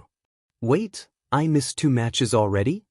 Naruto asked, shock clear in his tone. He hadn't realized his moment with Kurenai would take that long. Yup, Kiba nodded, not bothering to ask what his friend had been doing with his sensei. Some things were better left unknown. And Sai gave up his match, making me the winner. He knew he wasn't going to win against my bugs, so he forfeited, Shino said matter-of-factly. Smart, Naruto nodded. He knew Sai wouldn't win against Shino. The latter had the advantage with his bugs draining Sai's chakra, and he didn't want to harm a fellow Konoha genin. Shika's match is about to start, Kiba announced as they turned their attention to the arena. In the 5th match, Shikamaru Nara vs Temari, Genma announced, eyeing both genin. Temari looked confident, while Shikamaru appeared bored, ready to fall asleep at any moment. Lazy, he thought dryly with a chuckle. Let the match Begin. Temari, eager to fight, charged at Shikamaru. She had seen his fight in the preliminaries and knew he was a genius, but she was confident she could defeat him. With her fan in hand, she attempted to strike him, but Shikamaru dodged and leaped a few feet away, forming a plan quickly in his mind. Kemai Tashi no Jutsu, she called, manipulating the gale to create vacuum pockets. Shikamaru grunted as he used chakra on his feet to avoid being blown away by the wind.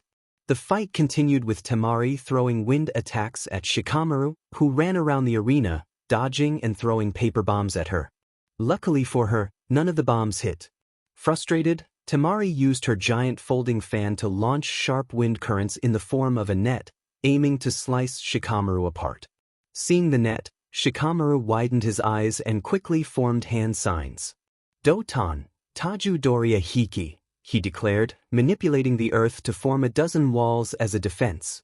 The wind net hit the wall, creating only a crack. Temari rushed at Shikamaru again, intending to finish him, but suddenly she found herself unable to move. She looked down and gasped as multiple shadows bound her legs, coming from the shadow of the wall. Kagemain no Jutsu. Complete, Shikamaru said, smirking slightly. Temari thought the match was over and she had lost, but she was surprised when Shikamaru loudly announced that he forfeited. It's troublesome to continue. I am very low on chakra, and I just wanted to get promoted, he drawled, yawning. Though she didn't like how she won the match, she accepted it. Her pride as a kunoichi took a hit because she won not by her skill but because her opponent forfeited. Even though the end was quite shocking, the audience couldn't help but cheer at the amazing fight. Now let us continue with the next match. Naruto, Namikaze and Gaara, please step into the arena, Genma announced loudly. Naruto used lightning Shunshin while Gaara used sand Shunshin to appear in the arena. Now for the sixth and last match, Genma said, glancing at the genin. He noticed Gaara's look of pure malice and bloodthirsty grin, while Naruto maintained a stoic expression. Gaara grinned. Mother has been awaiting your blood. Naruto smirked. Let's not keep her waiting, shall we? Begin. As soon as Genma said, begin, the sand from Gaara's gourd opened, forming sand spikes that shot at Naruto, who dodged them while trying to find Gaara's weakness, narrowing his eyes. Lightning crackled around Naruto as he charged toward Gaara, landing a powerful punch that sent the redhead flying. Just before Gaara could crash into the wall, a wall of sand formed behind him, cushioning his fall. In retaliation, Gaara summoned a torrent of sand that lunged at Naruto. Quickly, Naruto formed hand signs and unleashed a water technique, creating a dense, curved torrent that formed a circular barrier. The water collided with the sand, turning it into mud and weakening Gaara's attack. Frustrated, Gaara attempted to condense his sand, but it crumbled uselessly. In a burst of determination, he drew more sand from his gourd and shaped it into a spear, launching it at Naruto with incredible speed. In the Kage box, Minato watched with concern for his son. After the preliminaries, he had searched everywhere for Naruto, hoping to train him for the Chunin exam, but he had been unable to find him. He organized a search party that included Kakashi, Tsunade, Guy, Heiate, and several ANBU members. Kurenai expressed her belief that Naruto could take care of himself, though her tone revealed her worry. Jiraiya echoed her sentiments. Kushina wanted to join the search but had to care for their other children. Minato hoped his son would survive the exam so they could spend some quality time together. Naruto dodged the sand spear and rushed toward Gaara, lightning crackling around him. Gaara retaliated with a wave of sand, but Naruto leaped through it, the lightning transforming the sand into glass, creating a striking image as he soared through the air. He quickly formed another hand sign and unleashed a powerful wind technique. The tornado-like blast tore through the sand, forcing Gaara to struggle to maintain his footing. He had to rely on Shikaku's chakra to stay grounded. In a moment of desperation, Gaara unleashed another wave of sand. Naruto's eyes widened as he realized he was stuck, the sand gripping his feet. The wave hit him hard, and he felt the sand tighten around him, threatening to crush him. A sharp pain pierced his chest as a sand spear struck him, and he choked on blood. Oh no, he thought in agony as he fought to escape the suffocating sand. Hang on, Kit. I'm trying to heal you, Kurama's voice echoed in his mind. The fox worked to mend Naruto's injuries, but the seal limited his power. Before darkness enveloped him, he heard Kurama's frantic calls. When Naruto regained consciousness, he found himself in a throne room, recognizing it with dread. "Come here, little godling," a sinister voice beckoned. He turned to see Uranus sitting on a throne, a malicious grin on his face. "I don't have much time. Soon, my children will notice my presence here," Uranus said, and before Naruto could react, he found himself teleported in front of the giant. Uranus shrank down to Naruto's height, amusement dancing in his eyes as he observed the boy's distress. Uranus placed a hand on Naruto's head, and suddenly, images of the solar system and the universe flooded Naruto's mind. "Feels good, doesn't it?" Uranus taunted, probing into Naruto's thoughts. "Ah, your parents neglected you, and you seek attention. I once had the same ambition, wanting everyone to recognize my power." Naruto glared defiantly. "You and I are different, Uranus. You cast aside your own children for being ugly. I will never be like you." For a moment, Uranus frowned, but then a smirk returned to his face. "We'll see about that, godling." With that, purple energy surged into Naruto, causing him to scream in pain as Uranus's cosmic energy filled him. Naruto groaned as he opened his eyes, blinded by the light. "Kit! Kurama!" "Welcome back, Kit," Kurama said with a genuine smile. "And congratulations on winning your fights." Naruto's eyes widened in surprise. "I won." Memories of his battle with Gaara flooded back. Before he could respond, the door opened, and Naomi entered, looking distressed. Her eyes were red and puffy, tears dried on her cheeks, and her hair was a mess. Shizen followed closely behind, worry etched on her face. Naomi's eyes lit up when she saw her brother awake. She had wanted to talk to him for a while but had been unable to find him. "Oh, I see in," she exclaimed, launching herself at Naruto. He was taken aback as she wrapped her arms around him, burying her face in his neck while sobbing. "Why do you always run away from me? I was worried sick when you fought that Tsunade. I love you, please don't leave me." Shizen watched with a smile, relieved that Naruto had made it through the fight. She couldn't imagine what would happen to Tsunade if her godson had been harmed. After a moment, Naruto gently pushed Naomi away. "You need to let me rest," he said, trying to catch his breath. He turned to Shizen. "How long was I out?" "An hour, Naruto-kun. I suggest you rest and not strain yourself too much." Since some of them had broken bones, Shizen warned, "Your tenant can pretty much heal anything, but be careful just to be safe." She had a stern look on her face. Naruto chuckled. "Sure do, Shizen." He picked up his sword lying on the table across the room and strapped it to his back. "Oh, and Naruto-kun?" He looked over his shoulder. "Make sure you go see Tsunade-sama. She has been restless since she saw you using Mokuton." He nodded before walking out of the room, followed shortly by Naomi, who looked like a lost puppy, trotting behind him. Shizen shook her head. Trouble always followed him, or he found it himself. "Oh, Naruto-kun," she mused fondly before resuming her work. Naomi bit her lower lip as she followed him through the hallway. She wanted to talk to him, but the words died in her throat every time she opened her mouth. "Oh, Onin," she stuttered as Naruto turned to her with a cold gaze, making her shiver. "What?" he asked impatiently. He needed to see what Tsunade wanted before he could relax. "Ka-chan is making ramen for dinner. I wonder if you—" "No." She visibly deflated, giving him a trembled, weak smile. "Okay, Oni-chan. Oh, and before I forget, today is the day of the Konoha festival. Do you want to come with me?" she asked shyly. He stopped when he heard the question.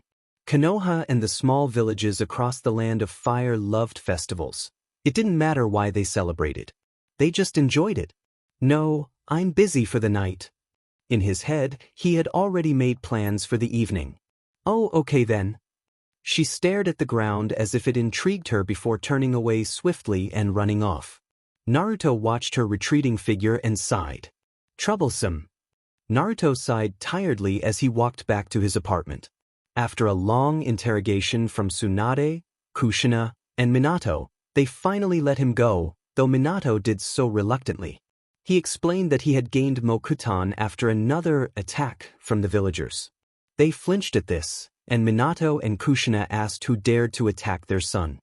He replied that he had dealt with them himself. He mentioned that it was possible for him to have Mokutan since the Uzumaki were distant blood relatives of the Senju. They accepted his theory and requested blood samples, but he refused, stating that his blood and DNA could fall into the wrong hands. Understanding his reasoning, they dropped the matter. After discussing Mokutan, Kushina hopefully asked if he was interested in learning about his second bloodline, Kongo Fusa. He flatly said no, which only made Kushina more depressed. After that, they congratulated him on his fight with Gaara and let him go. "Tadaima," he called out as he took off his shoes. With his sensitive hearing, he could hear fast-paced footsteps coming from the bedroom. A figure emerged from the hallway, revealing Kurinai. She was wearing a red tank top that struggled to contain her figure and shorts that barely reached her knees, showcasing her legs. Her eyes widened when she saw him, and she rushed toward him, embracing him and kissing him passionately. He said nothing as he kissed her back. After a moment, they parted, both taking a deep breath. "I didn't know you missed me this much, Kurinai," he teased, and she blushed. "Well, I also miss other parts of you," she teased back, her hand playfully trailing down to his waist. "Whoa, slow down. This little junior isn't going anywhere," he joked, grabbing her wrist. She giggled at his humor. Suddenly, he caught a whiff of something unpleasant. "Why does the whole house smell? Like something bad?" "Oh, that," Kurinai replied, annoyance creeping into her tone. "Enko thought it would be funny to switch my favorite red wine with Guy's protein drink." She shuddered at the memory of the taste, which had been terrible. He smirked, crossing his arms, amused by her expression. She pouted and rolled her eyes. "All right, fine, but don't complain when I don't give you any affection tonight," she huffed, childishly stomping her foot and looking away. It was adorable to Naruto, who was trying with all his willpower not to take advantage of the moment. "Kurinai," he cooed, and she still faced away from him. "Kurinai-chan." He placed a hand on her back, channeling chakra to massage her, sending shivers of pleasure through her. "Kurinai-chan," he said in a husky tone, making her knees tremble. She fell to the ground and he caught her, sitting her on his lap. She blushed when she felt something pressing against her. He gently lifted her chin, forcing her to look at him while still stroking her back. He leaned toward her face, and she thought he was going to kiss her again, but instead he nuzzled her neck. She gasped softly as his warm breath brushed against her neck, her eyes fluttering closed as his lips left gentle marks on her skin. Leaning closer, he whispered her name, a teasing tone in his voice. "Kurinai," he murmured, making her shiver. "Where is she?" he asked, a playful challenge in his tone. She shook her head, trying to resist. He smirked, continuing to kiss her neck, eliciting soft sounds from her lips. Suddenly she squealed, and he noticed a change in her demeanor. "Giving up?" he teased, watching as she leaned against him, burying her face in his chest. "She's on the rooftop," she stammered, still dazed from their earlier encounter. He nodded, planting a gentle kiss on her forehead before lifting her into his arms and carrying her toward the bedroom. He laid her down on the bed, giving her a quick peck on the lips. "I'll be back," he promised before rushing out of his apartment. He soon arrived at the rooftop and paused at the sight before him. Enko lay on the tiles, her expression vacant, as if caught in a trance. He sighed and approached her, kneeling down to press his finger to her forehead while forming a hand sign. "Kai." In an instant, the glazed look in Enko's eyes vanished, replaced by fear. "No, Kurinai-chan, I'm sorry. I won't prank you again," she cried, curling up and rocking back and forth, tears streaming down her face. What genjutsu did she use? "I need to learn that," he thought, shaking his head as he approached the distressed Enko. He placed a reassuring hand on her shoulder, halting her frantic movements. She froze and looked up, relief washing over her when she recognized him. "Nun," she exclaimed, throwing her arms around him and burying her face against him. "Are you here to save me from Kurinai-chan's wrath?" "Oh, thank you so much." He struggled to breathe, his face turning slightly blue. I'm so jealous of you, Kit. Women literally shove their, in your face, Kurama teased. Is this how I go? Suffocated by a hug, he thought, feeling lightheaded. Anko finally noticed his predicament and released him. Whoops, sorry Naruto. I guess I'm a little too grateful for your help, she said with a nervous chuckle. He sighed, shaking his head. Now, what on earth made you think it was a good idea to swh Kurinai-chan's wine with Guy's protein drink? She rubbed the back of her head sheepishly. Well, it's festival night, and as tradition goes, everyone I know must be pranked. He stared at her, unimpressed. First off, there's no tradition about pranking anyone during festivals. Second, you knew Kurinai hated that drink more than anything. She blushed, looking embarrassed. Oh, come on. I was bored, and the Chunin exams were over. Alright, fine. I'll let you off this time. Now go before Kurinai comes up and casts more horrible genjutsu. She paled at the thought and nodded, disappearing in a flash. He chuckled as he headed down the stairs to his apartment. Once inside, he locked the door with special security seals and walked toward the bathroom, where he found Kurinai kneeling over the toilet, looking unwell. Korean, are you okay? He asked, concern lacing his voice as he knelt beside her, rubbing her back. Yeah. Just a bad drink, she groaned. Do you want to stay home? I could find some healing pills, he offered. She grabbed his wrist, smiling at his concern. No, it's all right. You can go to the festival if you want. Just grab me some new wine. Sure, anything you want, babe, he replied, kissing her nose and earning a giggle from her. You sure you don't want to come with me? She shook her head, smiling as she kissed his lips briefly. I'm sure. He walked through the Konoha market, heading straight to the bar where he planned to meet his friends. Upon entering, he noticed they weren't there yet, likely busy helping their families prepare for the festival. He sat on a stool and ordered a sake and a bottle of red wine. As he waited, he tapped his fingers on the counter, glancing around until Ace stepped through the door. She noticed him and made her way over, sitting beside him. Are you all right? She asked, concern evident in her voice. Yeah, I'm okay. Like I said before, I heal fast, he replied, raising an eyebrow at her. She nodded and ordered a rice wine. As the barmaid poured their drinks, he took a shot of sake, savoring the taste. So, he began, trying to strike up a conversation, why are you still here? The Chunin exams are over, right? Weren't you supposed to be promoted in Kumo? Yes, that was the original plan, Ace replied. However, a small problem occurred, and the Reikage was forced to do the promotion here. Much to his dismay. He raised an eyebrow.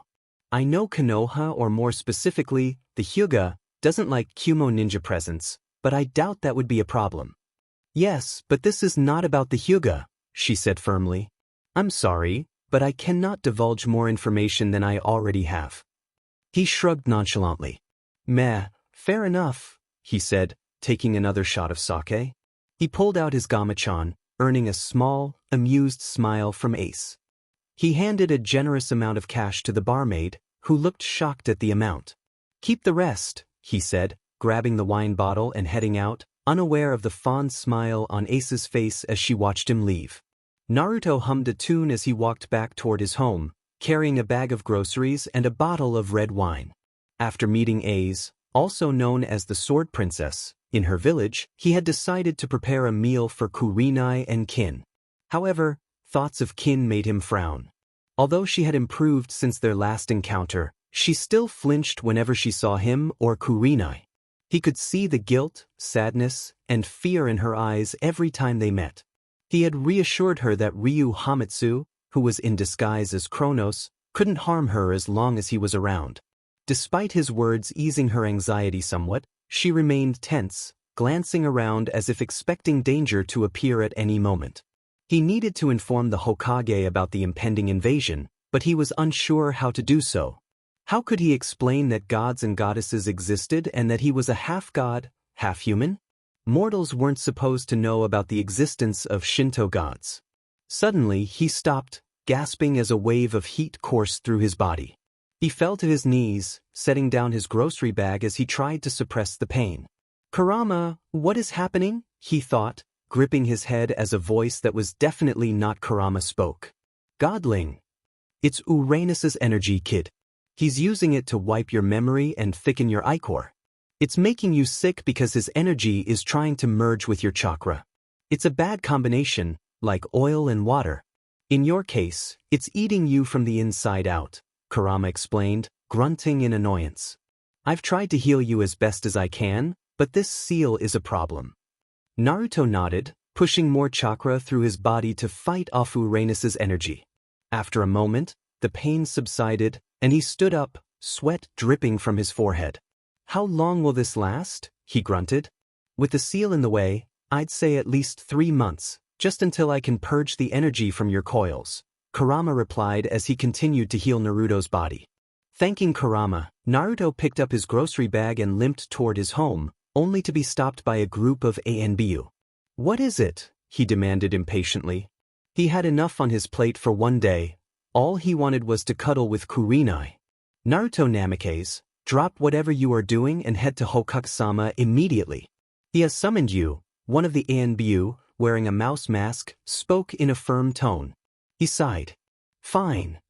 He created a shadow clone and instructed it to take the groceries back to his apartment and satisfy Kurenai while he was gone. A few female ANBU blushed behind their masks at the mention of Kurenai, while the males gave him silent thumbs up. He disappeared in a flash of lightning. He reappeared in front of Minato, who looked startled for a moment before composing himself.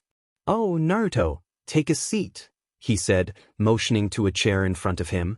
Naruto stared blankly before sitting down. Naruto, I have a mission for you today. The Fire Daimyo sent us a message through a messenger hawk. He wants us to escort his daughter and niece safely to the fire capital. You can start tomorrow morning. Do you accept? Minato asked, his expression serious. Naruto took a moment to consider it before nodding. It couldn't hurt to take on a mission. Minato smiled and handed him the mission scroll. This mission will be ranked A-class. You can pick anyone above Chunin to join you. Understood? He nodded again. Good, Minato said, smiling as he pulled something from his desk, a standard green vest. And congratulations, Naruto. You have been promoted to Chunin. The daimyo and client are very impressed by your fighting skills. They have been waiting for you to accept their mission. Naruto took the vest and slung it over his back. Is that all, Hokage-sama? He asked in a cold tone, making his father flinch. Weiss, you are dismissed, Minato replied with a weak smile as he watched his son nod and turn to leave. Just then, an idea popped into his head, and he grinned. Naruto, he called out, causing Naruto to stop with his hand on the doorknob. Tonight, your mother is making dinner, so I thought you could. No, came the cold reply as Naruto closed the door softly behind him. Minato opened and closed his jaw repeatedly, sighing as regret and adoration shone in his eyes. He turned to the Hokage monument, pondering, am I worthy of being Hokage? Later that evening, Naruto returned home, greeted by the familiar sounds of his apartment. He stepped inside, feeling a sense of comfort wash over him. Naruto stood in front of the cracked mirror, his anger boiling over. He had just rejected an offer that felt wrong, and in a moment of frustration he punched the mirror, shattering it. He stormed out of the bedroom, gathered his gear, and made his way to the cafeteria. What was that all about, Kurama? He thought, seeking guidance from the fox spirit within him. Kit, that was the taste of Uranus energy. He wants to manipulate you and make you his servant. He doesn't even realize I'm sealed inside you, Kurama replied, a scowl evident in his tone. The thought of the primordial being stirred anger within him. If only he could break the seal. Can you remove it, Kurama? Naruto asked, hopeful. I can, but with the seal in place, it will take time to erase Uranus from your mind and soul, Kurama explained. Naruto nodded, determination filling him. I know where to find the key. As he entered the cafeteria, he headed straight for the ramen stalls, ordering 3 bowls of miso ramen before settling into a booth at the far end. He felt the weight of the situation. He couldn't contact the goddesses, and with Kronos around, the influence of Uranus was growing stronger. His thoughts were interrupted when a tall woman sat across from him. She wore an olive-hooded cloak that concealed her body and head, leaving only her striking face visible. Her skin was as white as snow, her silver hair flowed elegantly, and her purple eyes glowed with an unsettling light. A smirk played on her lips. "Can I help you?" he asked, trying to remain calm despite the tension in the air. He sensed the power radiating from her, and he knew he was in trouble. "Yes, you can, Naruto-san," she purred, her voice dripping with Stuckton. Naruto's instincts kicked in, and he felt his fingers twitch toward his kunai pouch. "How do you know my name?" He narrowed his eyes. "Everyone knows you, Naruto-san. Your battles have attracted attention from all over the elemental nations." She leaned forward, trying to exert her influence over him. But to her surprise, he resisted, countering her energy with his own. "Enough with the illusions. I know you're trying to paralyze me. Now tell me why you approached me or you will regret it," he threatened, his voice low and steady. The woman smirked again. "My name is Freya, Naruto-kun, and I have a quest for you." He raised an eyebrow. "You know you are not my goddess. I cannot accept your quest without their permission." "I know, but you can't feel them anymore, can you?" she replied, a knowing smile on her face. His eyes widened in realization. "It's not hard to guess, Naruto-kun. The Shinto pantheon is on lockdown." Before he could respond, the cafeteria shook, dust falling from the ceiling. "We will meet again, Naruto-kun," she said, smiling at him before disappearing in a cloud of purple smoke. Inori burst through the door, her expression frantic. "Naruto-san, we need your help. The capital is under attack by unknown shinobi." Naruto nodded, quickly rushing out of the cafeteria with Inori close behind. The fire capital was in chaos. Smoke filled the air, and buildings lay in ruins. "What do they look like, Inori?" he asked, pushing through the panicked crowd. "One has a flaming broadsword, and the other wields a spear," she replied, fear evident in her voice. As they arrived at the scene, Naruto saw two men wreaking havoc among the samurai. One had golden hair that seemed to flicker like flames, wearing a short-sleeved orange shirt beneath a black vest. The other was tall and muscular, with silver hair and glowing silver eyes, dressed in a long-sleeved black shirt under a matching vest. "This is horrible," Inori gasped, tears streaming down her face as she witnessed the carnage. "Inori, you need to step back from this fight. Understand?" he commanded, and she nodded reluctantly. With determination he rushed toward the attackers, unsheathing his katana just in time to block a strike aimed at a samurai. He kicked the silver-haired man, sending him flying. "Thank you, Namikaze-sama," the samurai said gratefully. "There's no time for thanks. Protect the civilians," Naruto ordered, watching as the samurai rushed to help those in danger. Suddenly, he sensed an energy approaching and turned just in time to be hit by a fireball. "Naruto!" Inori shouted in horror. As he knelt on the ground, some of his skin burned but began to heal rapidly. "Daemon, that actually hurt." "Kurama, what just happened?" he thought, feeling the pain. "That fireball contained divine energy, Kit," Kurama replied cautiously. Naruto's eyes widened in shock. Hestia's blessing was supposed to protect him from divine fire. "How did that fireball hurt me?" "I see you finally realized," the golden-haired man said, smirking as he rested his broadsword on his shoulder. "Who are you?" Naruto snarled, standing up and drawing his other katana, the first one having melted from the flames. The man grinned cruelly. "Try to figure that out, son of the goddesses. After all, you didn't forget about your great-uncle, did you?" "Hyperion," Naruto spat, venom lacing his words. "That's right, my great-nephew," Hyperion replied with a wicked smile. The broad sword fell from Hyperion's shoulder, landing with a loud thud that cracked the earth beneath it. "What do you want?" Naruto glared at the Titan, raising his katana defensively as his mind raced through his options. "What should I do, Kurama?" he thought, carefully observing the Titan. "Retreat, Kit. I can't help you much with the seal in the way. You can't win against two Titans." "Naruto, you had a chance against one, but two is just too much," Kurama advised him. Naruto watched the Titan closely before grabbing Inori and using a shunshin to escape. The Titan's next words sent a chill down his spine. You can run, but you can't hide, little godling. He appeared outside the fire capital, holding Inori in his arms. He gently set her down, and she looked up at him, curious. Why did we run, Naruto-san? I know those two, Inori-chan.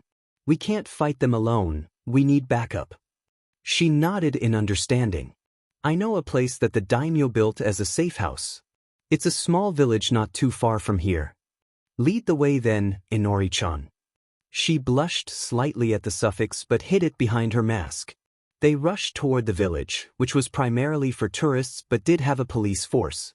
Inori approached a compound large enough to accommodate hundreds of people and knocked in a specific tune. The door opened, revealing a samurai who had survived the massacre.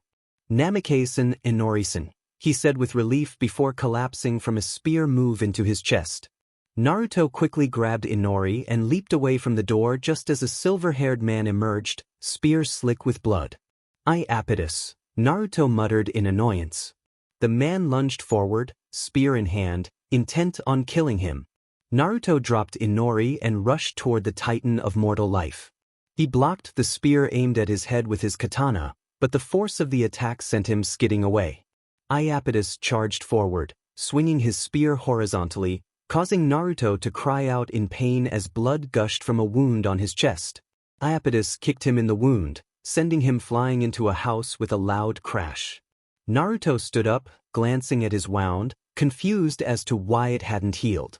That spear has poison to block your chakra from healing, Noto. I could heal you if this seal weren't in the way. The only healing you have now is from the Uzumaki bloodline. You need to run away from them, now, Kurama warned. Naruto's thoughts were interrupted by a massive fireball. Naruto! Inori cried out in shock as the fireball struck the house, engulfing it in flames. Ha! I guess that mortal didn't even put up a challenge, Hyperion laughed, sneering beside his brother. You be a sturdy. Inori shouted in rage, forming hand signs. Doton, Ganchuso. She created several rock pillars that shot up from the ground toward the Titans, but they easily destroyed the stone spears. Determined, she rushed at them, drawing her Nodachi. She moved her long sword forward, but Hyperion deflected it with his own weapon. Iapetus swung his spear, and though she dodged, the weapon struck her shoulder. She backed away with a hiss and formed another set of hand signs. Doton, Doro Hoshi. She summoned a river of mud that flowed toward the Titans, but they remained unfazed as if it were nothing more than water. Hyperion charged forward, grabbing her by the neck. She gasped, struggling to escape his grip as he ripped off her helmet and mask, revealing her dark blue hair and light blue eyes. Oh look, brother, this one is a beauty, he grinned. Inori squirmed as he reached under her armor, causing her to cry out in pain. You will do, he said, summoning his power. She screamed as she felt a burning sensation. He tore off her armor, letting her fall to the ground. She scrambled away from him, fear evident in her eyes. Even though Thea isn't here to please me, you will do, mortal. He reached out and grabbed her ankle, dragging her toward the nearest house. Iapetus shook his head at his brother, frustrated by his behavior. Suddenly, a fist emerged from the ground and punched Hyperion in the face, forcing him to release Inori, who quickly ran away. Hyperion glared at Naruto, who looked worse for wear. His vest and turtleneck tank top were burned, leaving him shirtless, and his breaths were torn, resembling shorts. Both of his swords had melted from the flames. He lunged at Naruto, grabbing him by the neck. Naruto yelled out in pain as his neck burned from Hyperion's grip. You dare to fight me again? Hyperion glared at him. For that you must die. He raised his sword high, ready to strike. Suddenly, another figure appeared, interrupting the confrontation. Kakuzu, why the hell did you do that? I was going to sacrifice him to Jashin-sama, said the man with silver hair and purple eyes, dressed in a black cloak adorned with red clouds. Shut up, Haiden, snapped the man beside him, who wore a similar cloak. He had green eyes and a tan cloth covering his head. Naruto recognized them instantly.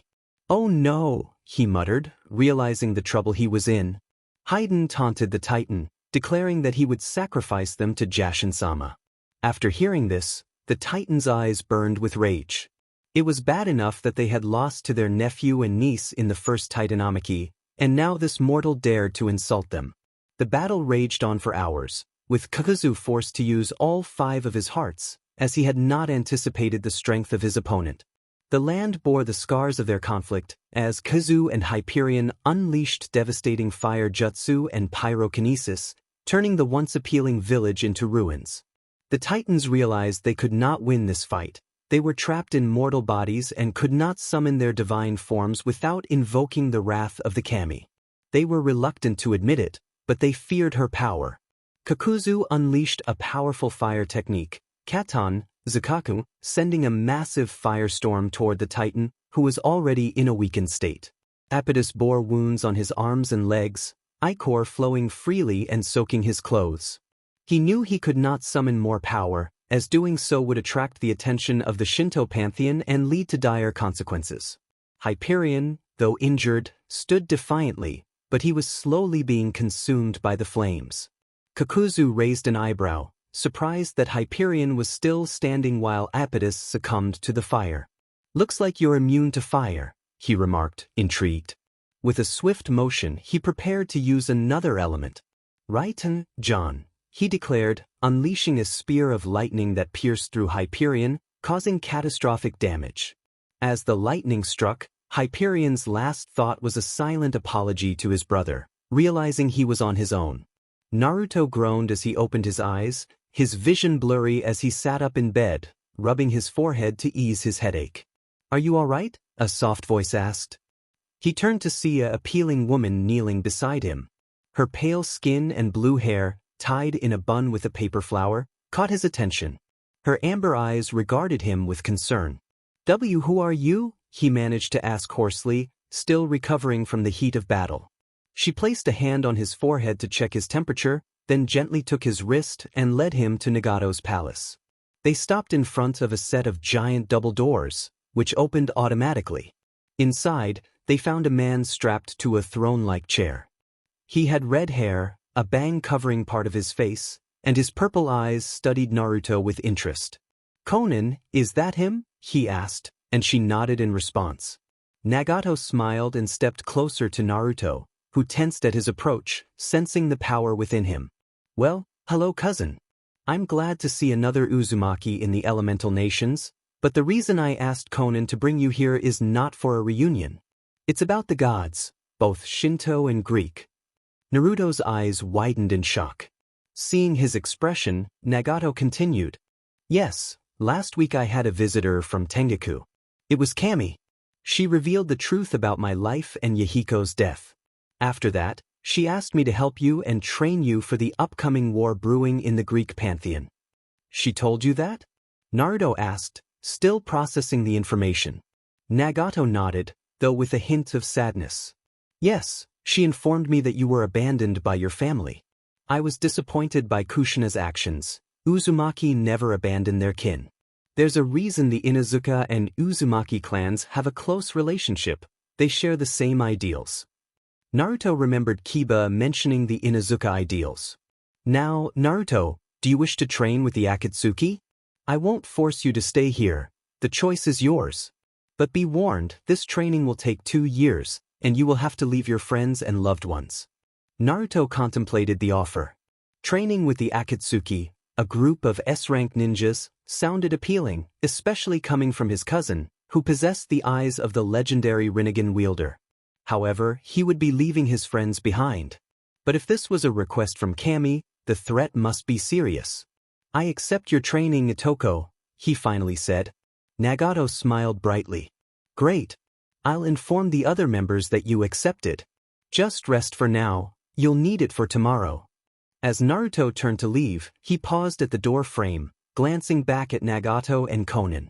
"So, Conan, do you like his activities, if you know what I mean?" he teased. "Oh, shut up," she replied, blushing slightly. "I'm sorry, but it seems that there is no content provided for me to clean. Please provide the text you'd like me to edit, and I'll be happy to assist you." Once upon a time in a bustling city, 2 friends, Alex and Jamie, found themselves caught in a whirlwind of adventure. They had been inseparable since childhood, sharing secrets and dreams under the stars. One evening, as they strolled through the park, they stumbled upon an old, mysterious map tucked away in a hollow tree. Intrigued, they examined the map closely. It depicted a hidden treasure located deep within the forest, far from the familiar paths they usually walked.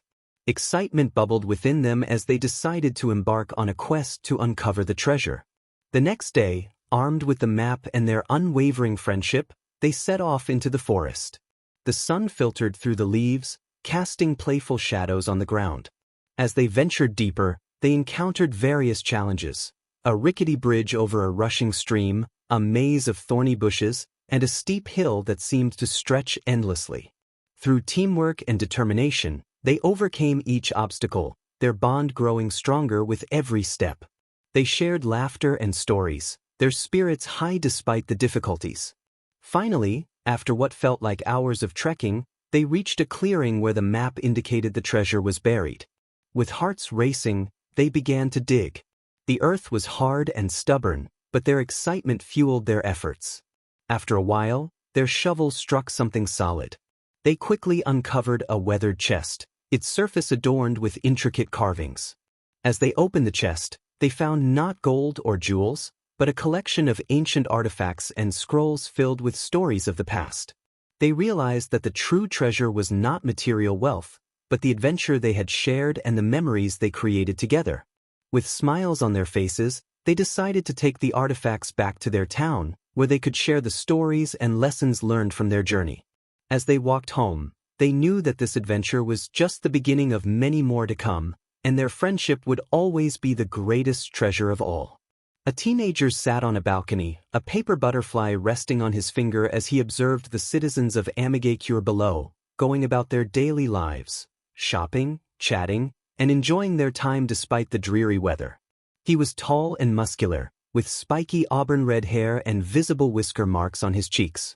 His silvery reddish eyes glowed softly, and a thin smile graced his lips as he watched over the village. He wore a fitted black muscle shirt beneath a black cloak adorned with red clouds. A red ring with the kanji for scarlet rested on his right hand, and a forehead protector with the kanji for moil was tied around his head. Pouches filled with earth clay hung from his waist, and a long katana was strapped diagonally across his back, while a kunai holster was secured to his right thigh. This was Naruto Uzumaki Namikaze, a 15-year-old shinobi and son of a goddess. The creaking sound of the door broke his thoughts, revealing Konan in her Akatsuki cloak, a warm smile on her face. However, a hint of pink colored her cheeks, and a mix of love, care, and sadness shone in her amber eyes. "Naruto, Nagato wishes to see you," she said softly, her voice melodic to his ears. "Okay," he nodded, and the butterfly on his finger unfolded and merged with his arm. "You're getting better with the paper jutsu I taught you," she complimented, her smile brightening.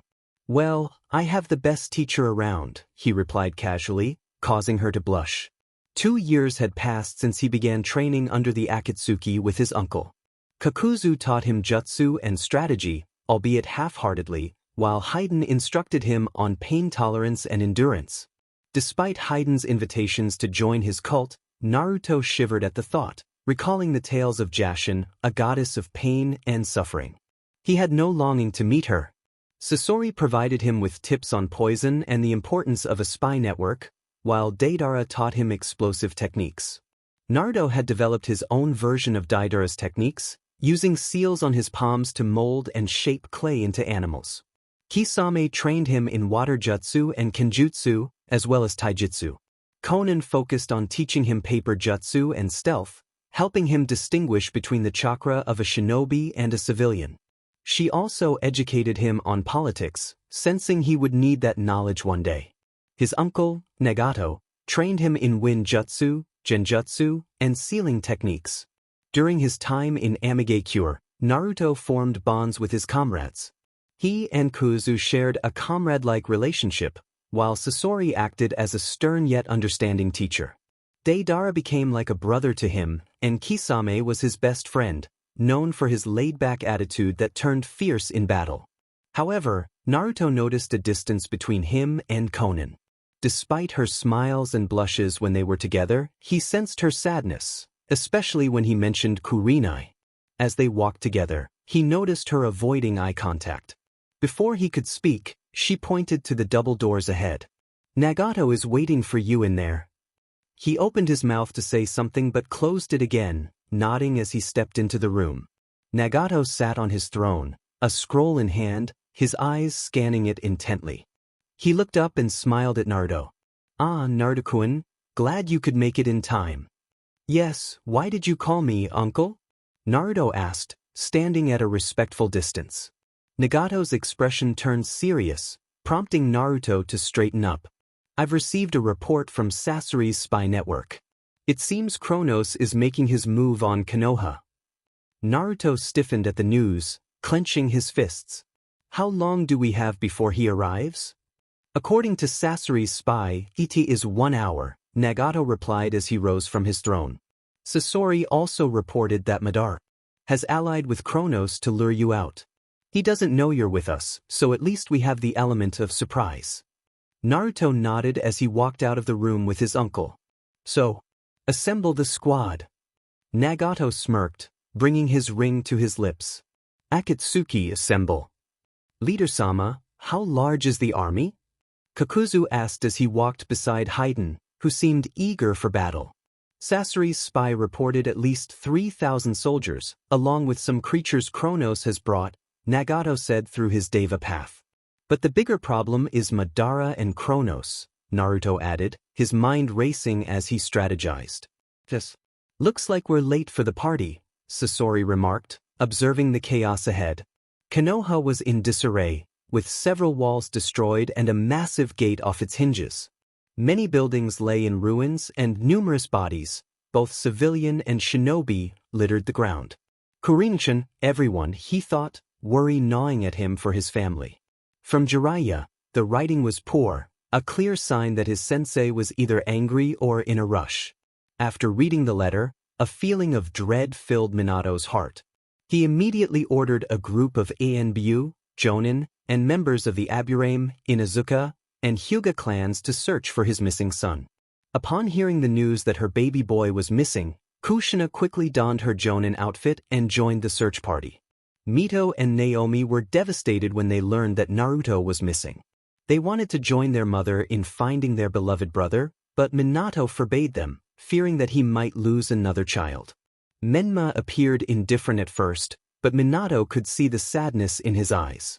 Menma sat alone in his room, holding a picture of himself with Mito, Naomi, and Naruto from when they were 3 years old, tears streaming down his face. Kakashi and Tsunade were both furious and heartbroken, angry that someone had dared to take their brother and saddened by their inability to prevent it. Kurenai, Yugao, and Anko also joined the search party, although Kurenai mentioned she couldn't participate for some reason. Satsuki had been training relentlessly since Naruto's disappearance, determined to become strong enough to confront anyone who dared to kidnap her teammate. She regretted her slip-up when she referred to Naruto as her crush, knowing her mother would tease her about it. The villagers were used to seeing Satsuki's tomato-red face as she trained. Sai had been unusually brooding, often found sitting under the shade of a tree at their training ground, his expression impassive. When his teammates tried to engage him in conversation, he would respond with the famous Uchiha grunt, HN. Satsuki found herself torn between being impressed by Sai's Uchiha impression and annoyed by his lack of conversation. Yakumo cried frequently upon hearing that Naruto was missing, her crush was gone. Every day, she stared at a blank canvas, feeling numb. That was until Satsuki slapped the back of her head, snapping her back to reality. "We will find him, Kushina. I promise you that," Minato vowed, rubbing his wife's back soothingly. Kushina repeated her mantra, "I want my baby boy back," her eyes wide with fear, dried tears on her cheeks, and her once appealing red hair now muted and greasy. After 5 months of searching for Naruto, they had only found the Fire Daimyo and his family, who were hiding in a safe zone. In a fit of rage, Kushina grabbed the Fire Daimyo by the throat, demanding to know where her son was. After several Jonin and Enbu were knocked down by her fury, they summoned Minato, who immediately calmed her down. The fire daimyo shared information about battles, and Kushina's eyes filled with fury and fear as she learned about the Akatsuki, a group of S-rank ninjas known for capturing Jinchuriki. After the search was called off, Kushina demanded that Jiraiya find the Akatsuki and her son. Jiraiya admitted he didn't know where they were hiding but promised to find Naruto as quickly as possible. Suddenly, a loud sound echoed through the village, startling Minato. Kushina jumped off his lap to look over his chair, her eyes widening in shock.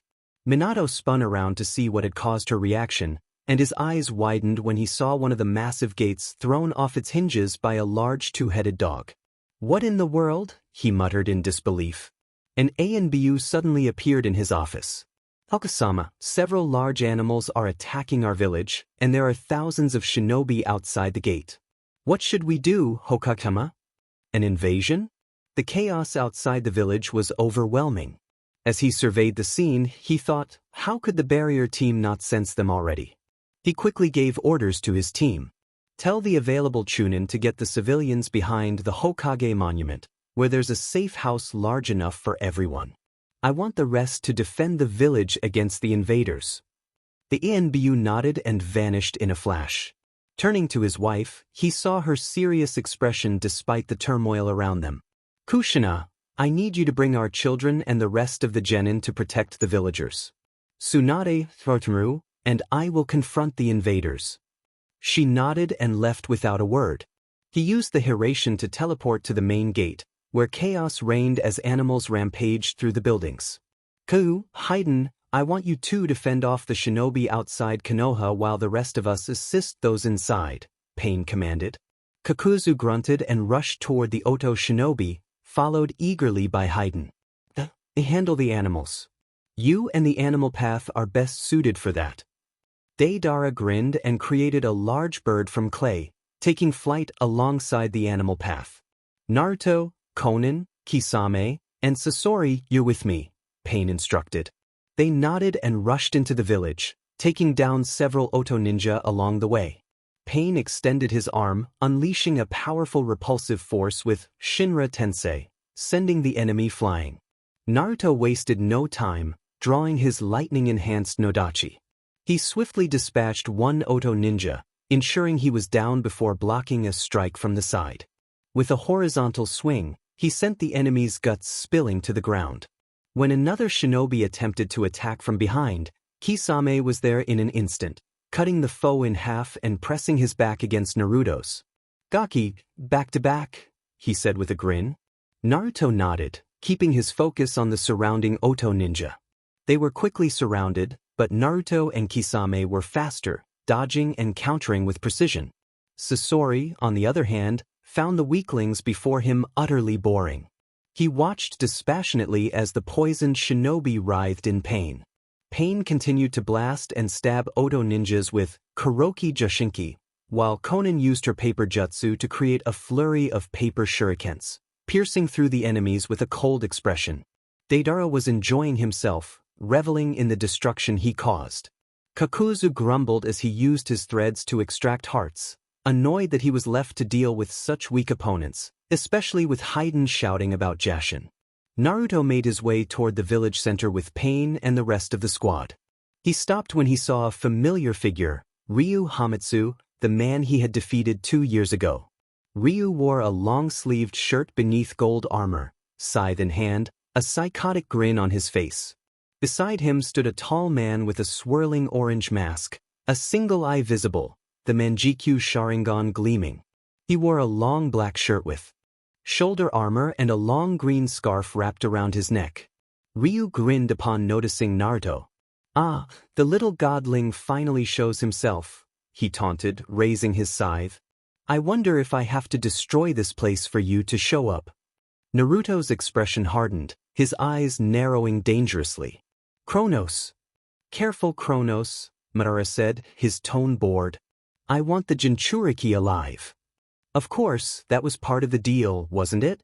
Kronos replied with a malicious smile. "Either way, he will die once you extract the foul creature within him, killing 2 birds with 1 stone." Both opponents stared each other down, tense and ready to fight, waiting for the first move. With a grin, Kronos charged at the Akatsuki, scythe in hand. He swung at Naruto, who stood still watching. Suddenly, a black rod blocked his scythe, causing him to scowl at Pain, who gazed back with an emotionless expression. "Stay out of this, mortal." Kronos raged, pushing the rod away and swinging down at Pain. A sword with shark skin deflected his attack, and he glanced to see Kisame grinning at him, bloodlust evident in his eyes. "Let's see if you're worthy of Samehada," Kisame cackled, kicking Ryu in the chest and sending him crashing into a nearby shop. Kronos grunted as he hit the building, debris falling around him. He snarled at Kisame, brushing off the rubble and channeling energy into his arm, which glowed brightly. He launched a bullet-sized lava projectile at Kisame. Kisame chuckled at the attack, quickly forming hand signs. "Suetun, Mizurappa." Water gushed from his mouth, meeting the lava and cooling it into rock. Kronos snarled, realizing he couldn't summon his divine form without drawing attention. He rushed toward the group, taking a deep breath before exhaling a cloud of black smoke, enveloping the Akatsuki. "Smoke and mirrors," Naruto muttered as Pain nodded.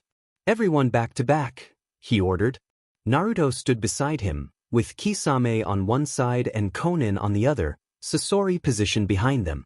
"It is useless, mortal," Kronos' voice echoed ominously. "Naruto," Pain said, and Naruto nodded, understanding what was needed. He formed a half-ram seal, molding chakra as they prepared for the impending battle. Closing his eyes, it wasn't difficult to sense Kronos due to his overwhelming energy. "Konin, in front of you," he instructed.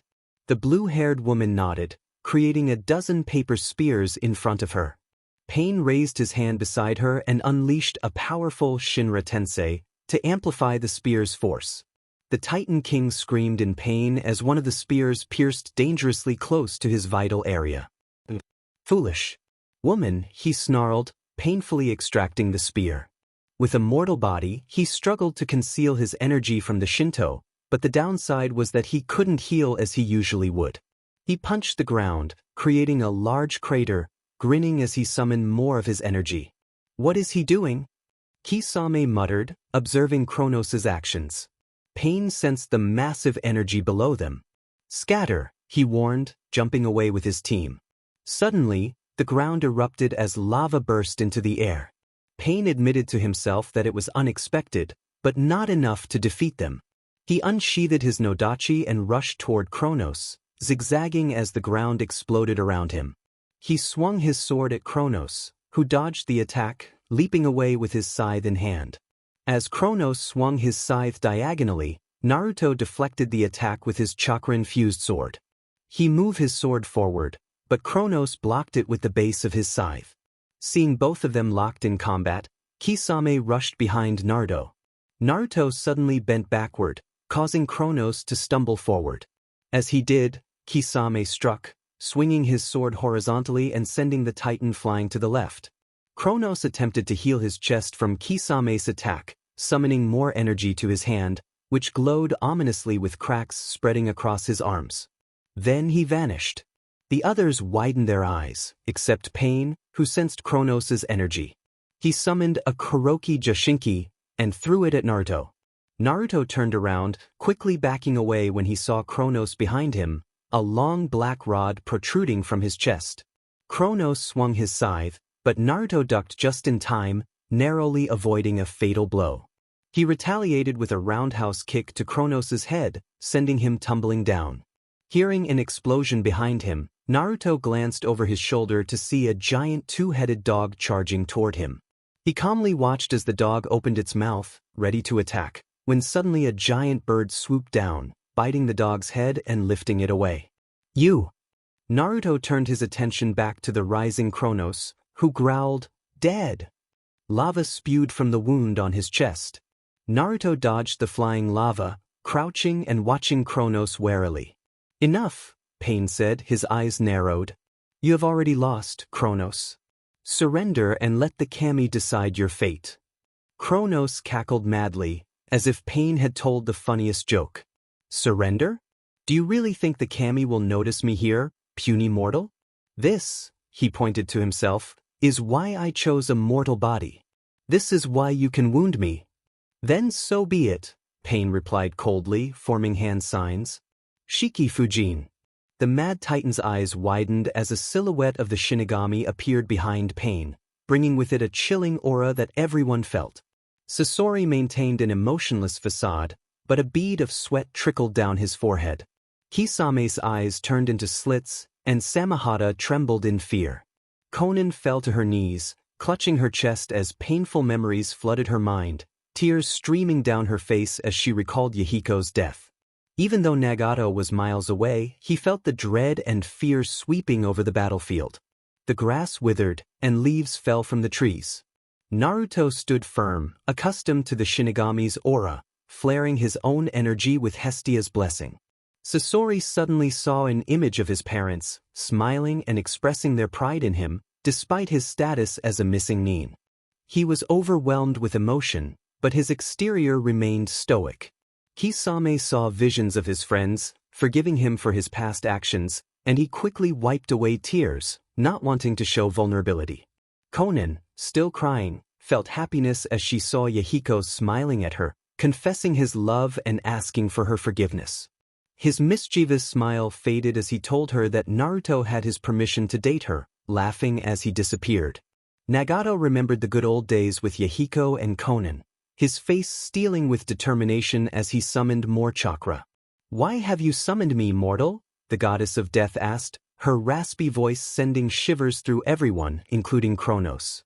"I have summoned you because of the Titan presence in our pantheon, Shinigami-sama," Pain said respectfully, despite his emotionless expression. The Shinigami glanced at him before turning her attention to the frozen Kronos, her eyes narrowing dangerously. "Kronos," she said in a dangerous tone, as if the name itself were venom. "I should have known it was you causing chaos in our universe." She slowly drew her tanto. "And for that, you should be punished. You dare challenge me?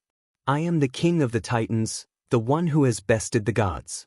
What makes you think you can defeat me?" he raged, readying his scythe. The Shinigami smirked cruelly. "The difference between our universes is that mortals worship us more than they worship you. That's why you can swallow your own child, you fool. Unlike yours, we still have the praises of mortals." The Mad Titan snarled, his teeth bared and lava dripping from the corner of his lip. He rushed forward, scythe in hand, but suddenly fell forward, face first.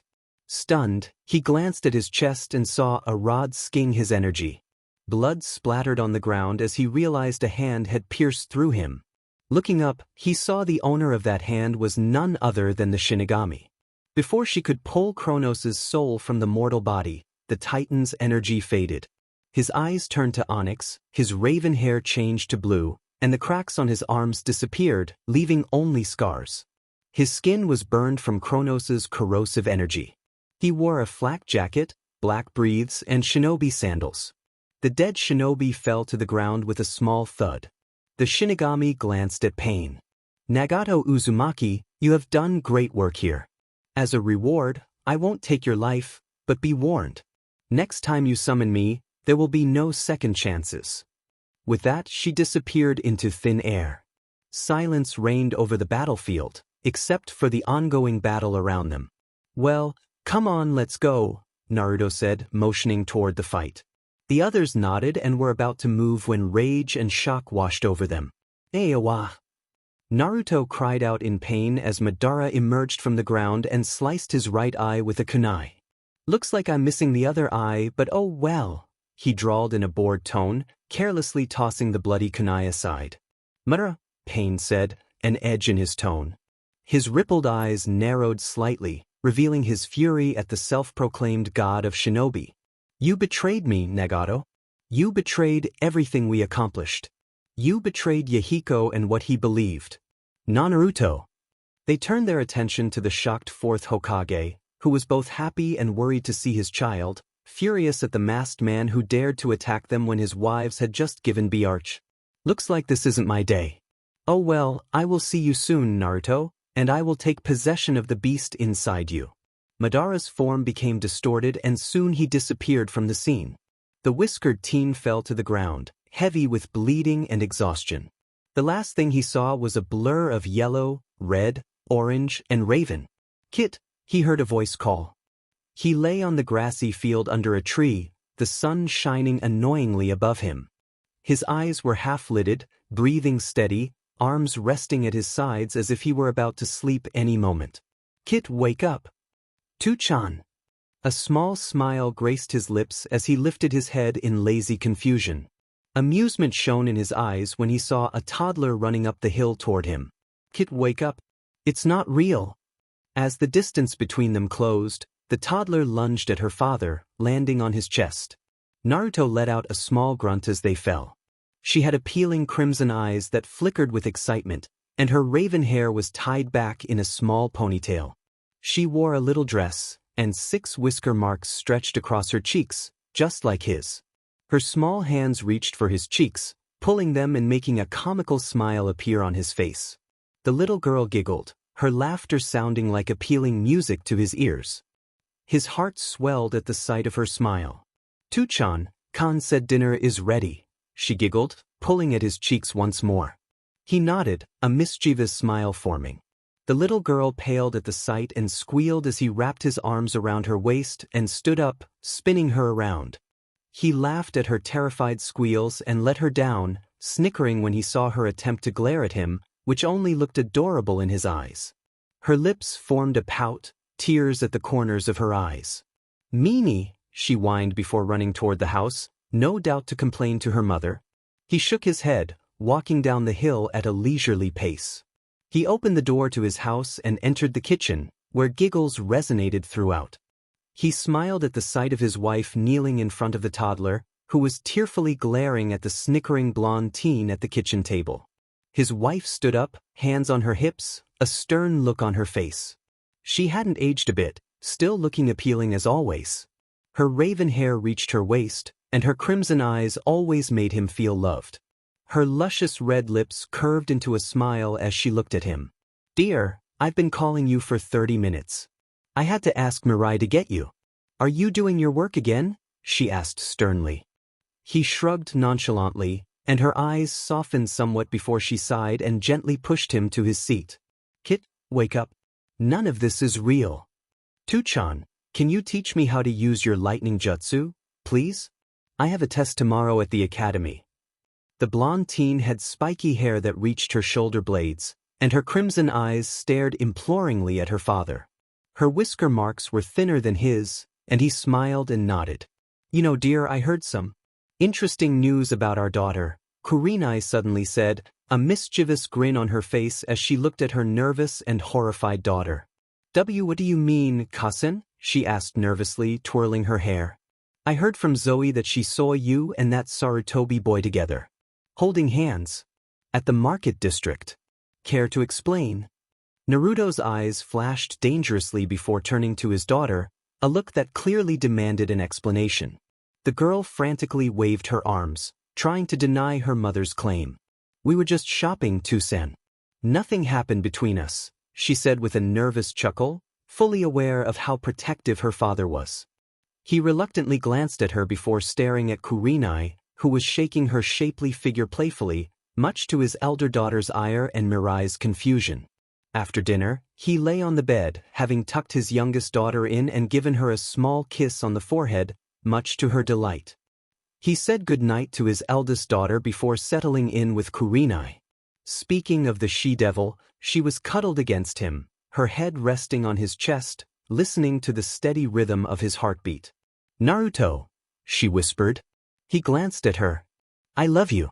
Please don't leave me or our family again. After that war, I almost thought I lost you. I almost thought I was going to be a single mother. He could feel her tears soaking into his shirt, and he buried his face in her hair, inhaling the scent of her shampoo. You don't have to do this, Naruto. You've done enough, saving both worlds from destruction. I think you deserve a rest. She looked up at him, her crimson eyes brimming with tears, and gently held his face in her hands. Promise me you won't be in this war. Be with us. Be the father of your child, be a husband to me, not the shinobi I've known, not the strongest demigod in existence. Just be Naruto for us. His lips parted but no words came out. Kurenai smiled at him, leaning forward to capture his lips with hers. He closed his eyes, feeling loved, feeling at home. Wake up! With a gasp, he opened his eyes and noticed he could only see with his left eye. Kurama? He asked, his voice hoarse. I'm here, Kit, came the reassuring response. Where am I? We're in your mindscape. There was a long silence as he lay there in the sewer, a blank look on his face while Kurama busied himself healing him. Kurama, he said, breaking the silence. The fox glanced at him, using one of his tails to fix the broken pipes leaking blue chakra mixed with purple. What is it, Kit? How long? Was I out? 2 weeks. He fell silent, contemplating that. How's my body? Kurama hesitated, glancing at the broken pipes. Ugly, Kit. How ugly? Like Sakura when she screams like a banshee. He winced. How are my eyes? The fox didn't answer immediately, and dread bubbled in his chest. I'm sorry, Kit. Your eyes went pretty bad. I couldn't heal them due to my own predicament. Your right eye is gone. He smiled, but a frown quickly replaced it. But that doesn't stop me from waking up earlier. Why did it take so long for me to wake up? After you passed out from your fight and blood loss, Uranus's energy tried to invade your mind and brainwash you. It took me a week to cleanse the energy before it could start erasing your memory and replacing it with a fake one. I was too late to heal your eye. He took a deep breath, realizing Uranus was still trying to make him his SLV. Too bad for him that he had Kurama acting as his protector. Rest, Kit. You've done enough. You have done enough. His breath hitched in his throat. What did she mean by that? You deserve a rest. What did she mean? Saving both worlds from destruction. Him, saving the world? Promise me you won't be in this war. Or, to be continued. Naruto heard a soft, melodious voice and his eyes widened when he saw Aize standing there, her black cloak covering her entire body. Aize, what are you doing here? He asked, confusion evident in his tone. She smiled softly. I'm watching you, Naruto-kun. He sweat dropped at her response. What I mean is, why are you here? Aren't you supposed to be in Kumo? Instead of answering, she turned her back to him, revealing the Hestia symbol on the back of her cloak. His jaw dropped in surprise as she turned back to him, giggling at his expression. Hestia-sama sent me here to watch over you, Naruto-kun. They heard about your fight with Kronos, and their worry for you is an understatement, especially from Hera-sama and Hestia-sama. So you're a messenger then? He asked, trying to understand her role. She shook her head. No, I'm your guardian, Naruto-kun. Forgive me for not helping you earlier. If I had known that Kronos was about to invade Konoha, I would have come sooner to assist you. She bowed in front of him, causing him to take a step back in shock. He grabbed her shoulder gently, lifting her up to meet her gaze. You didn't do anything wrong, Aize. This is simply an unfortunate event. Even I didn't know Kronos was going to attack this year. She nodded with a smile. So, are you my mother's champion? He asked curiously, wondering if she was a demigod. No, I'm just a regular mortal. Hestia-sama chose me to be her champion, and I've sworn my loyalty to her in exchange. Naruto stared at her, wide-eyed. His mother, Hestia, had a champion? As far as he knew, she had never had one before. Aize giggled at his shocked look before smiling softly at him. I think you should go home, Naruto-kun. Your family awaits you. A conflicted look appeared on his face at her mention of family. Despite his anger towards his biological parents, they were still his family. Hestia and Hera's blessings had lessened his vengeance against them over the years. I'm not ready to face them, he admitted, looking away as a frown crossed his face. I'm not talking about Minato and Kushina, Naruto-kun. I'm talking about Kurenai-san and your daughter. He snapped his head toward Aize, but found she had already disappeared. Daughter? What? With a small leap, he jumped off the roof toward his apartment. He silently opened the door before walking toward the bedroom.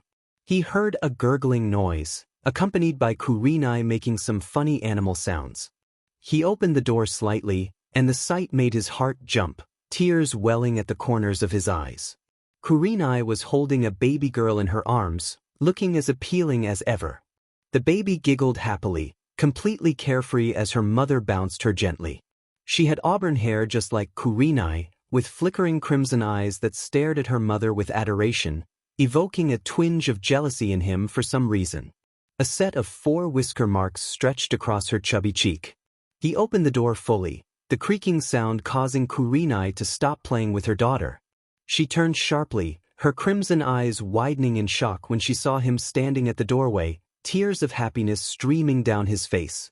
A watery smile spread across her lips as she felt a drop of liquid trail down her cheeks. The bundle of joy in her arms stared curiously at the man, her head tilting cutely to the side. Kurenai laid the baby down on the mattress and stood up, taking a shaky step toward her lover, who was also moving toward her. Eventually, they stood in front of each other, gazing into each other's eyes. Unable to hold back any longer, she wrapped her arms around his neck and kissed him. He kissed her back with a passion she had missed so much. She tightened her grip on him, afraid that if she let go, he would disappear forever. Finally, they both needed air and reluctantly pulled away from each other, a trail of saliva connecting their lips. Naruto pressed his forehead against hers, staring longingly and lovingly into her eyes. "Welcome back, Naruto-kun," Kurenai whispered, her voice filled with adoration. He smiled happily. "It's good to be back." A smooth voice echoed through the forest, causing her eyes to widen in fear. How did he find her here? It was supposed to be a simple job. Get into Kuo, find the sacred user named Issei Haidu, kill him, and get out. But no, it had to be him to save the pervert. She ran as fast as she could, her senses going haywire. She could literally taste his killing intent. It felt like the sharpest knife cutting her tongue. Her legs gave out and she fell face-first to the ground.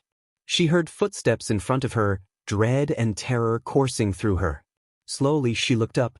A young but muscular teen stood before her, his cold blue eyes staring at her with a smile that radiated cruelty.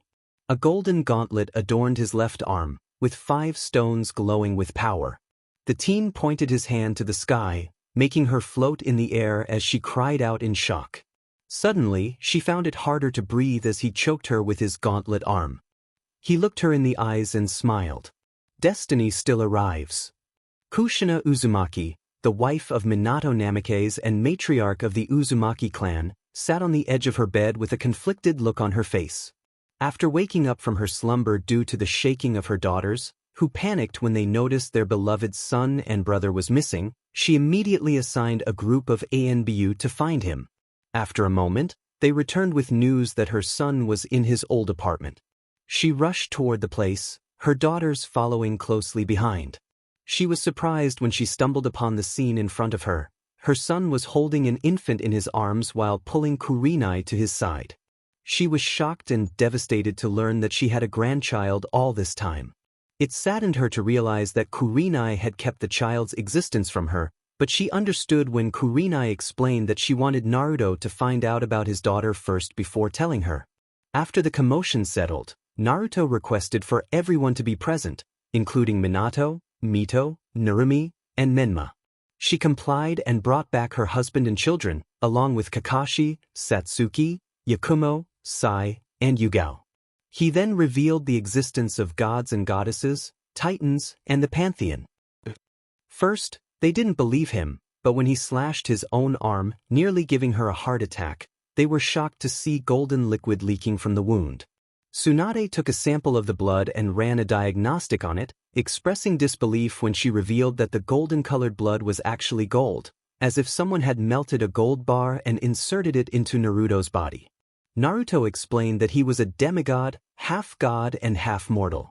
When they asked how he could become such a thing, given that neither Kushina nor Minato were deities, he bitterly told them what had happened when he was still a child. She couldn't hold back her tears as she listened to the tale of what the villagers had done to her son. Jealousy stirred within her when she learned that her son had been adopted by a goddess.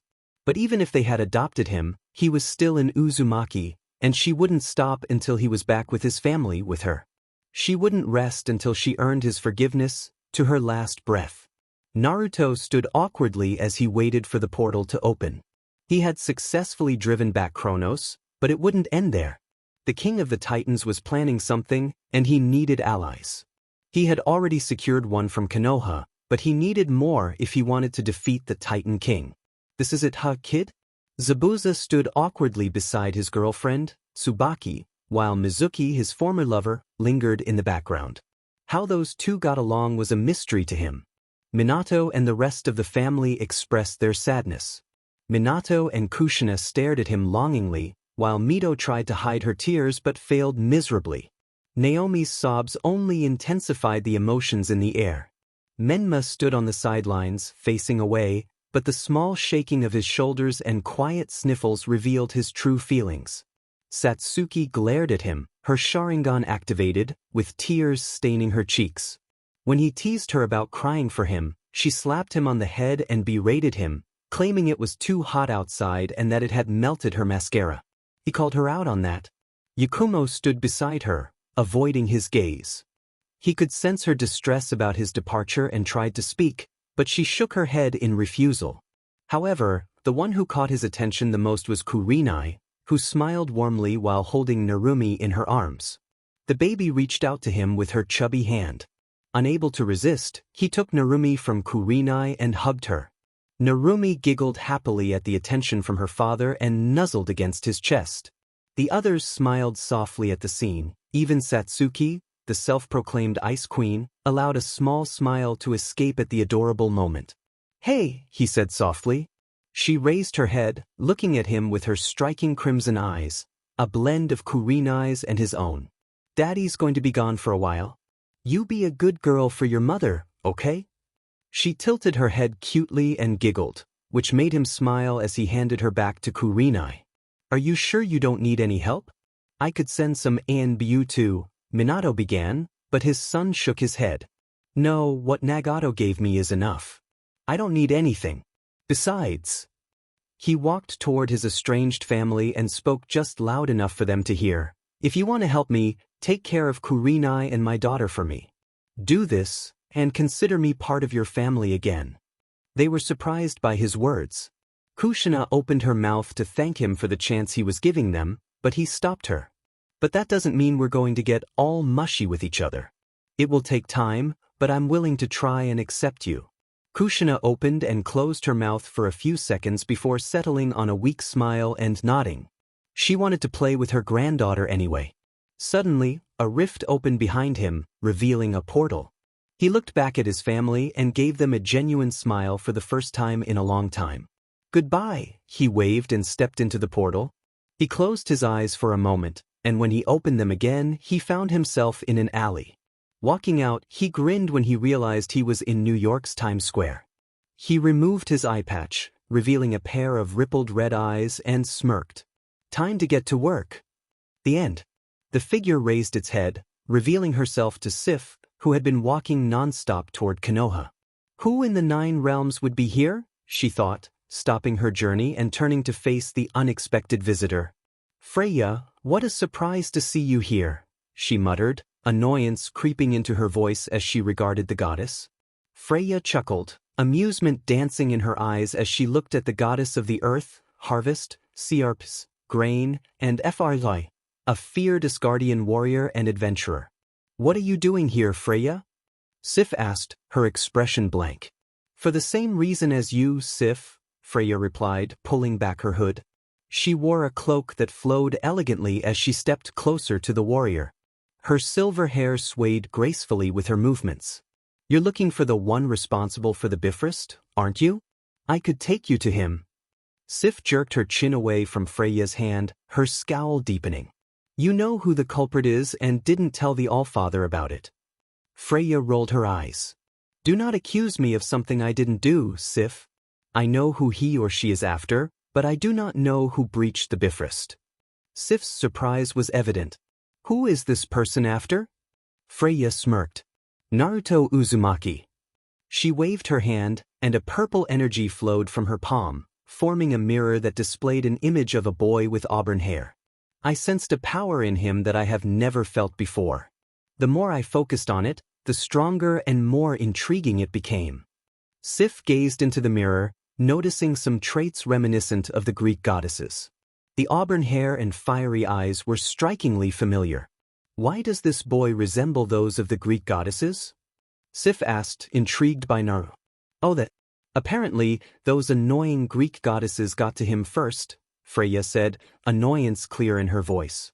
In her opinion, the Greek goddesses were snobbish and overly prudish, especially Athena, Artemis, and Aphrodite.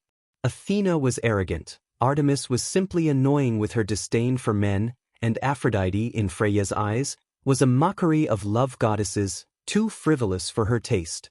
Freya couldn't bring herself to dislike Demeter, who had a kind heart and once helped her with a gardening problem. Hestia was just too sweet to hate, while Hera was far too stiff for her liking. So we watch the boy and wait for the culprit to reveal themselves, Sif stated, to which Freya nodded with a smirk. That's right,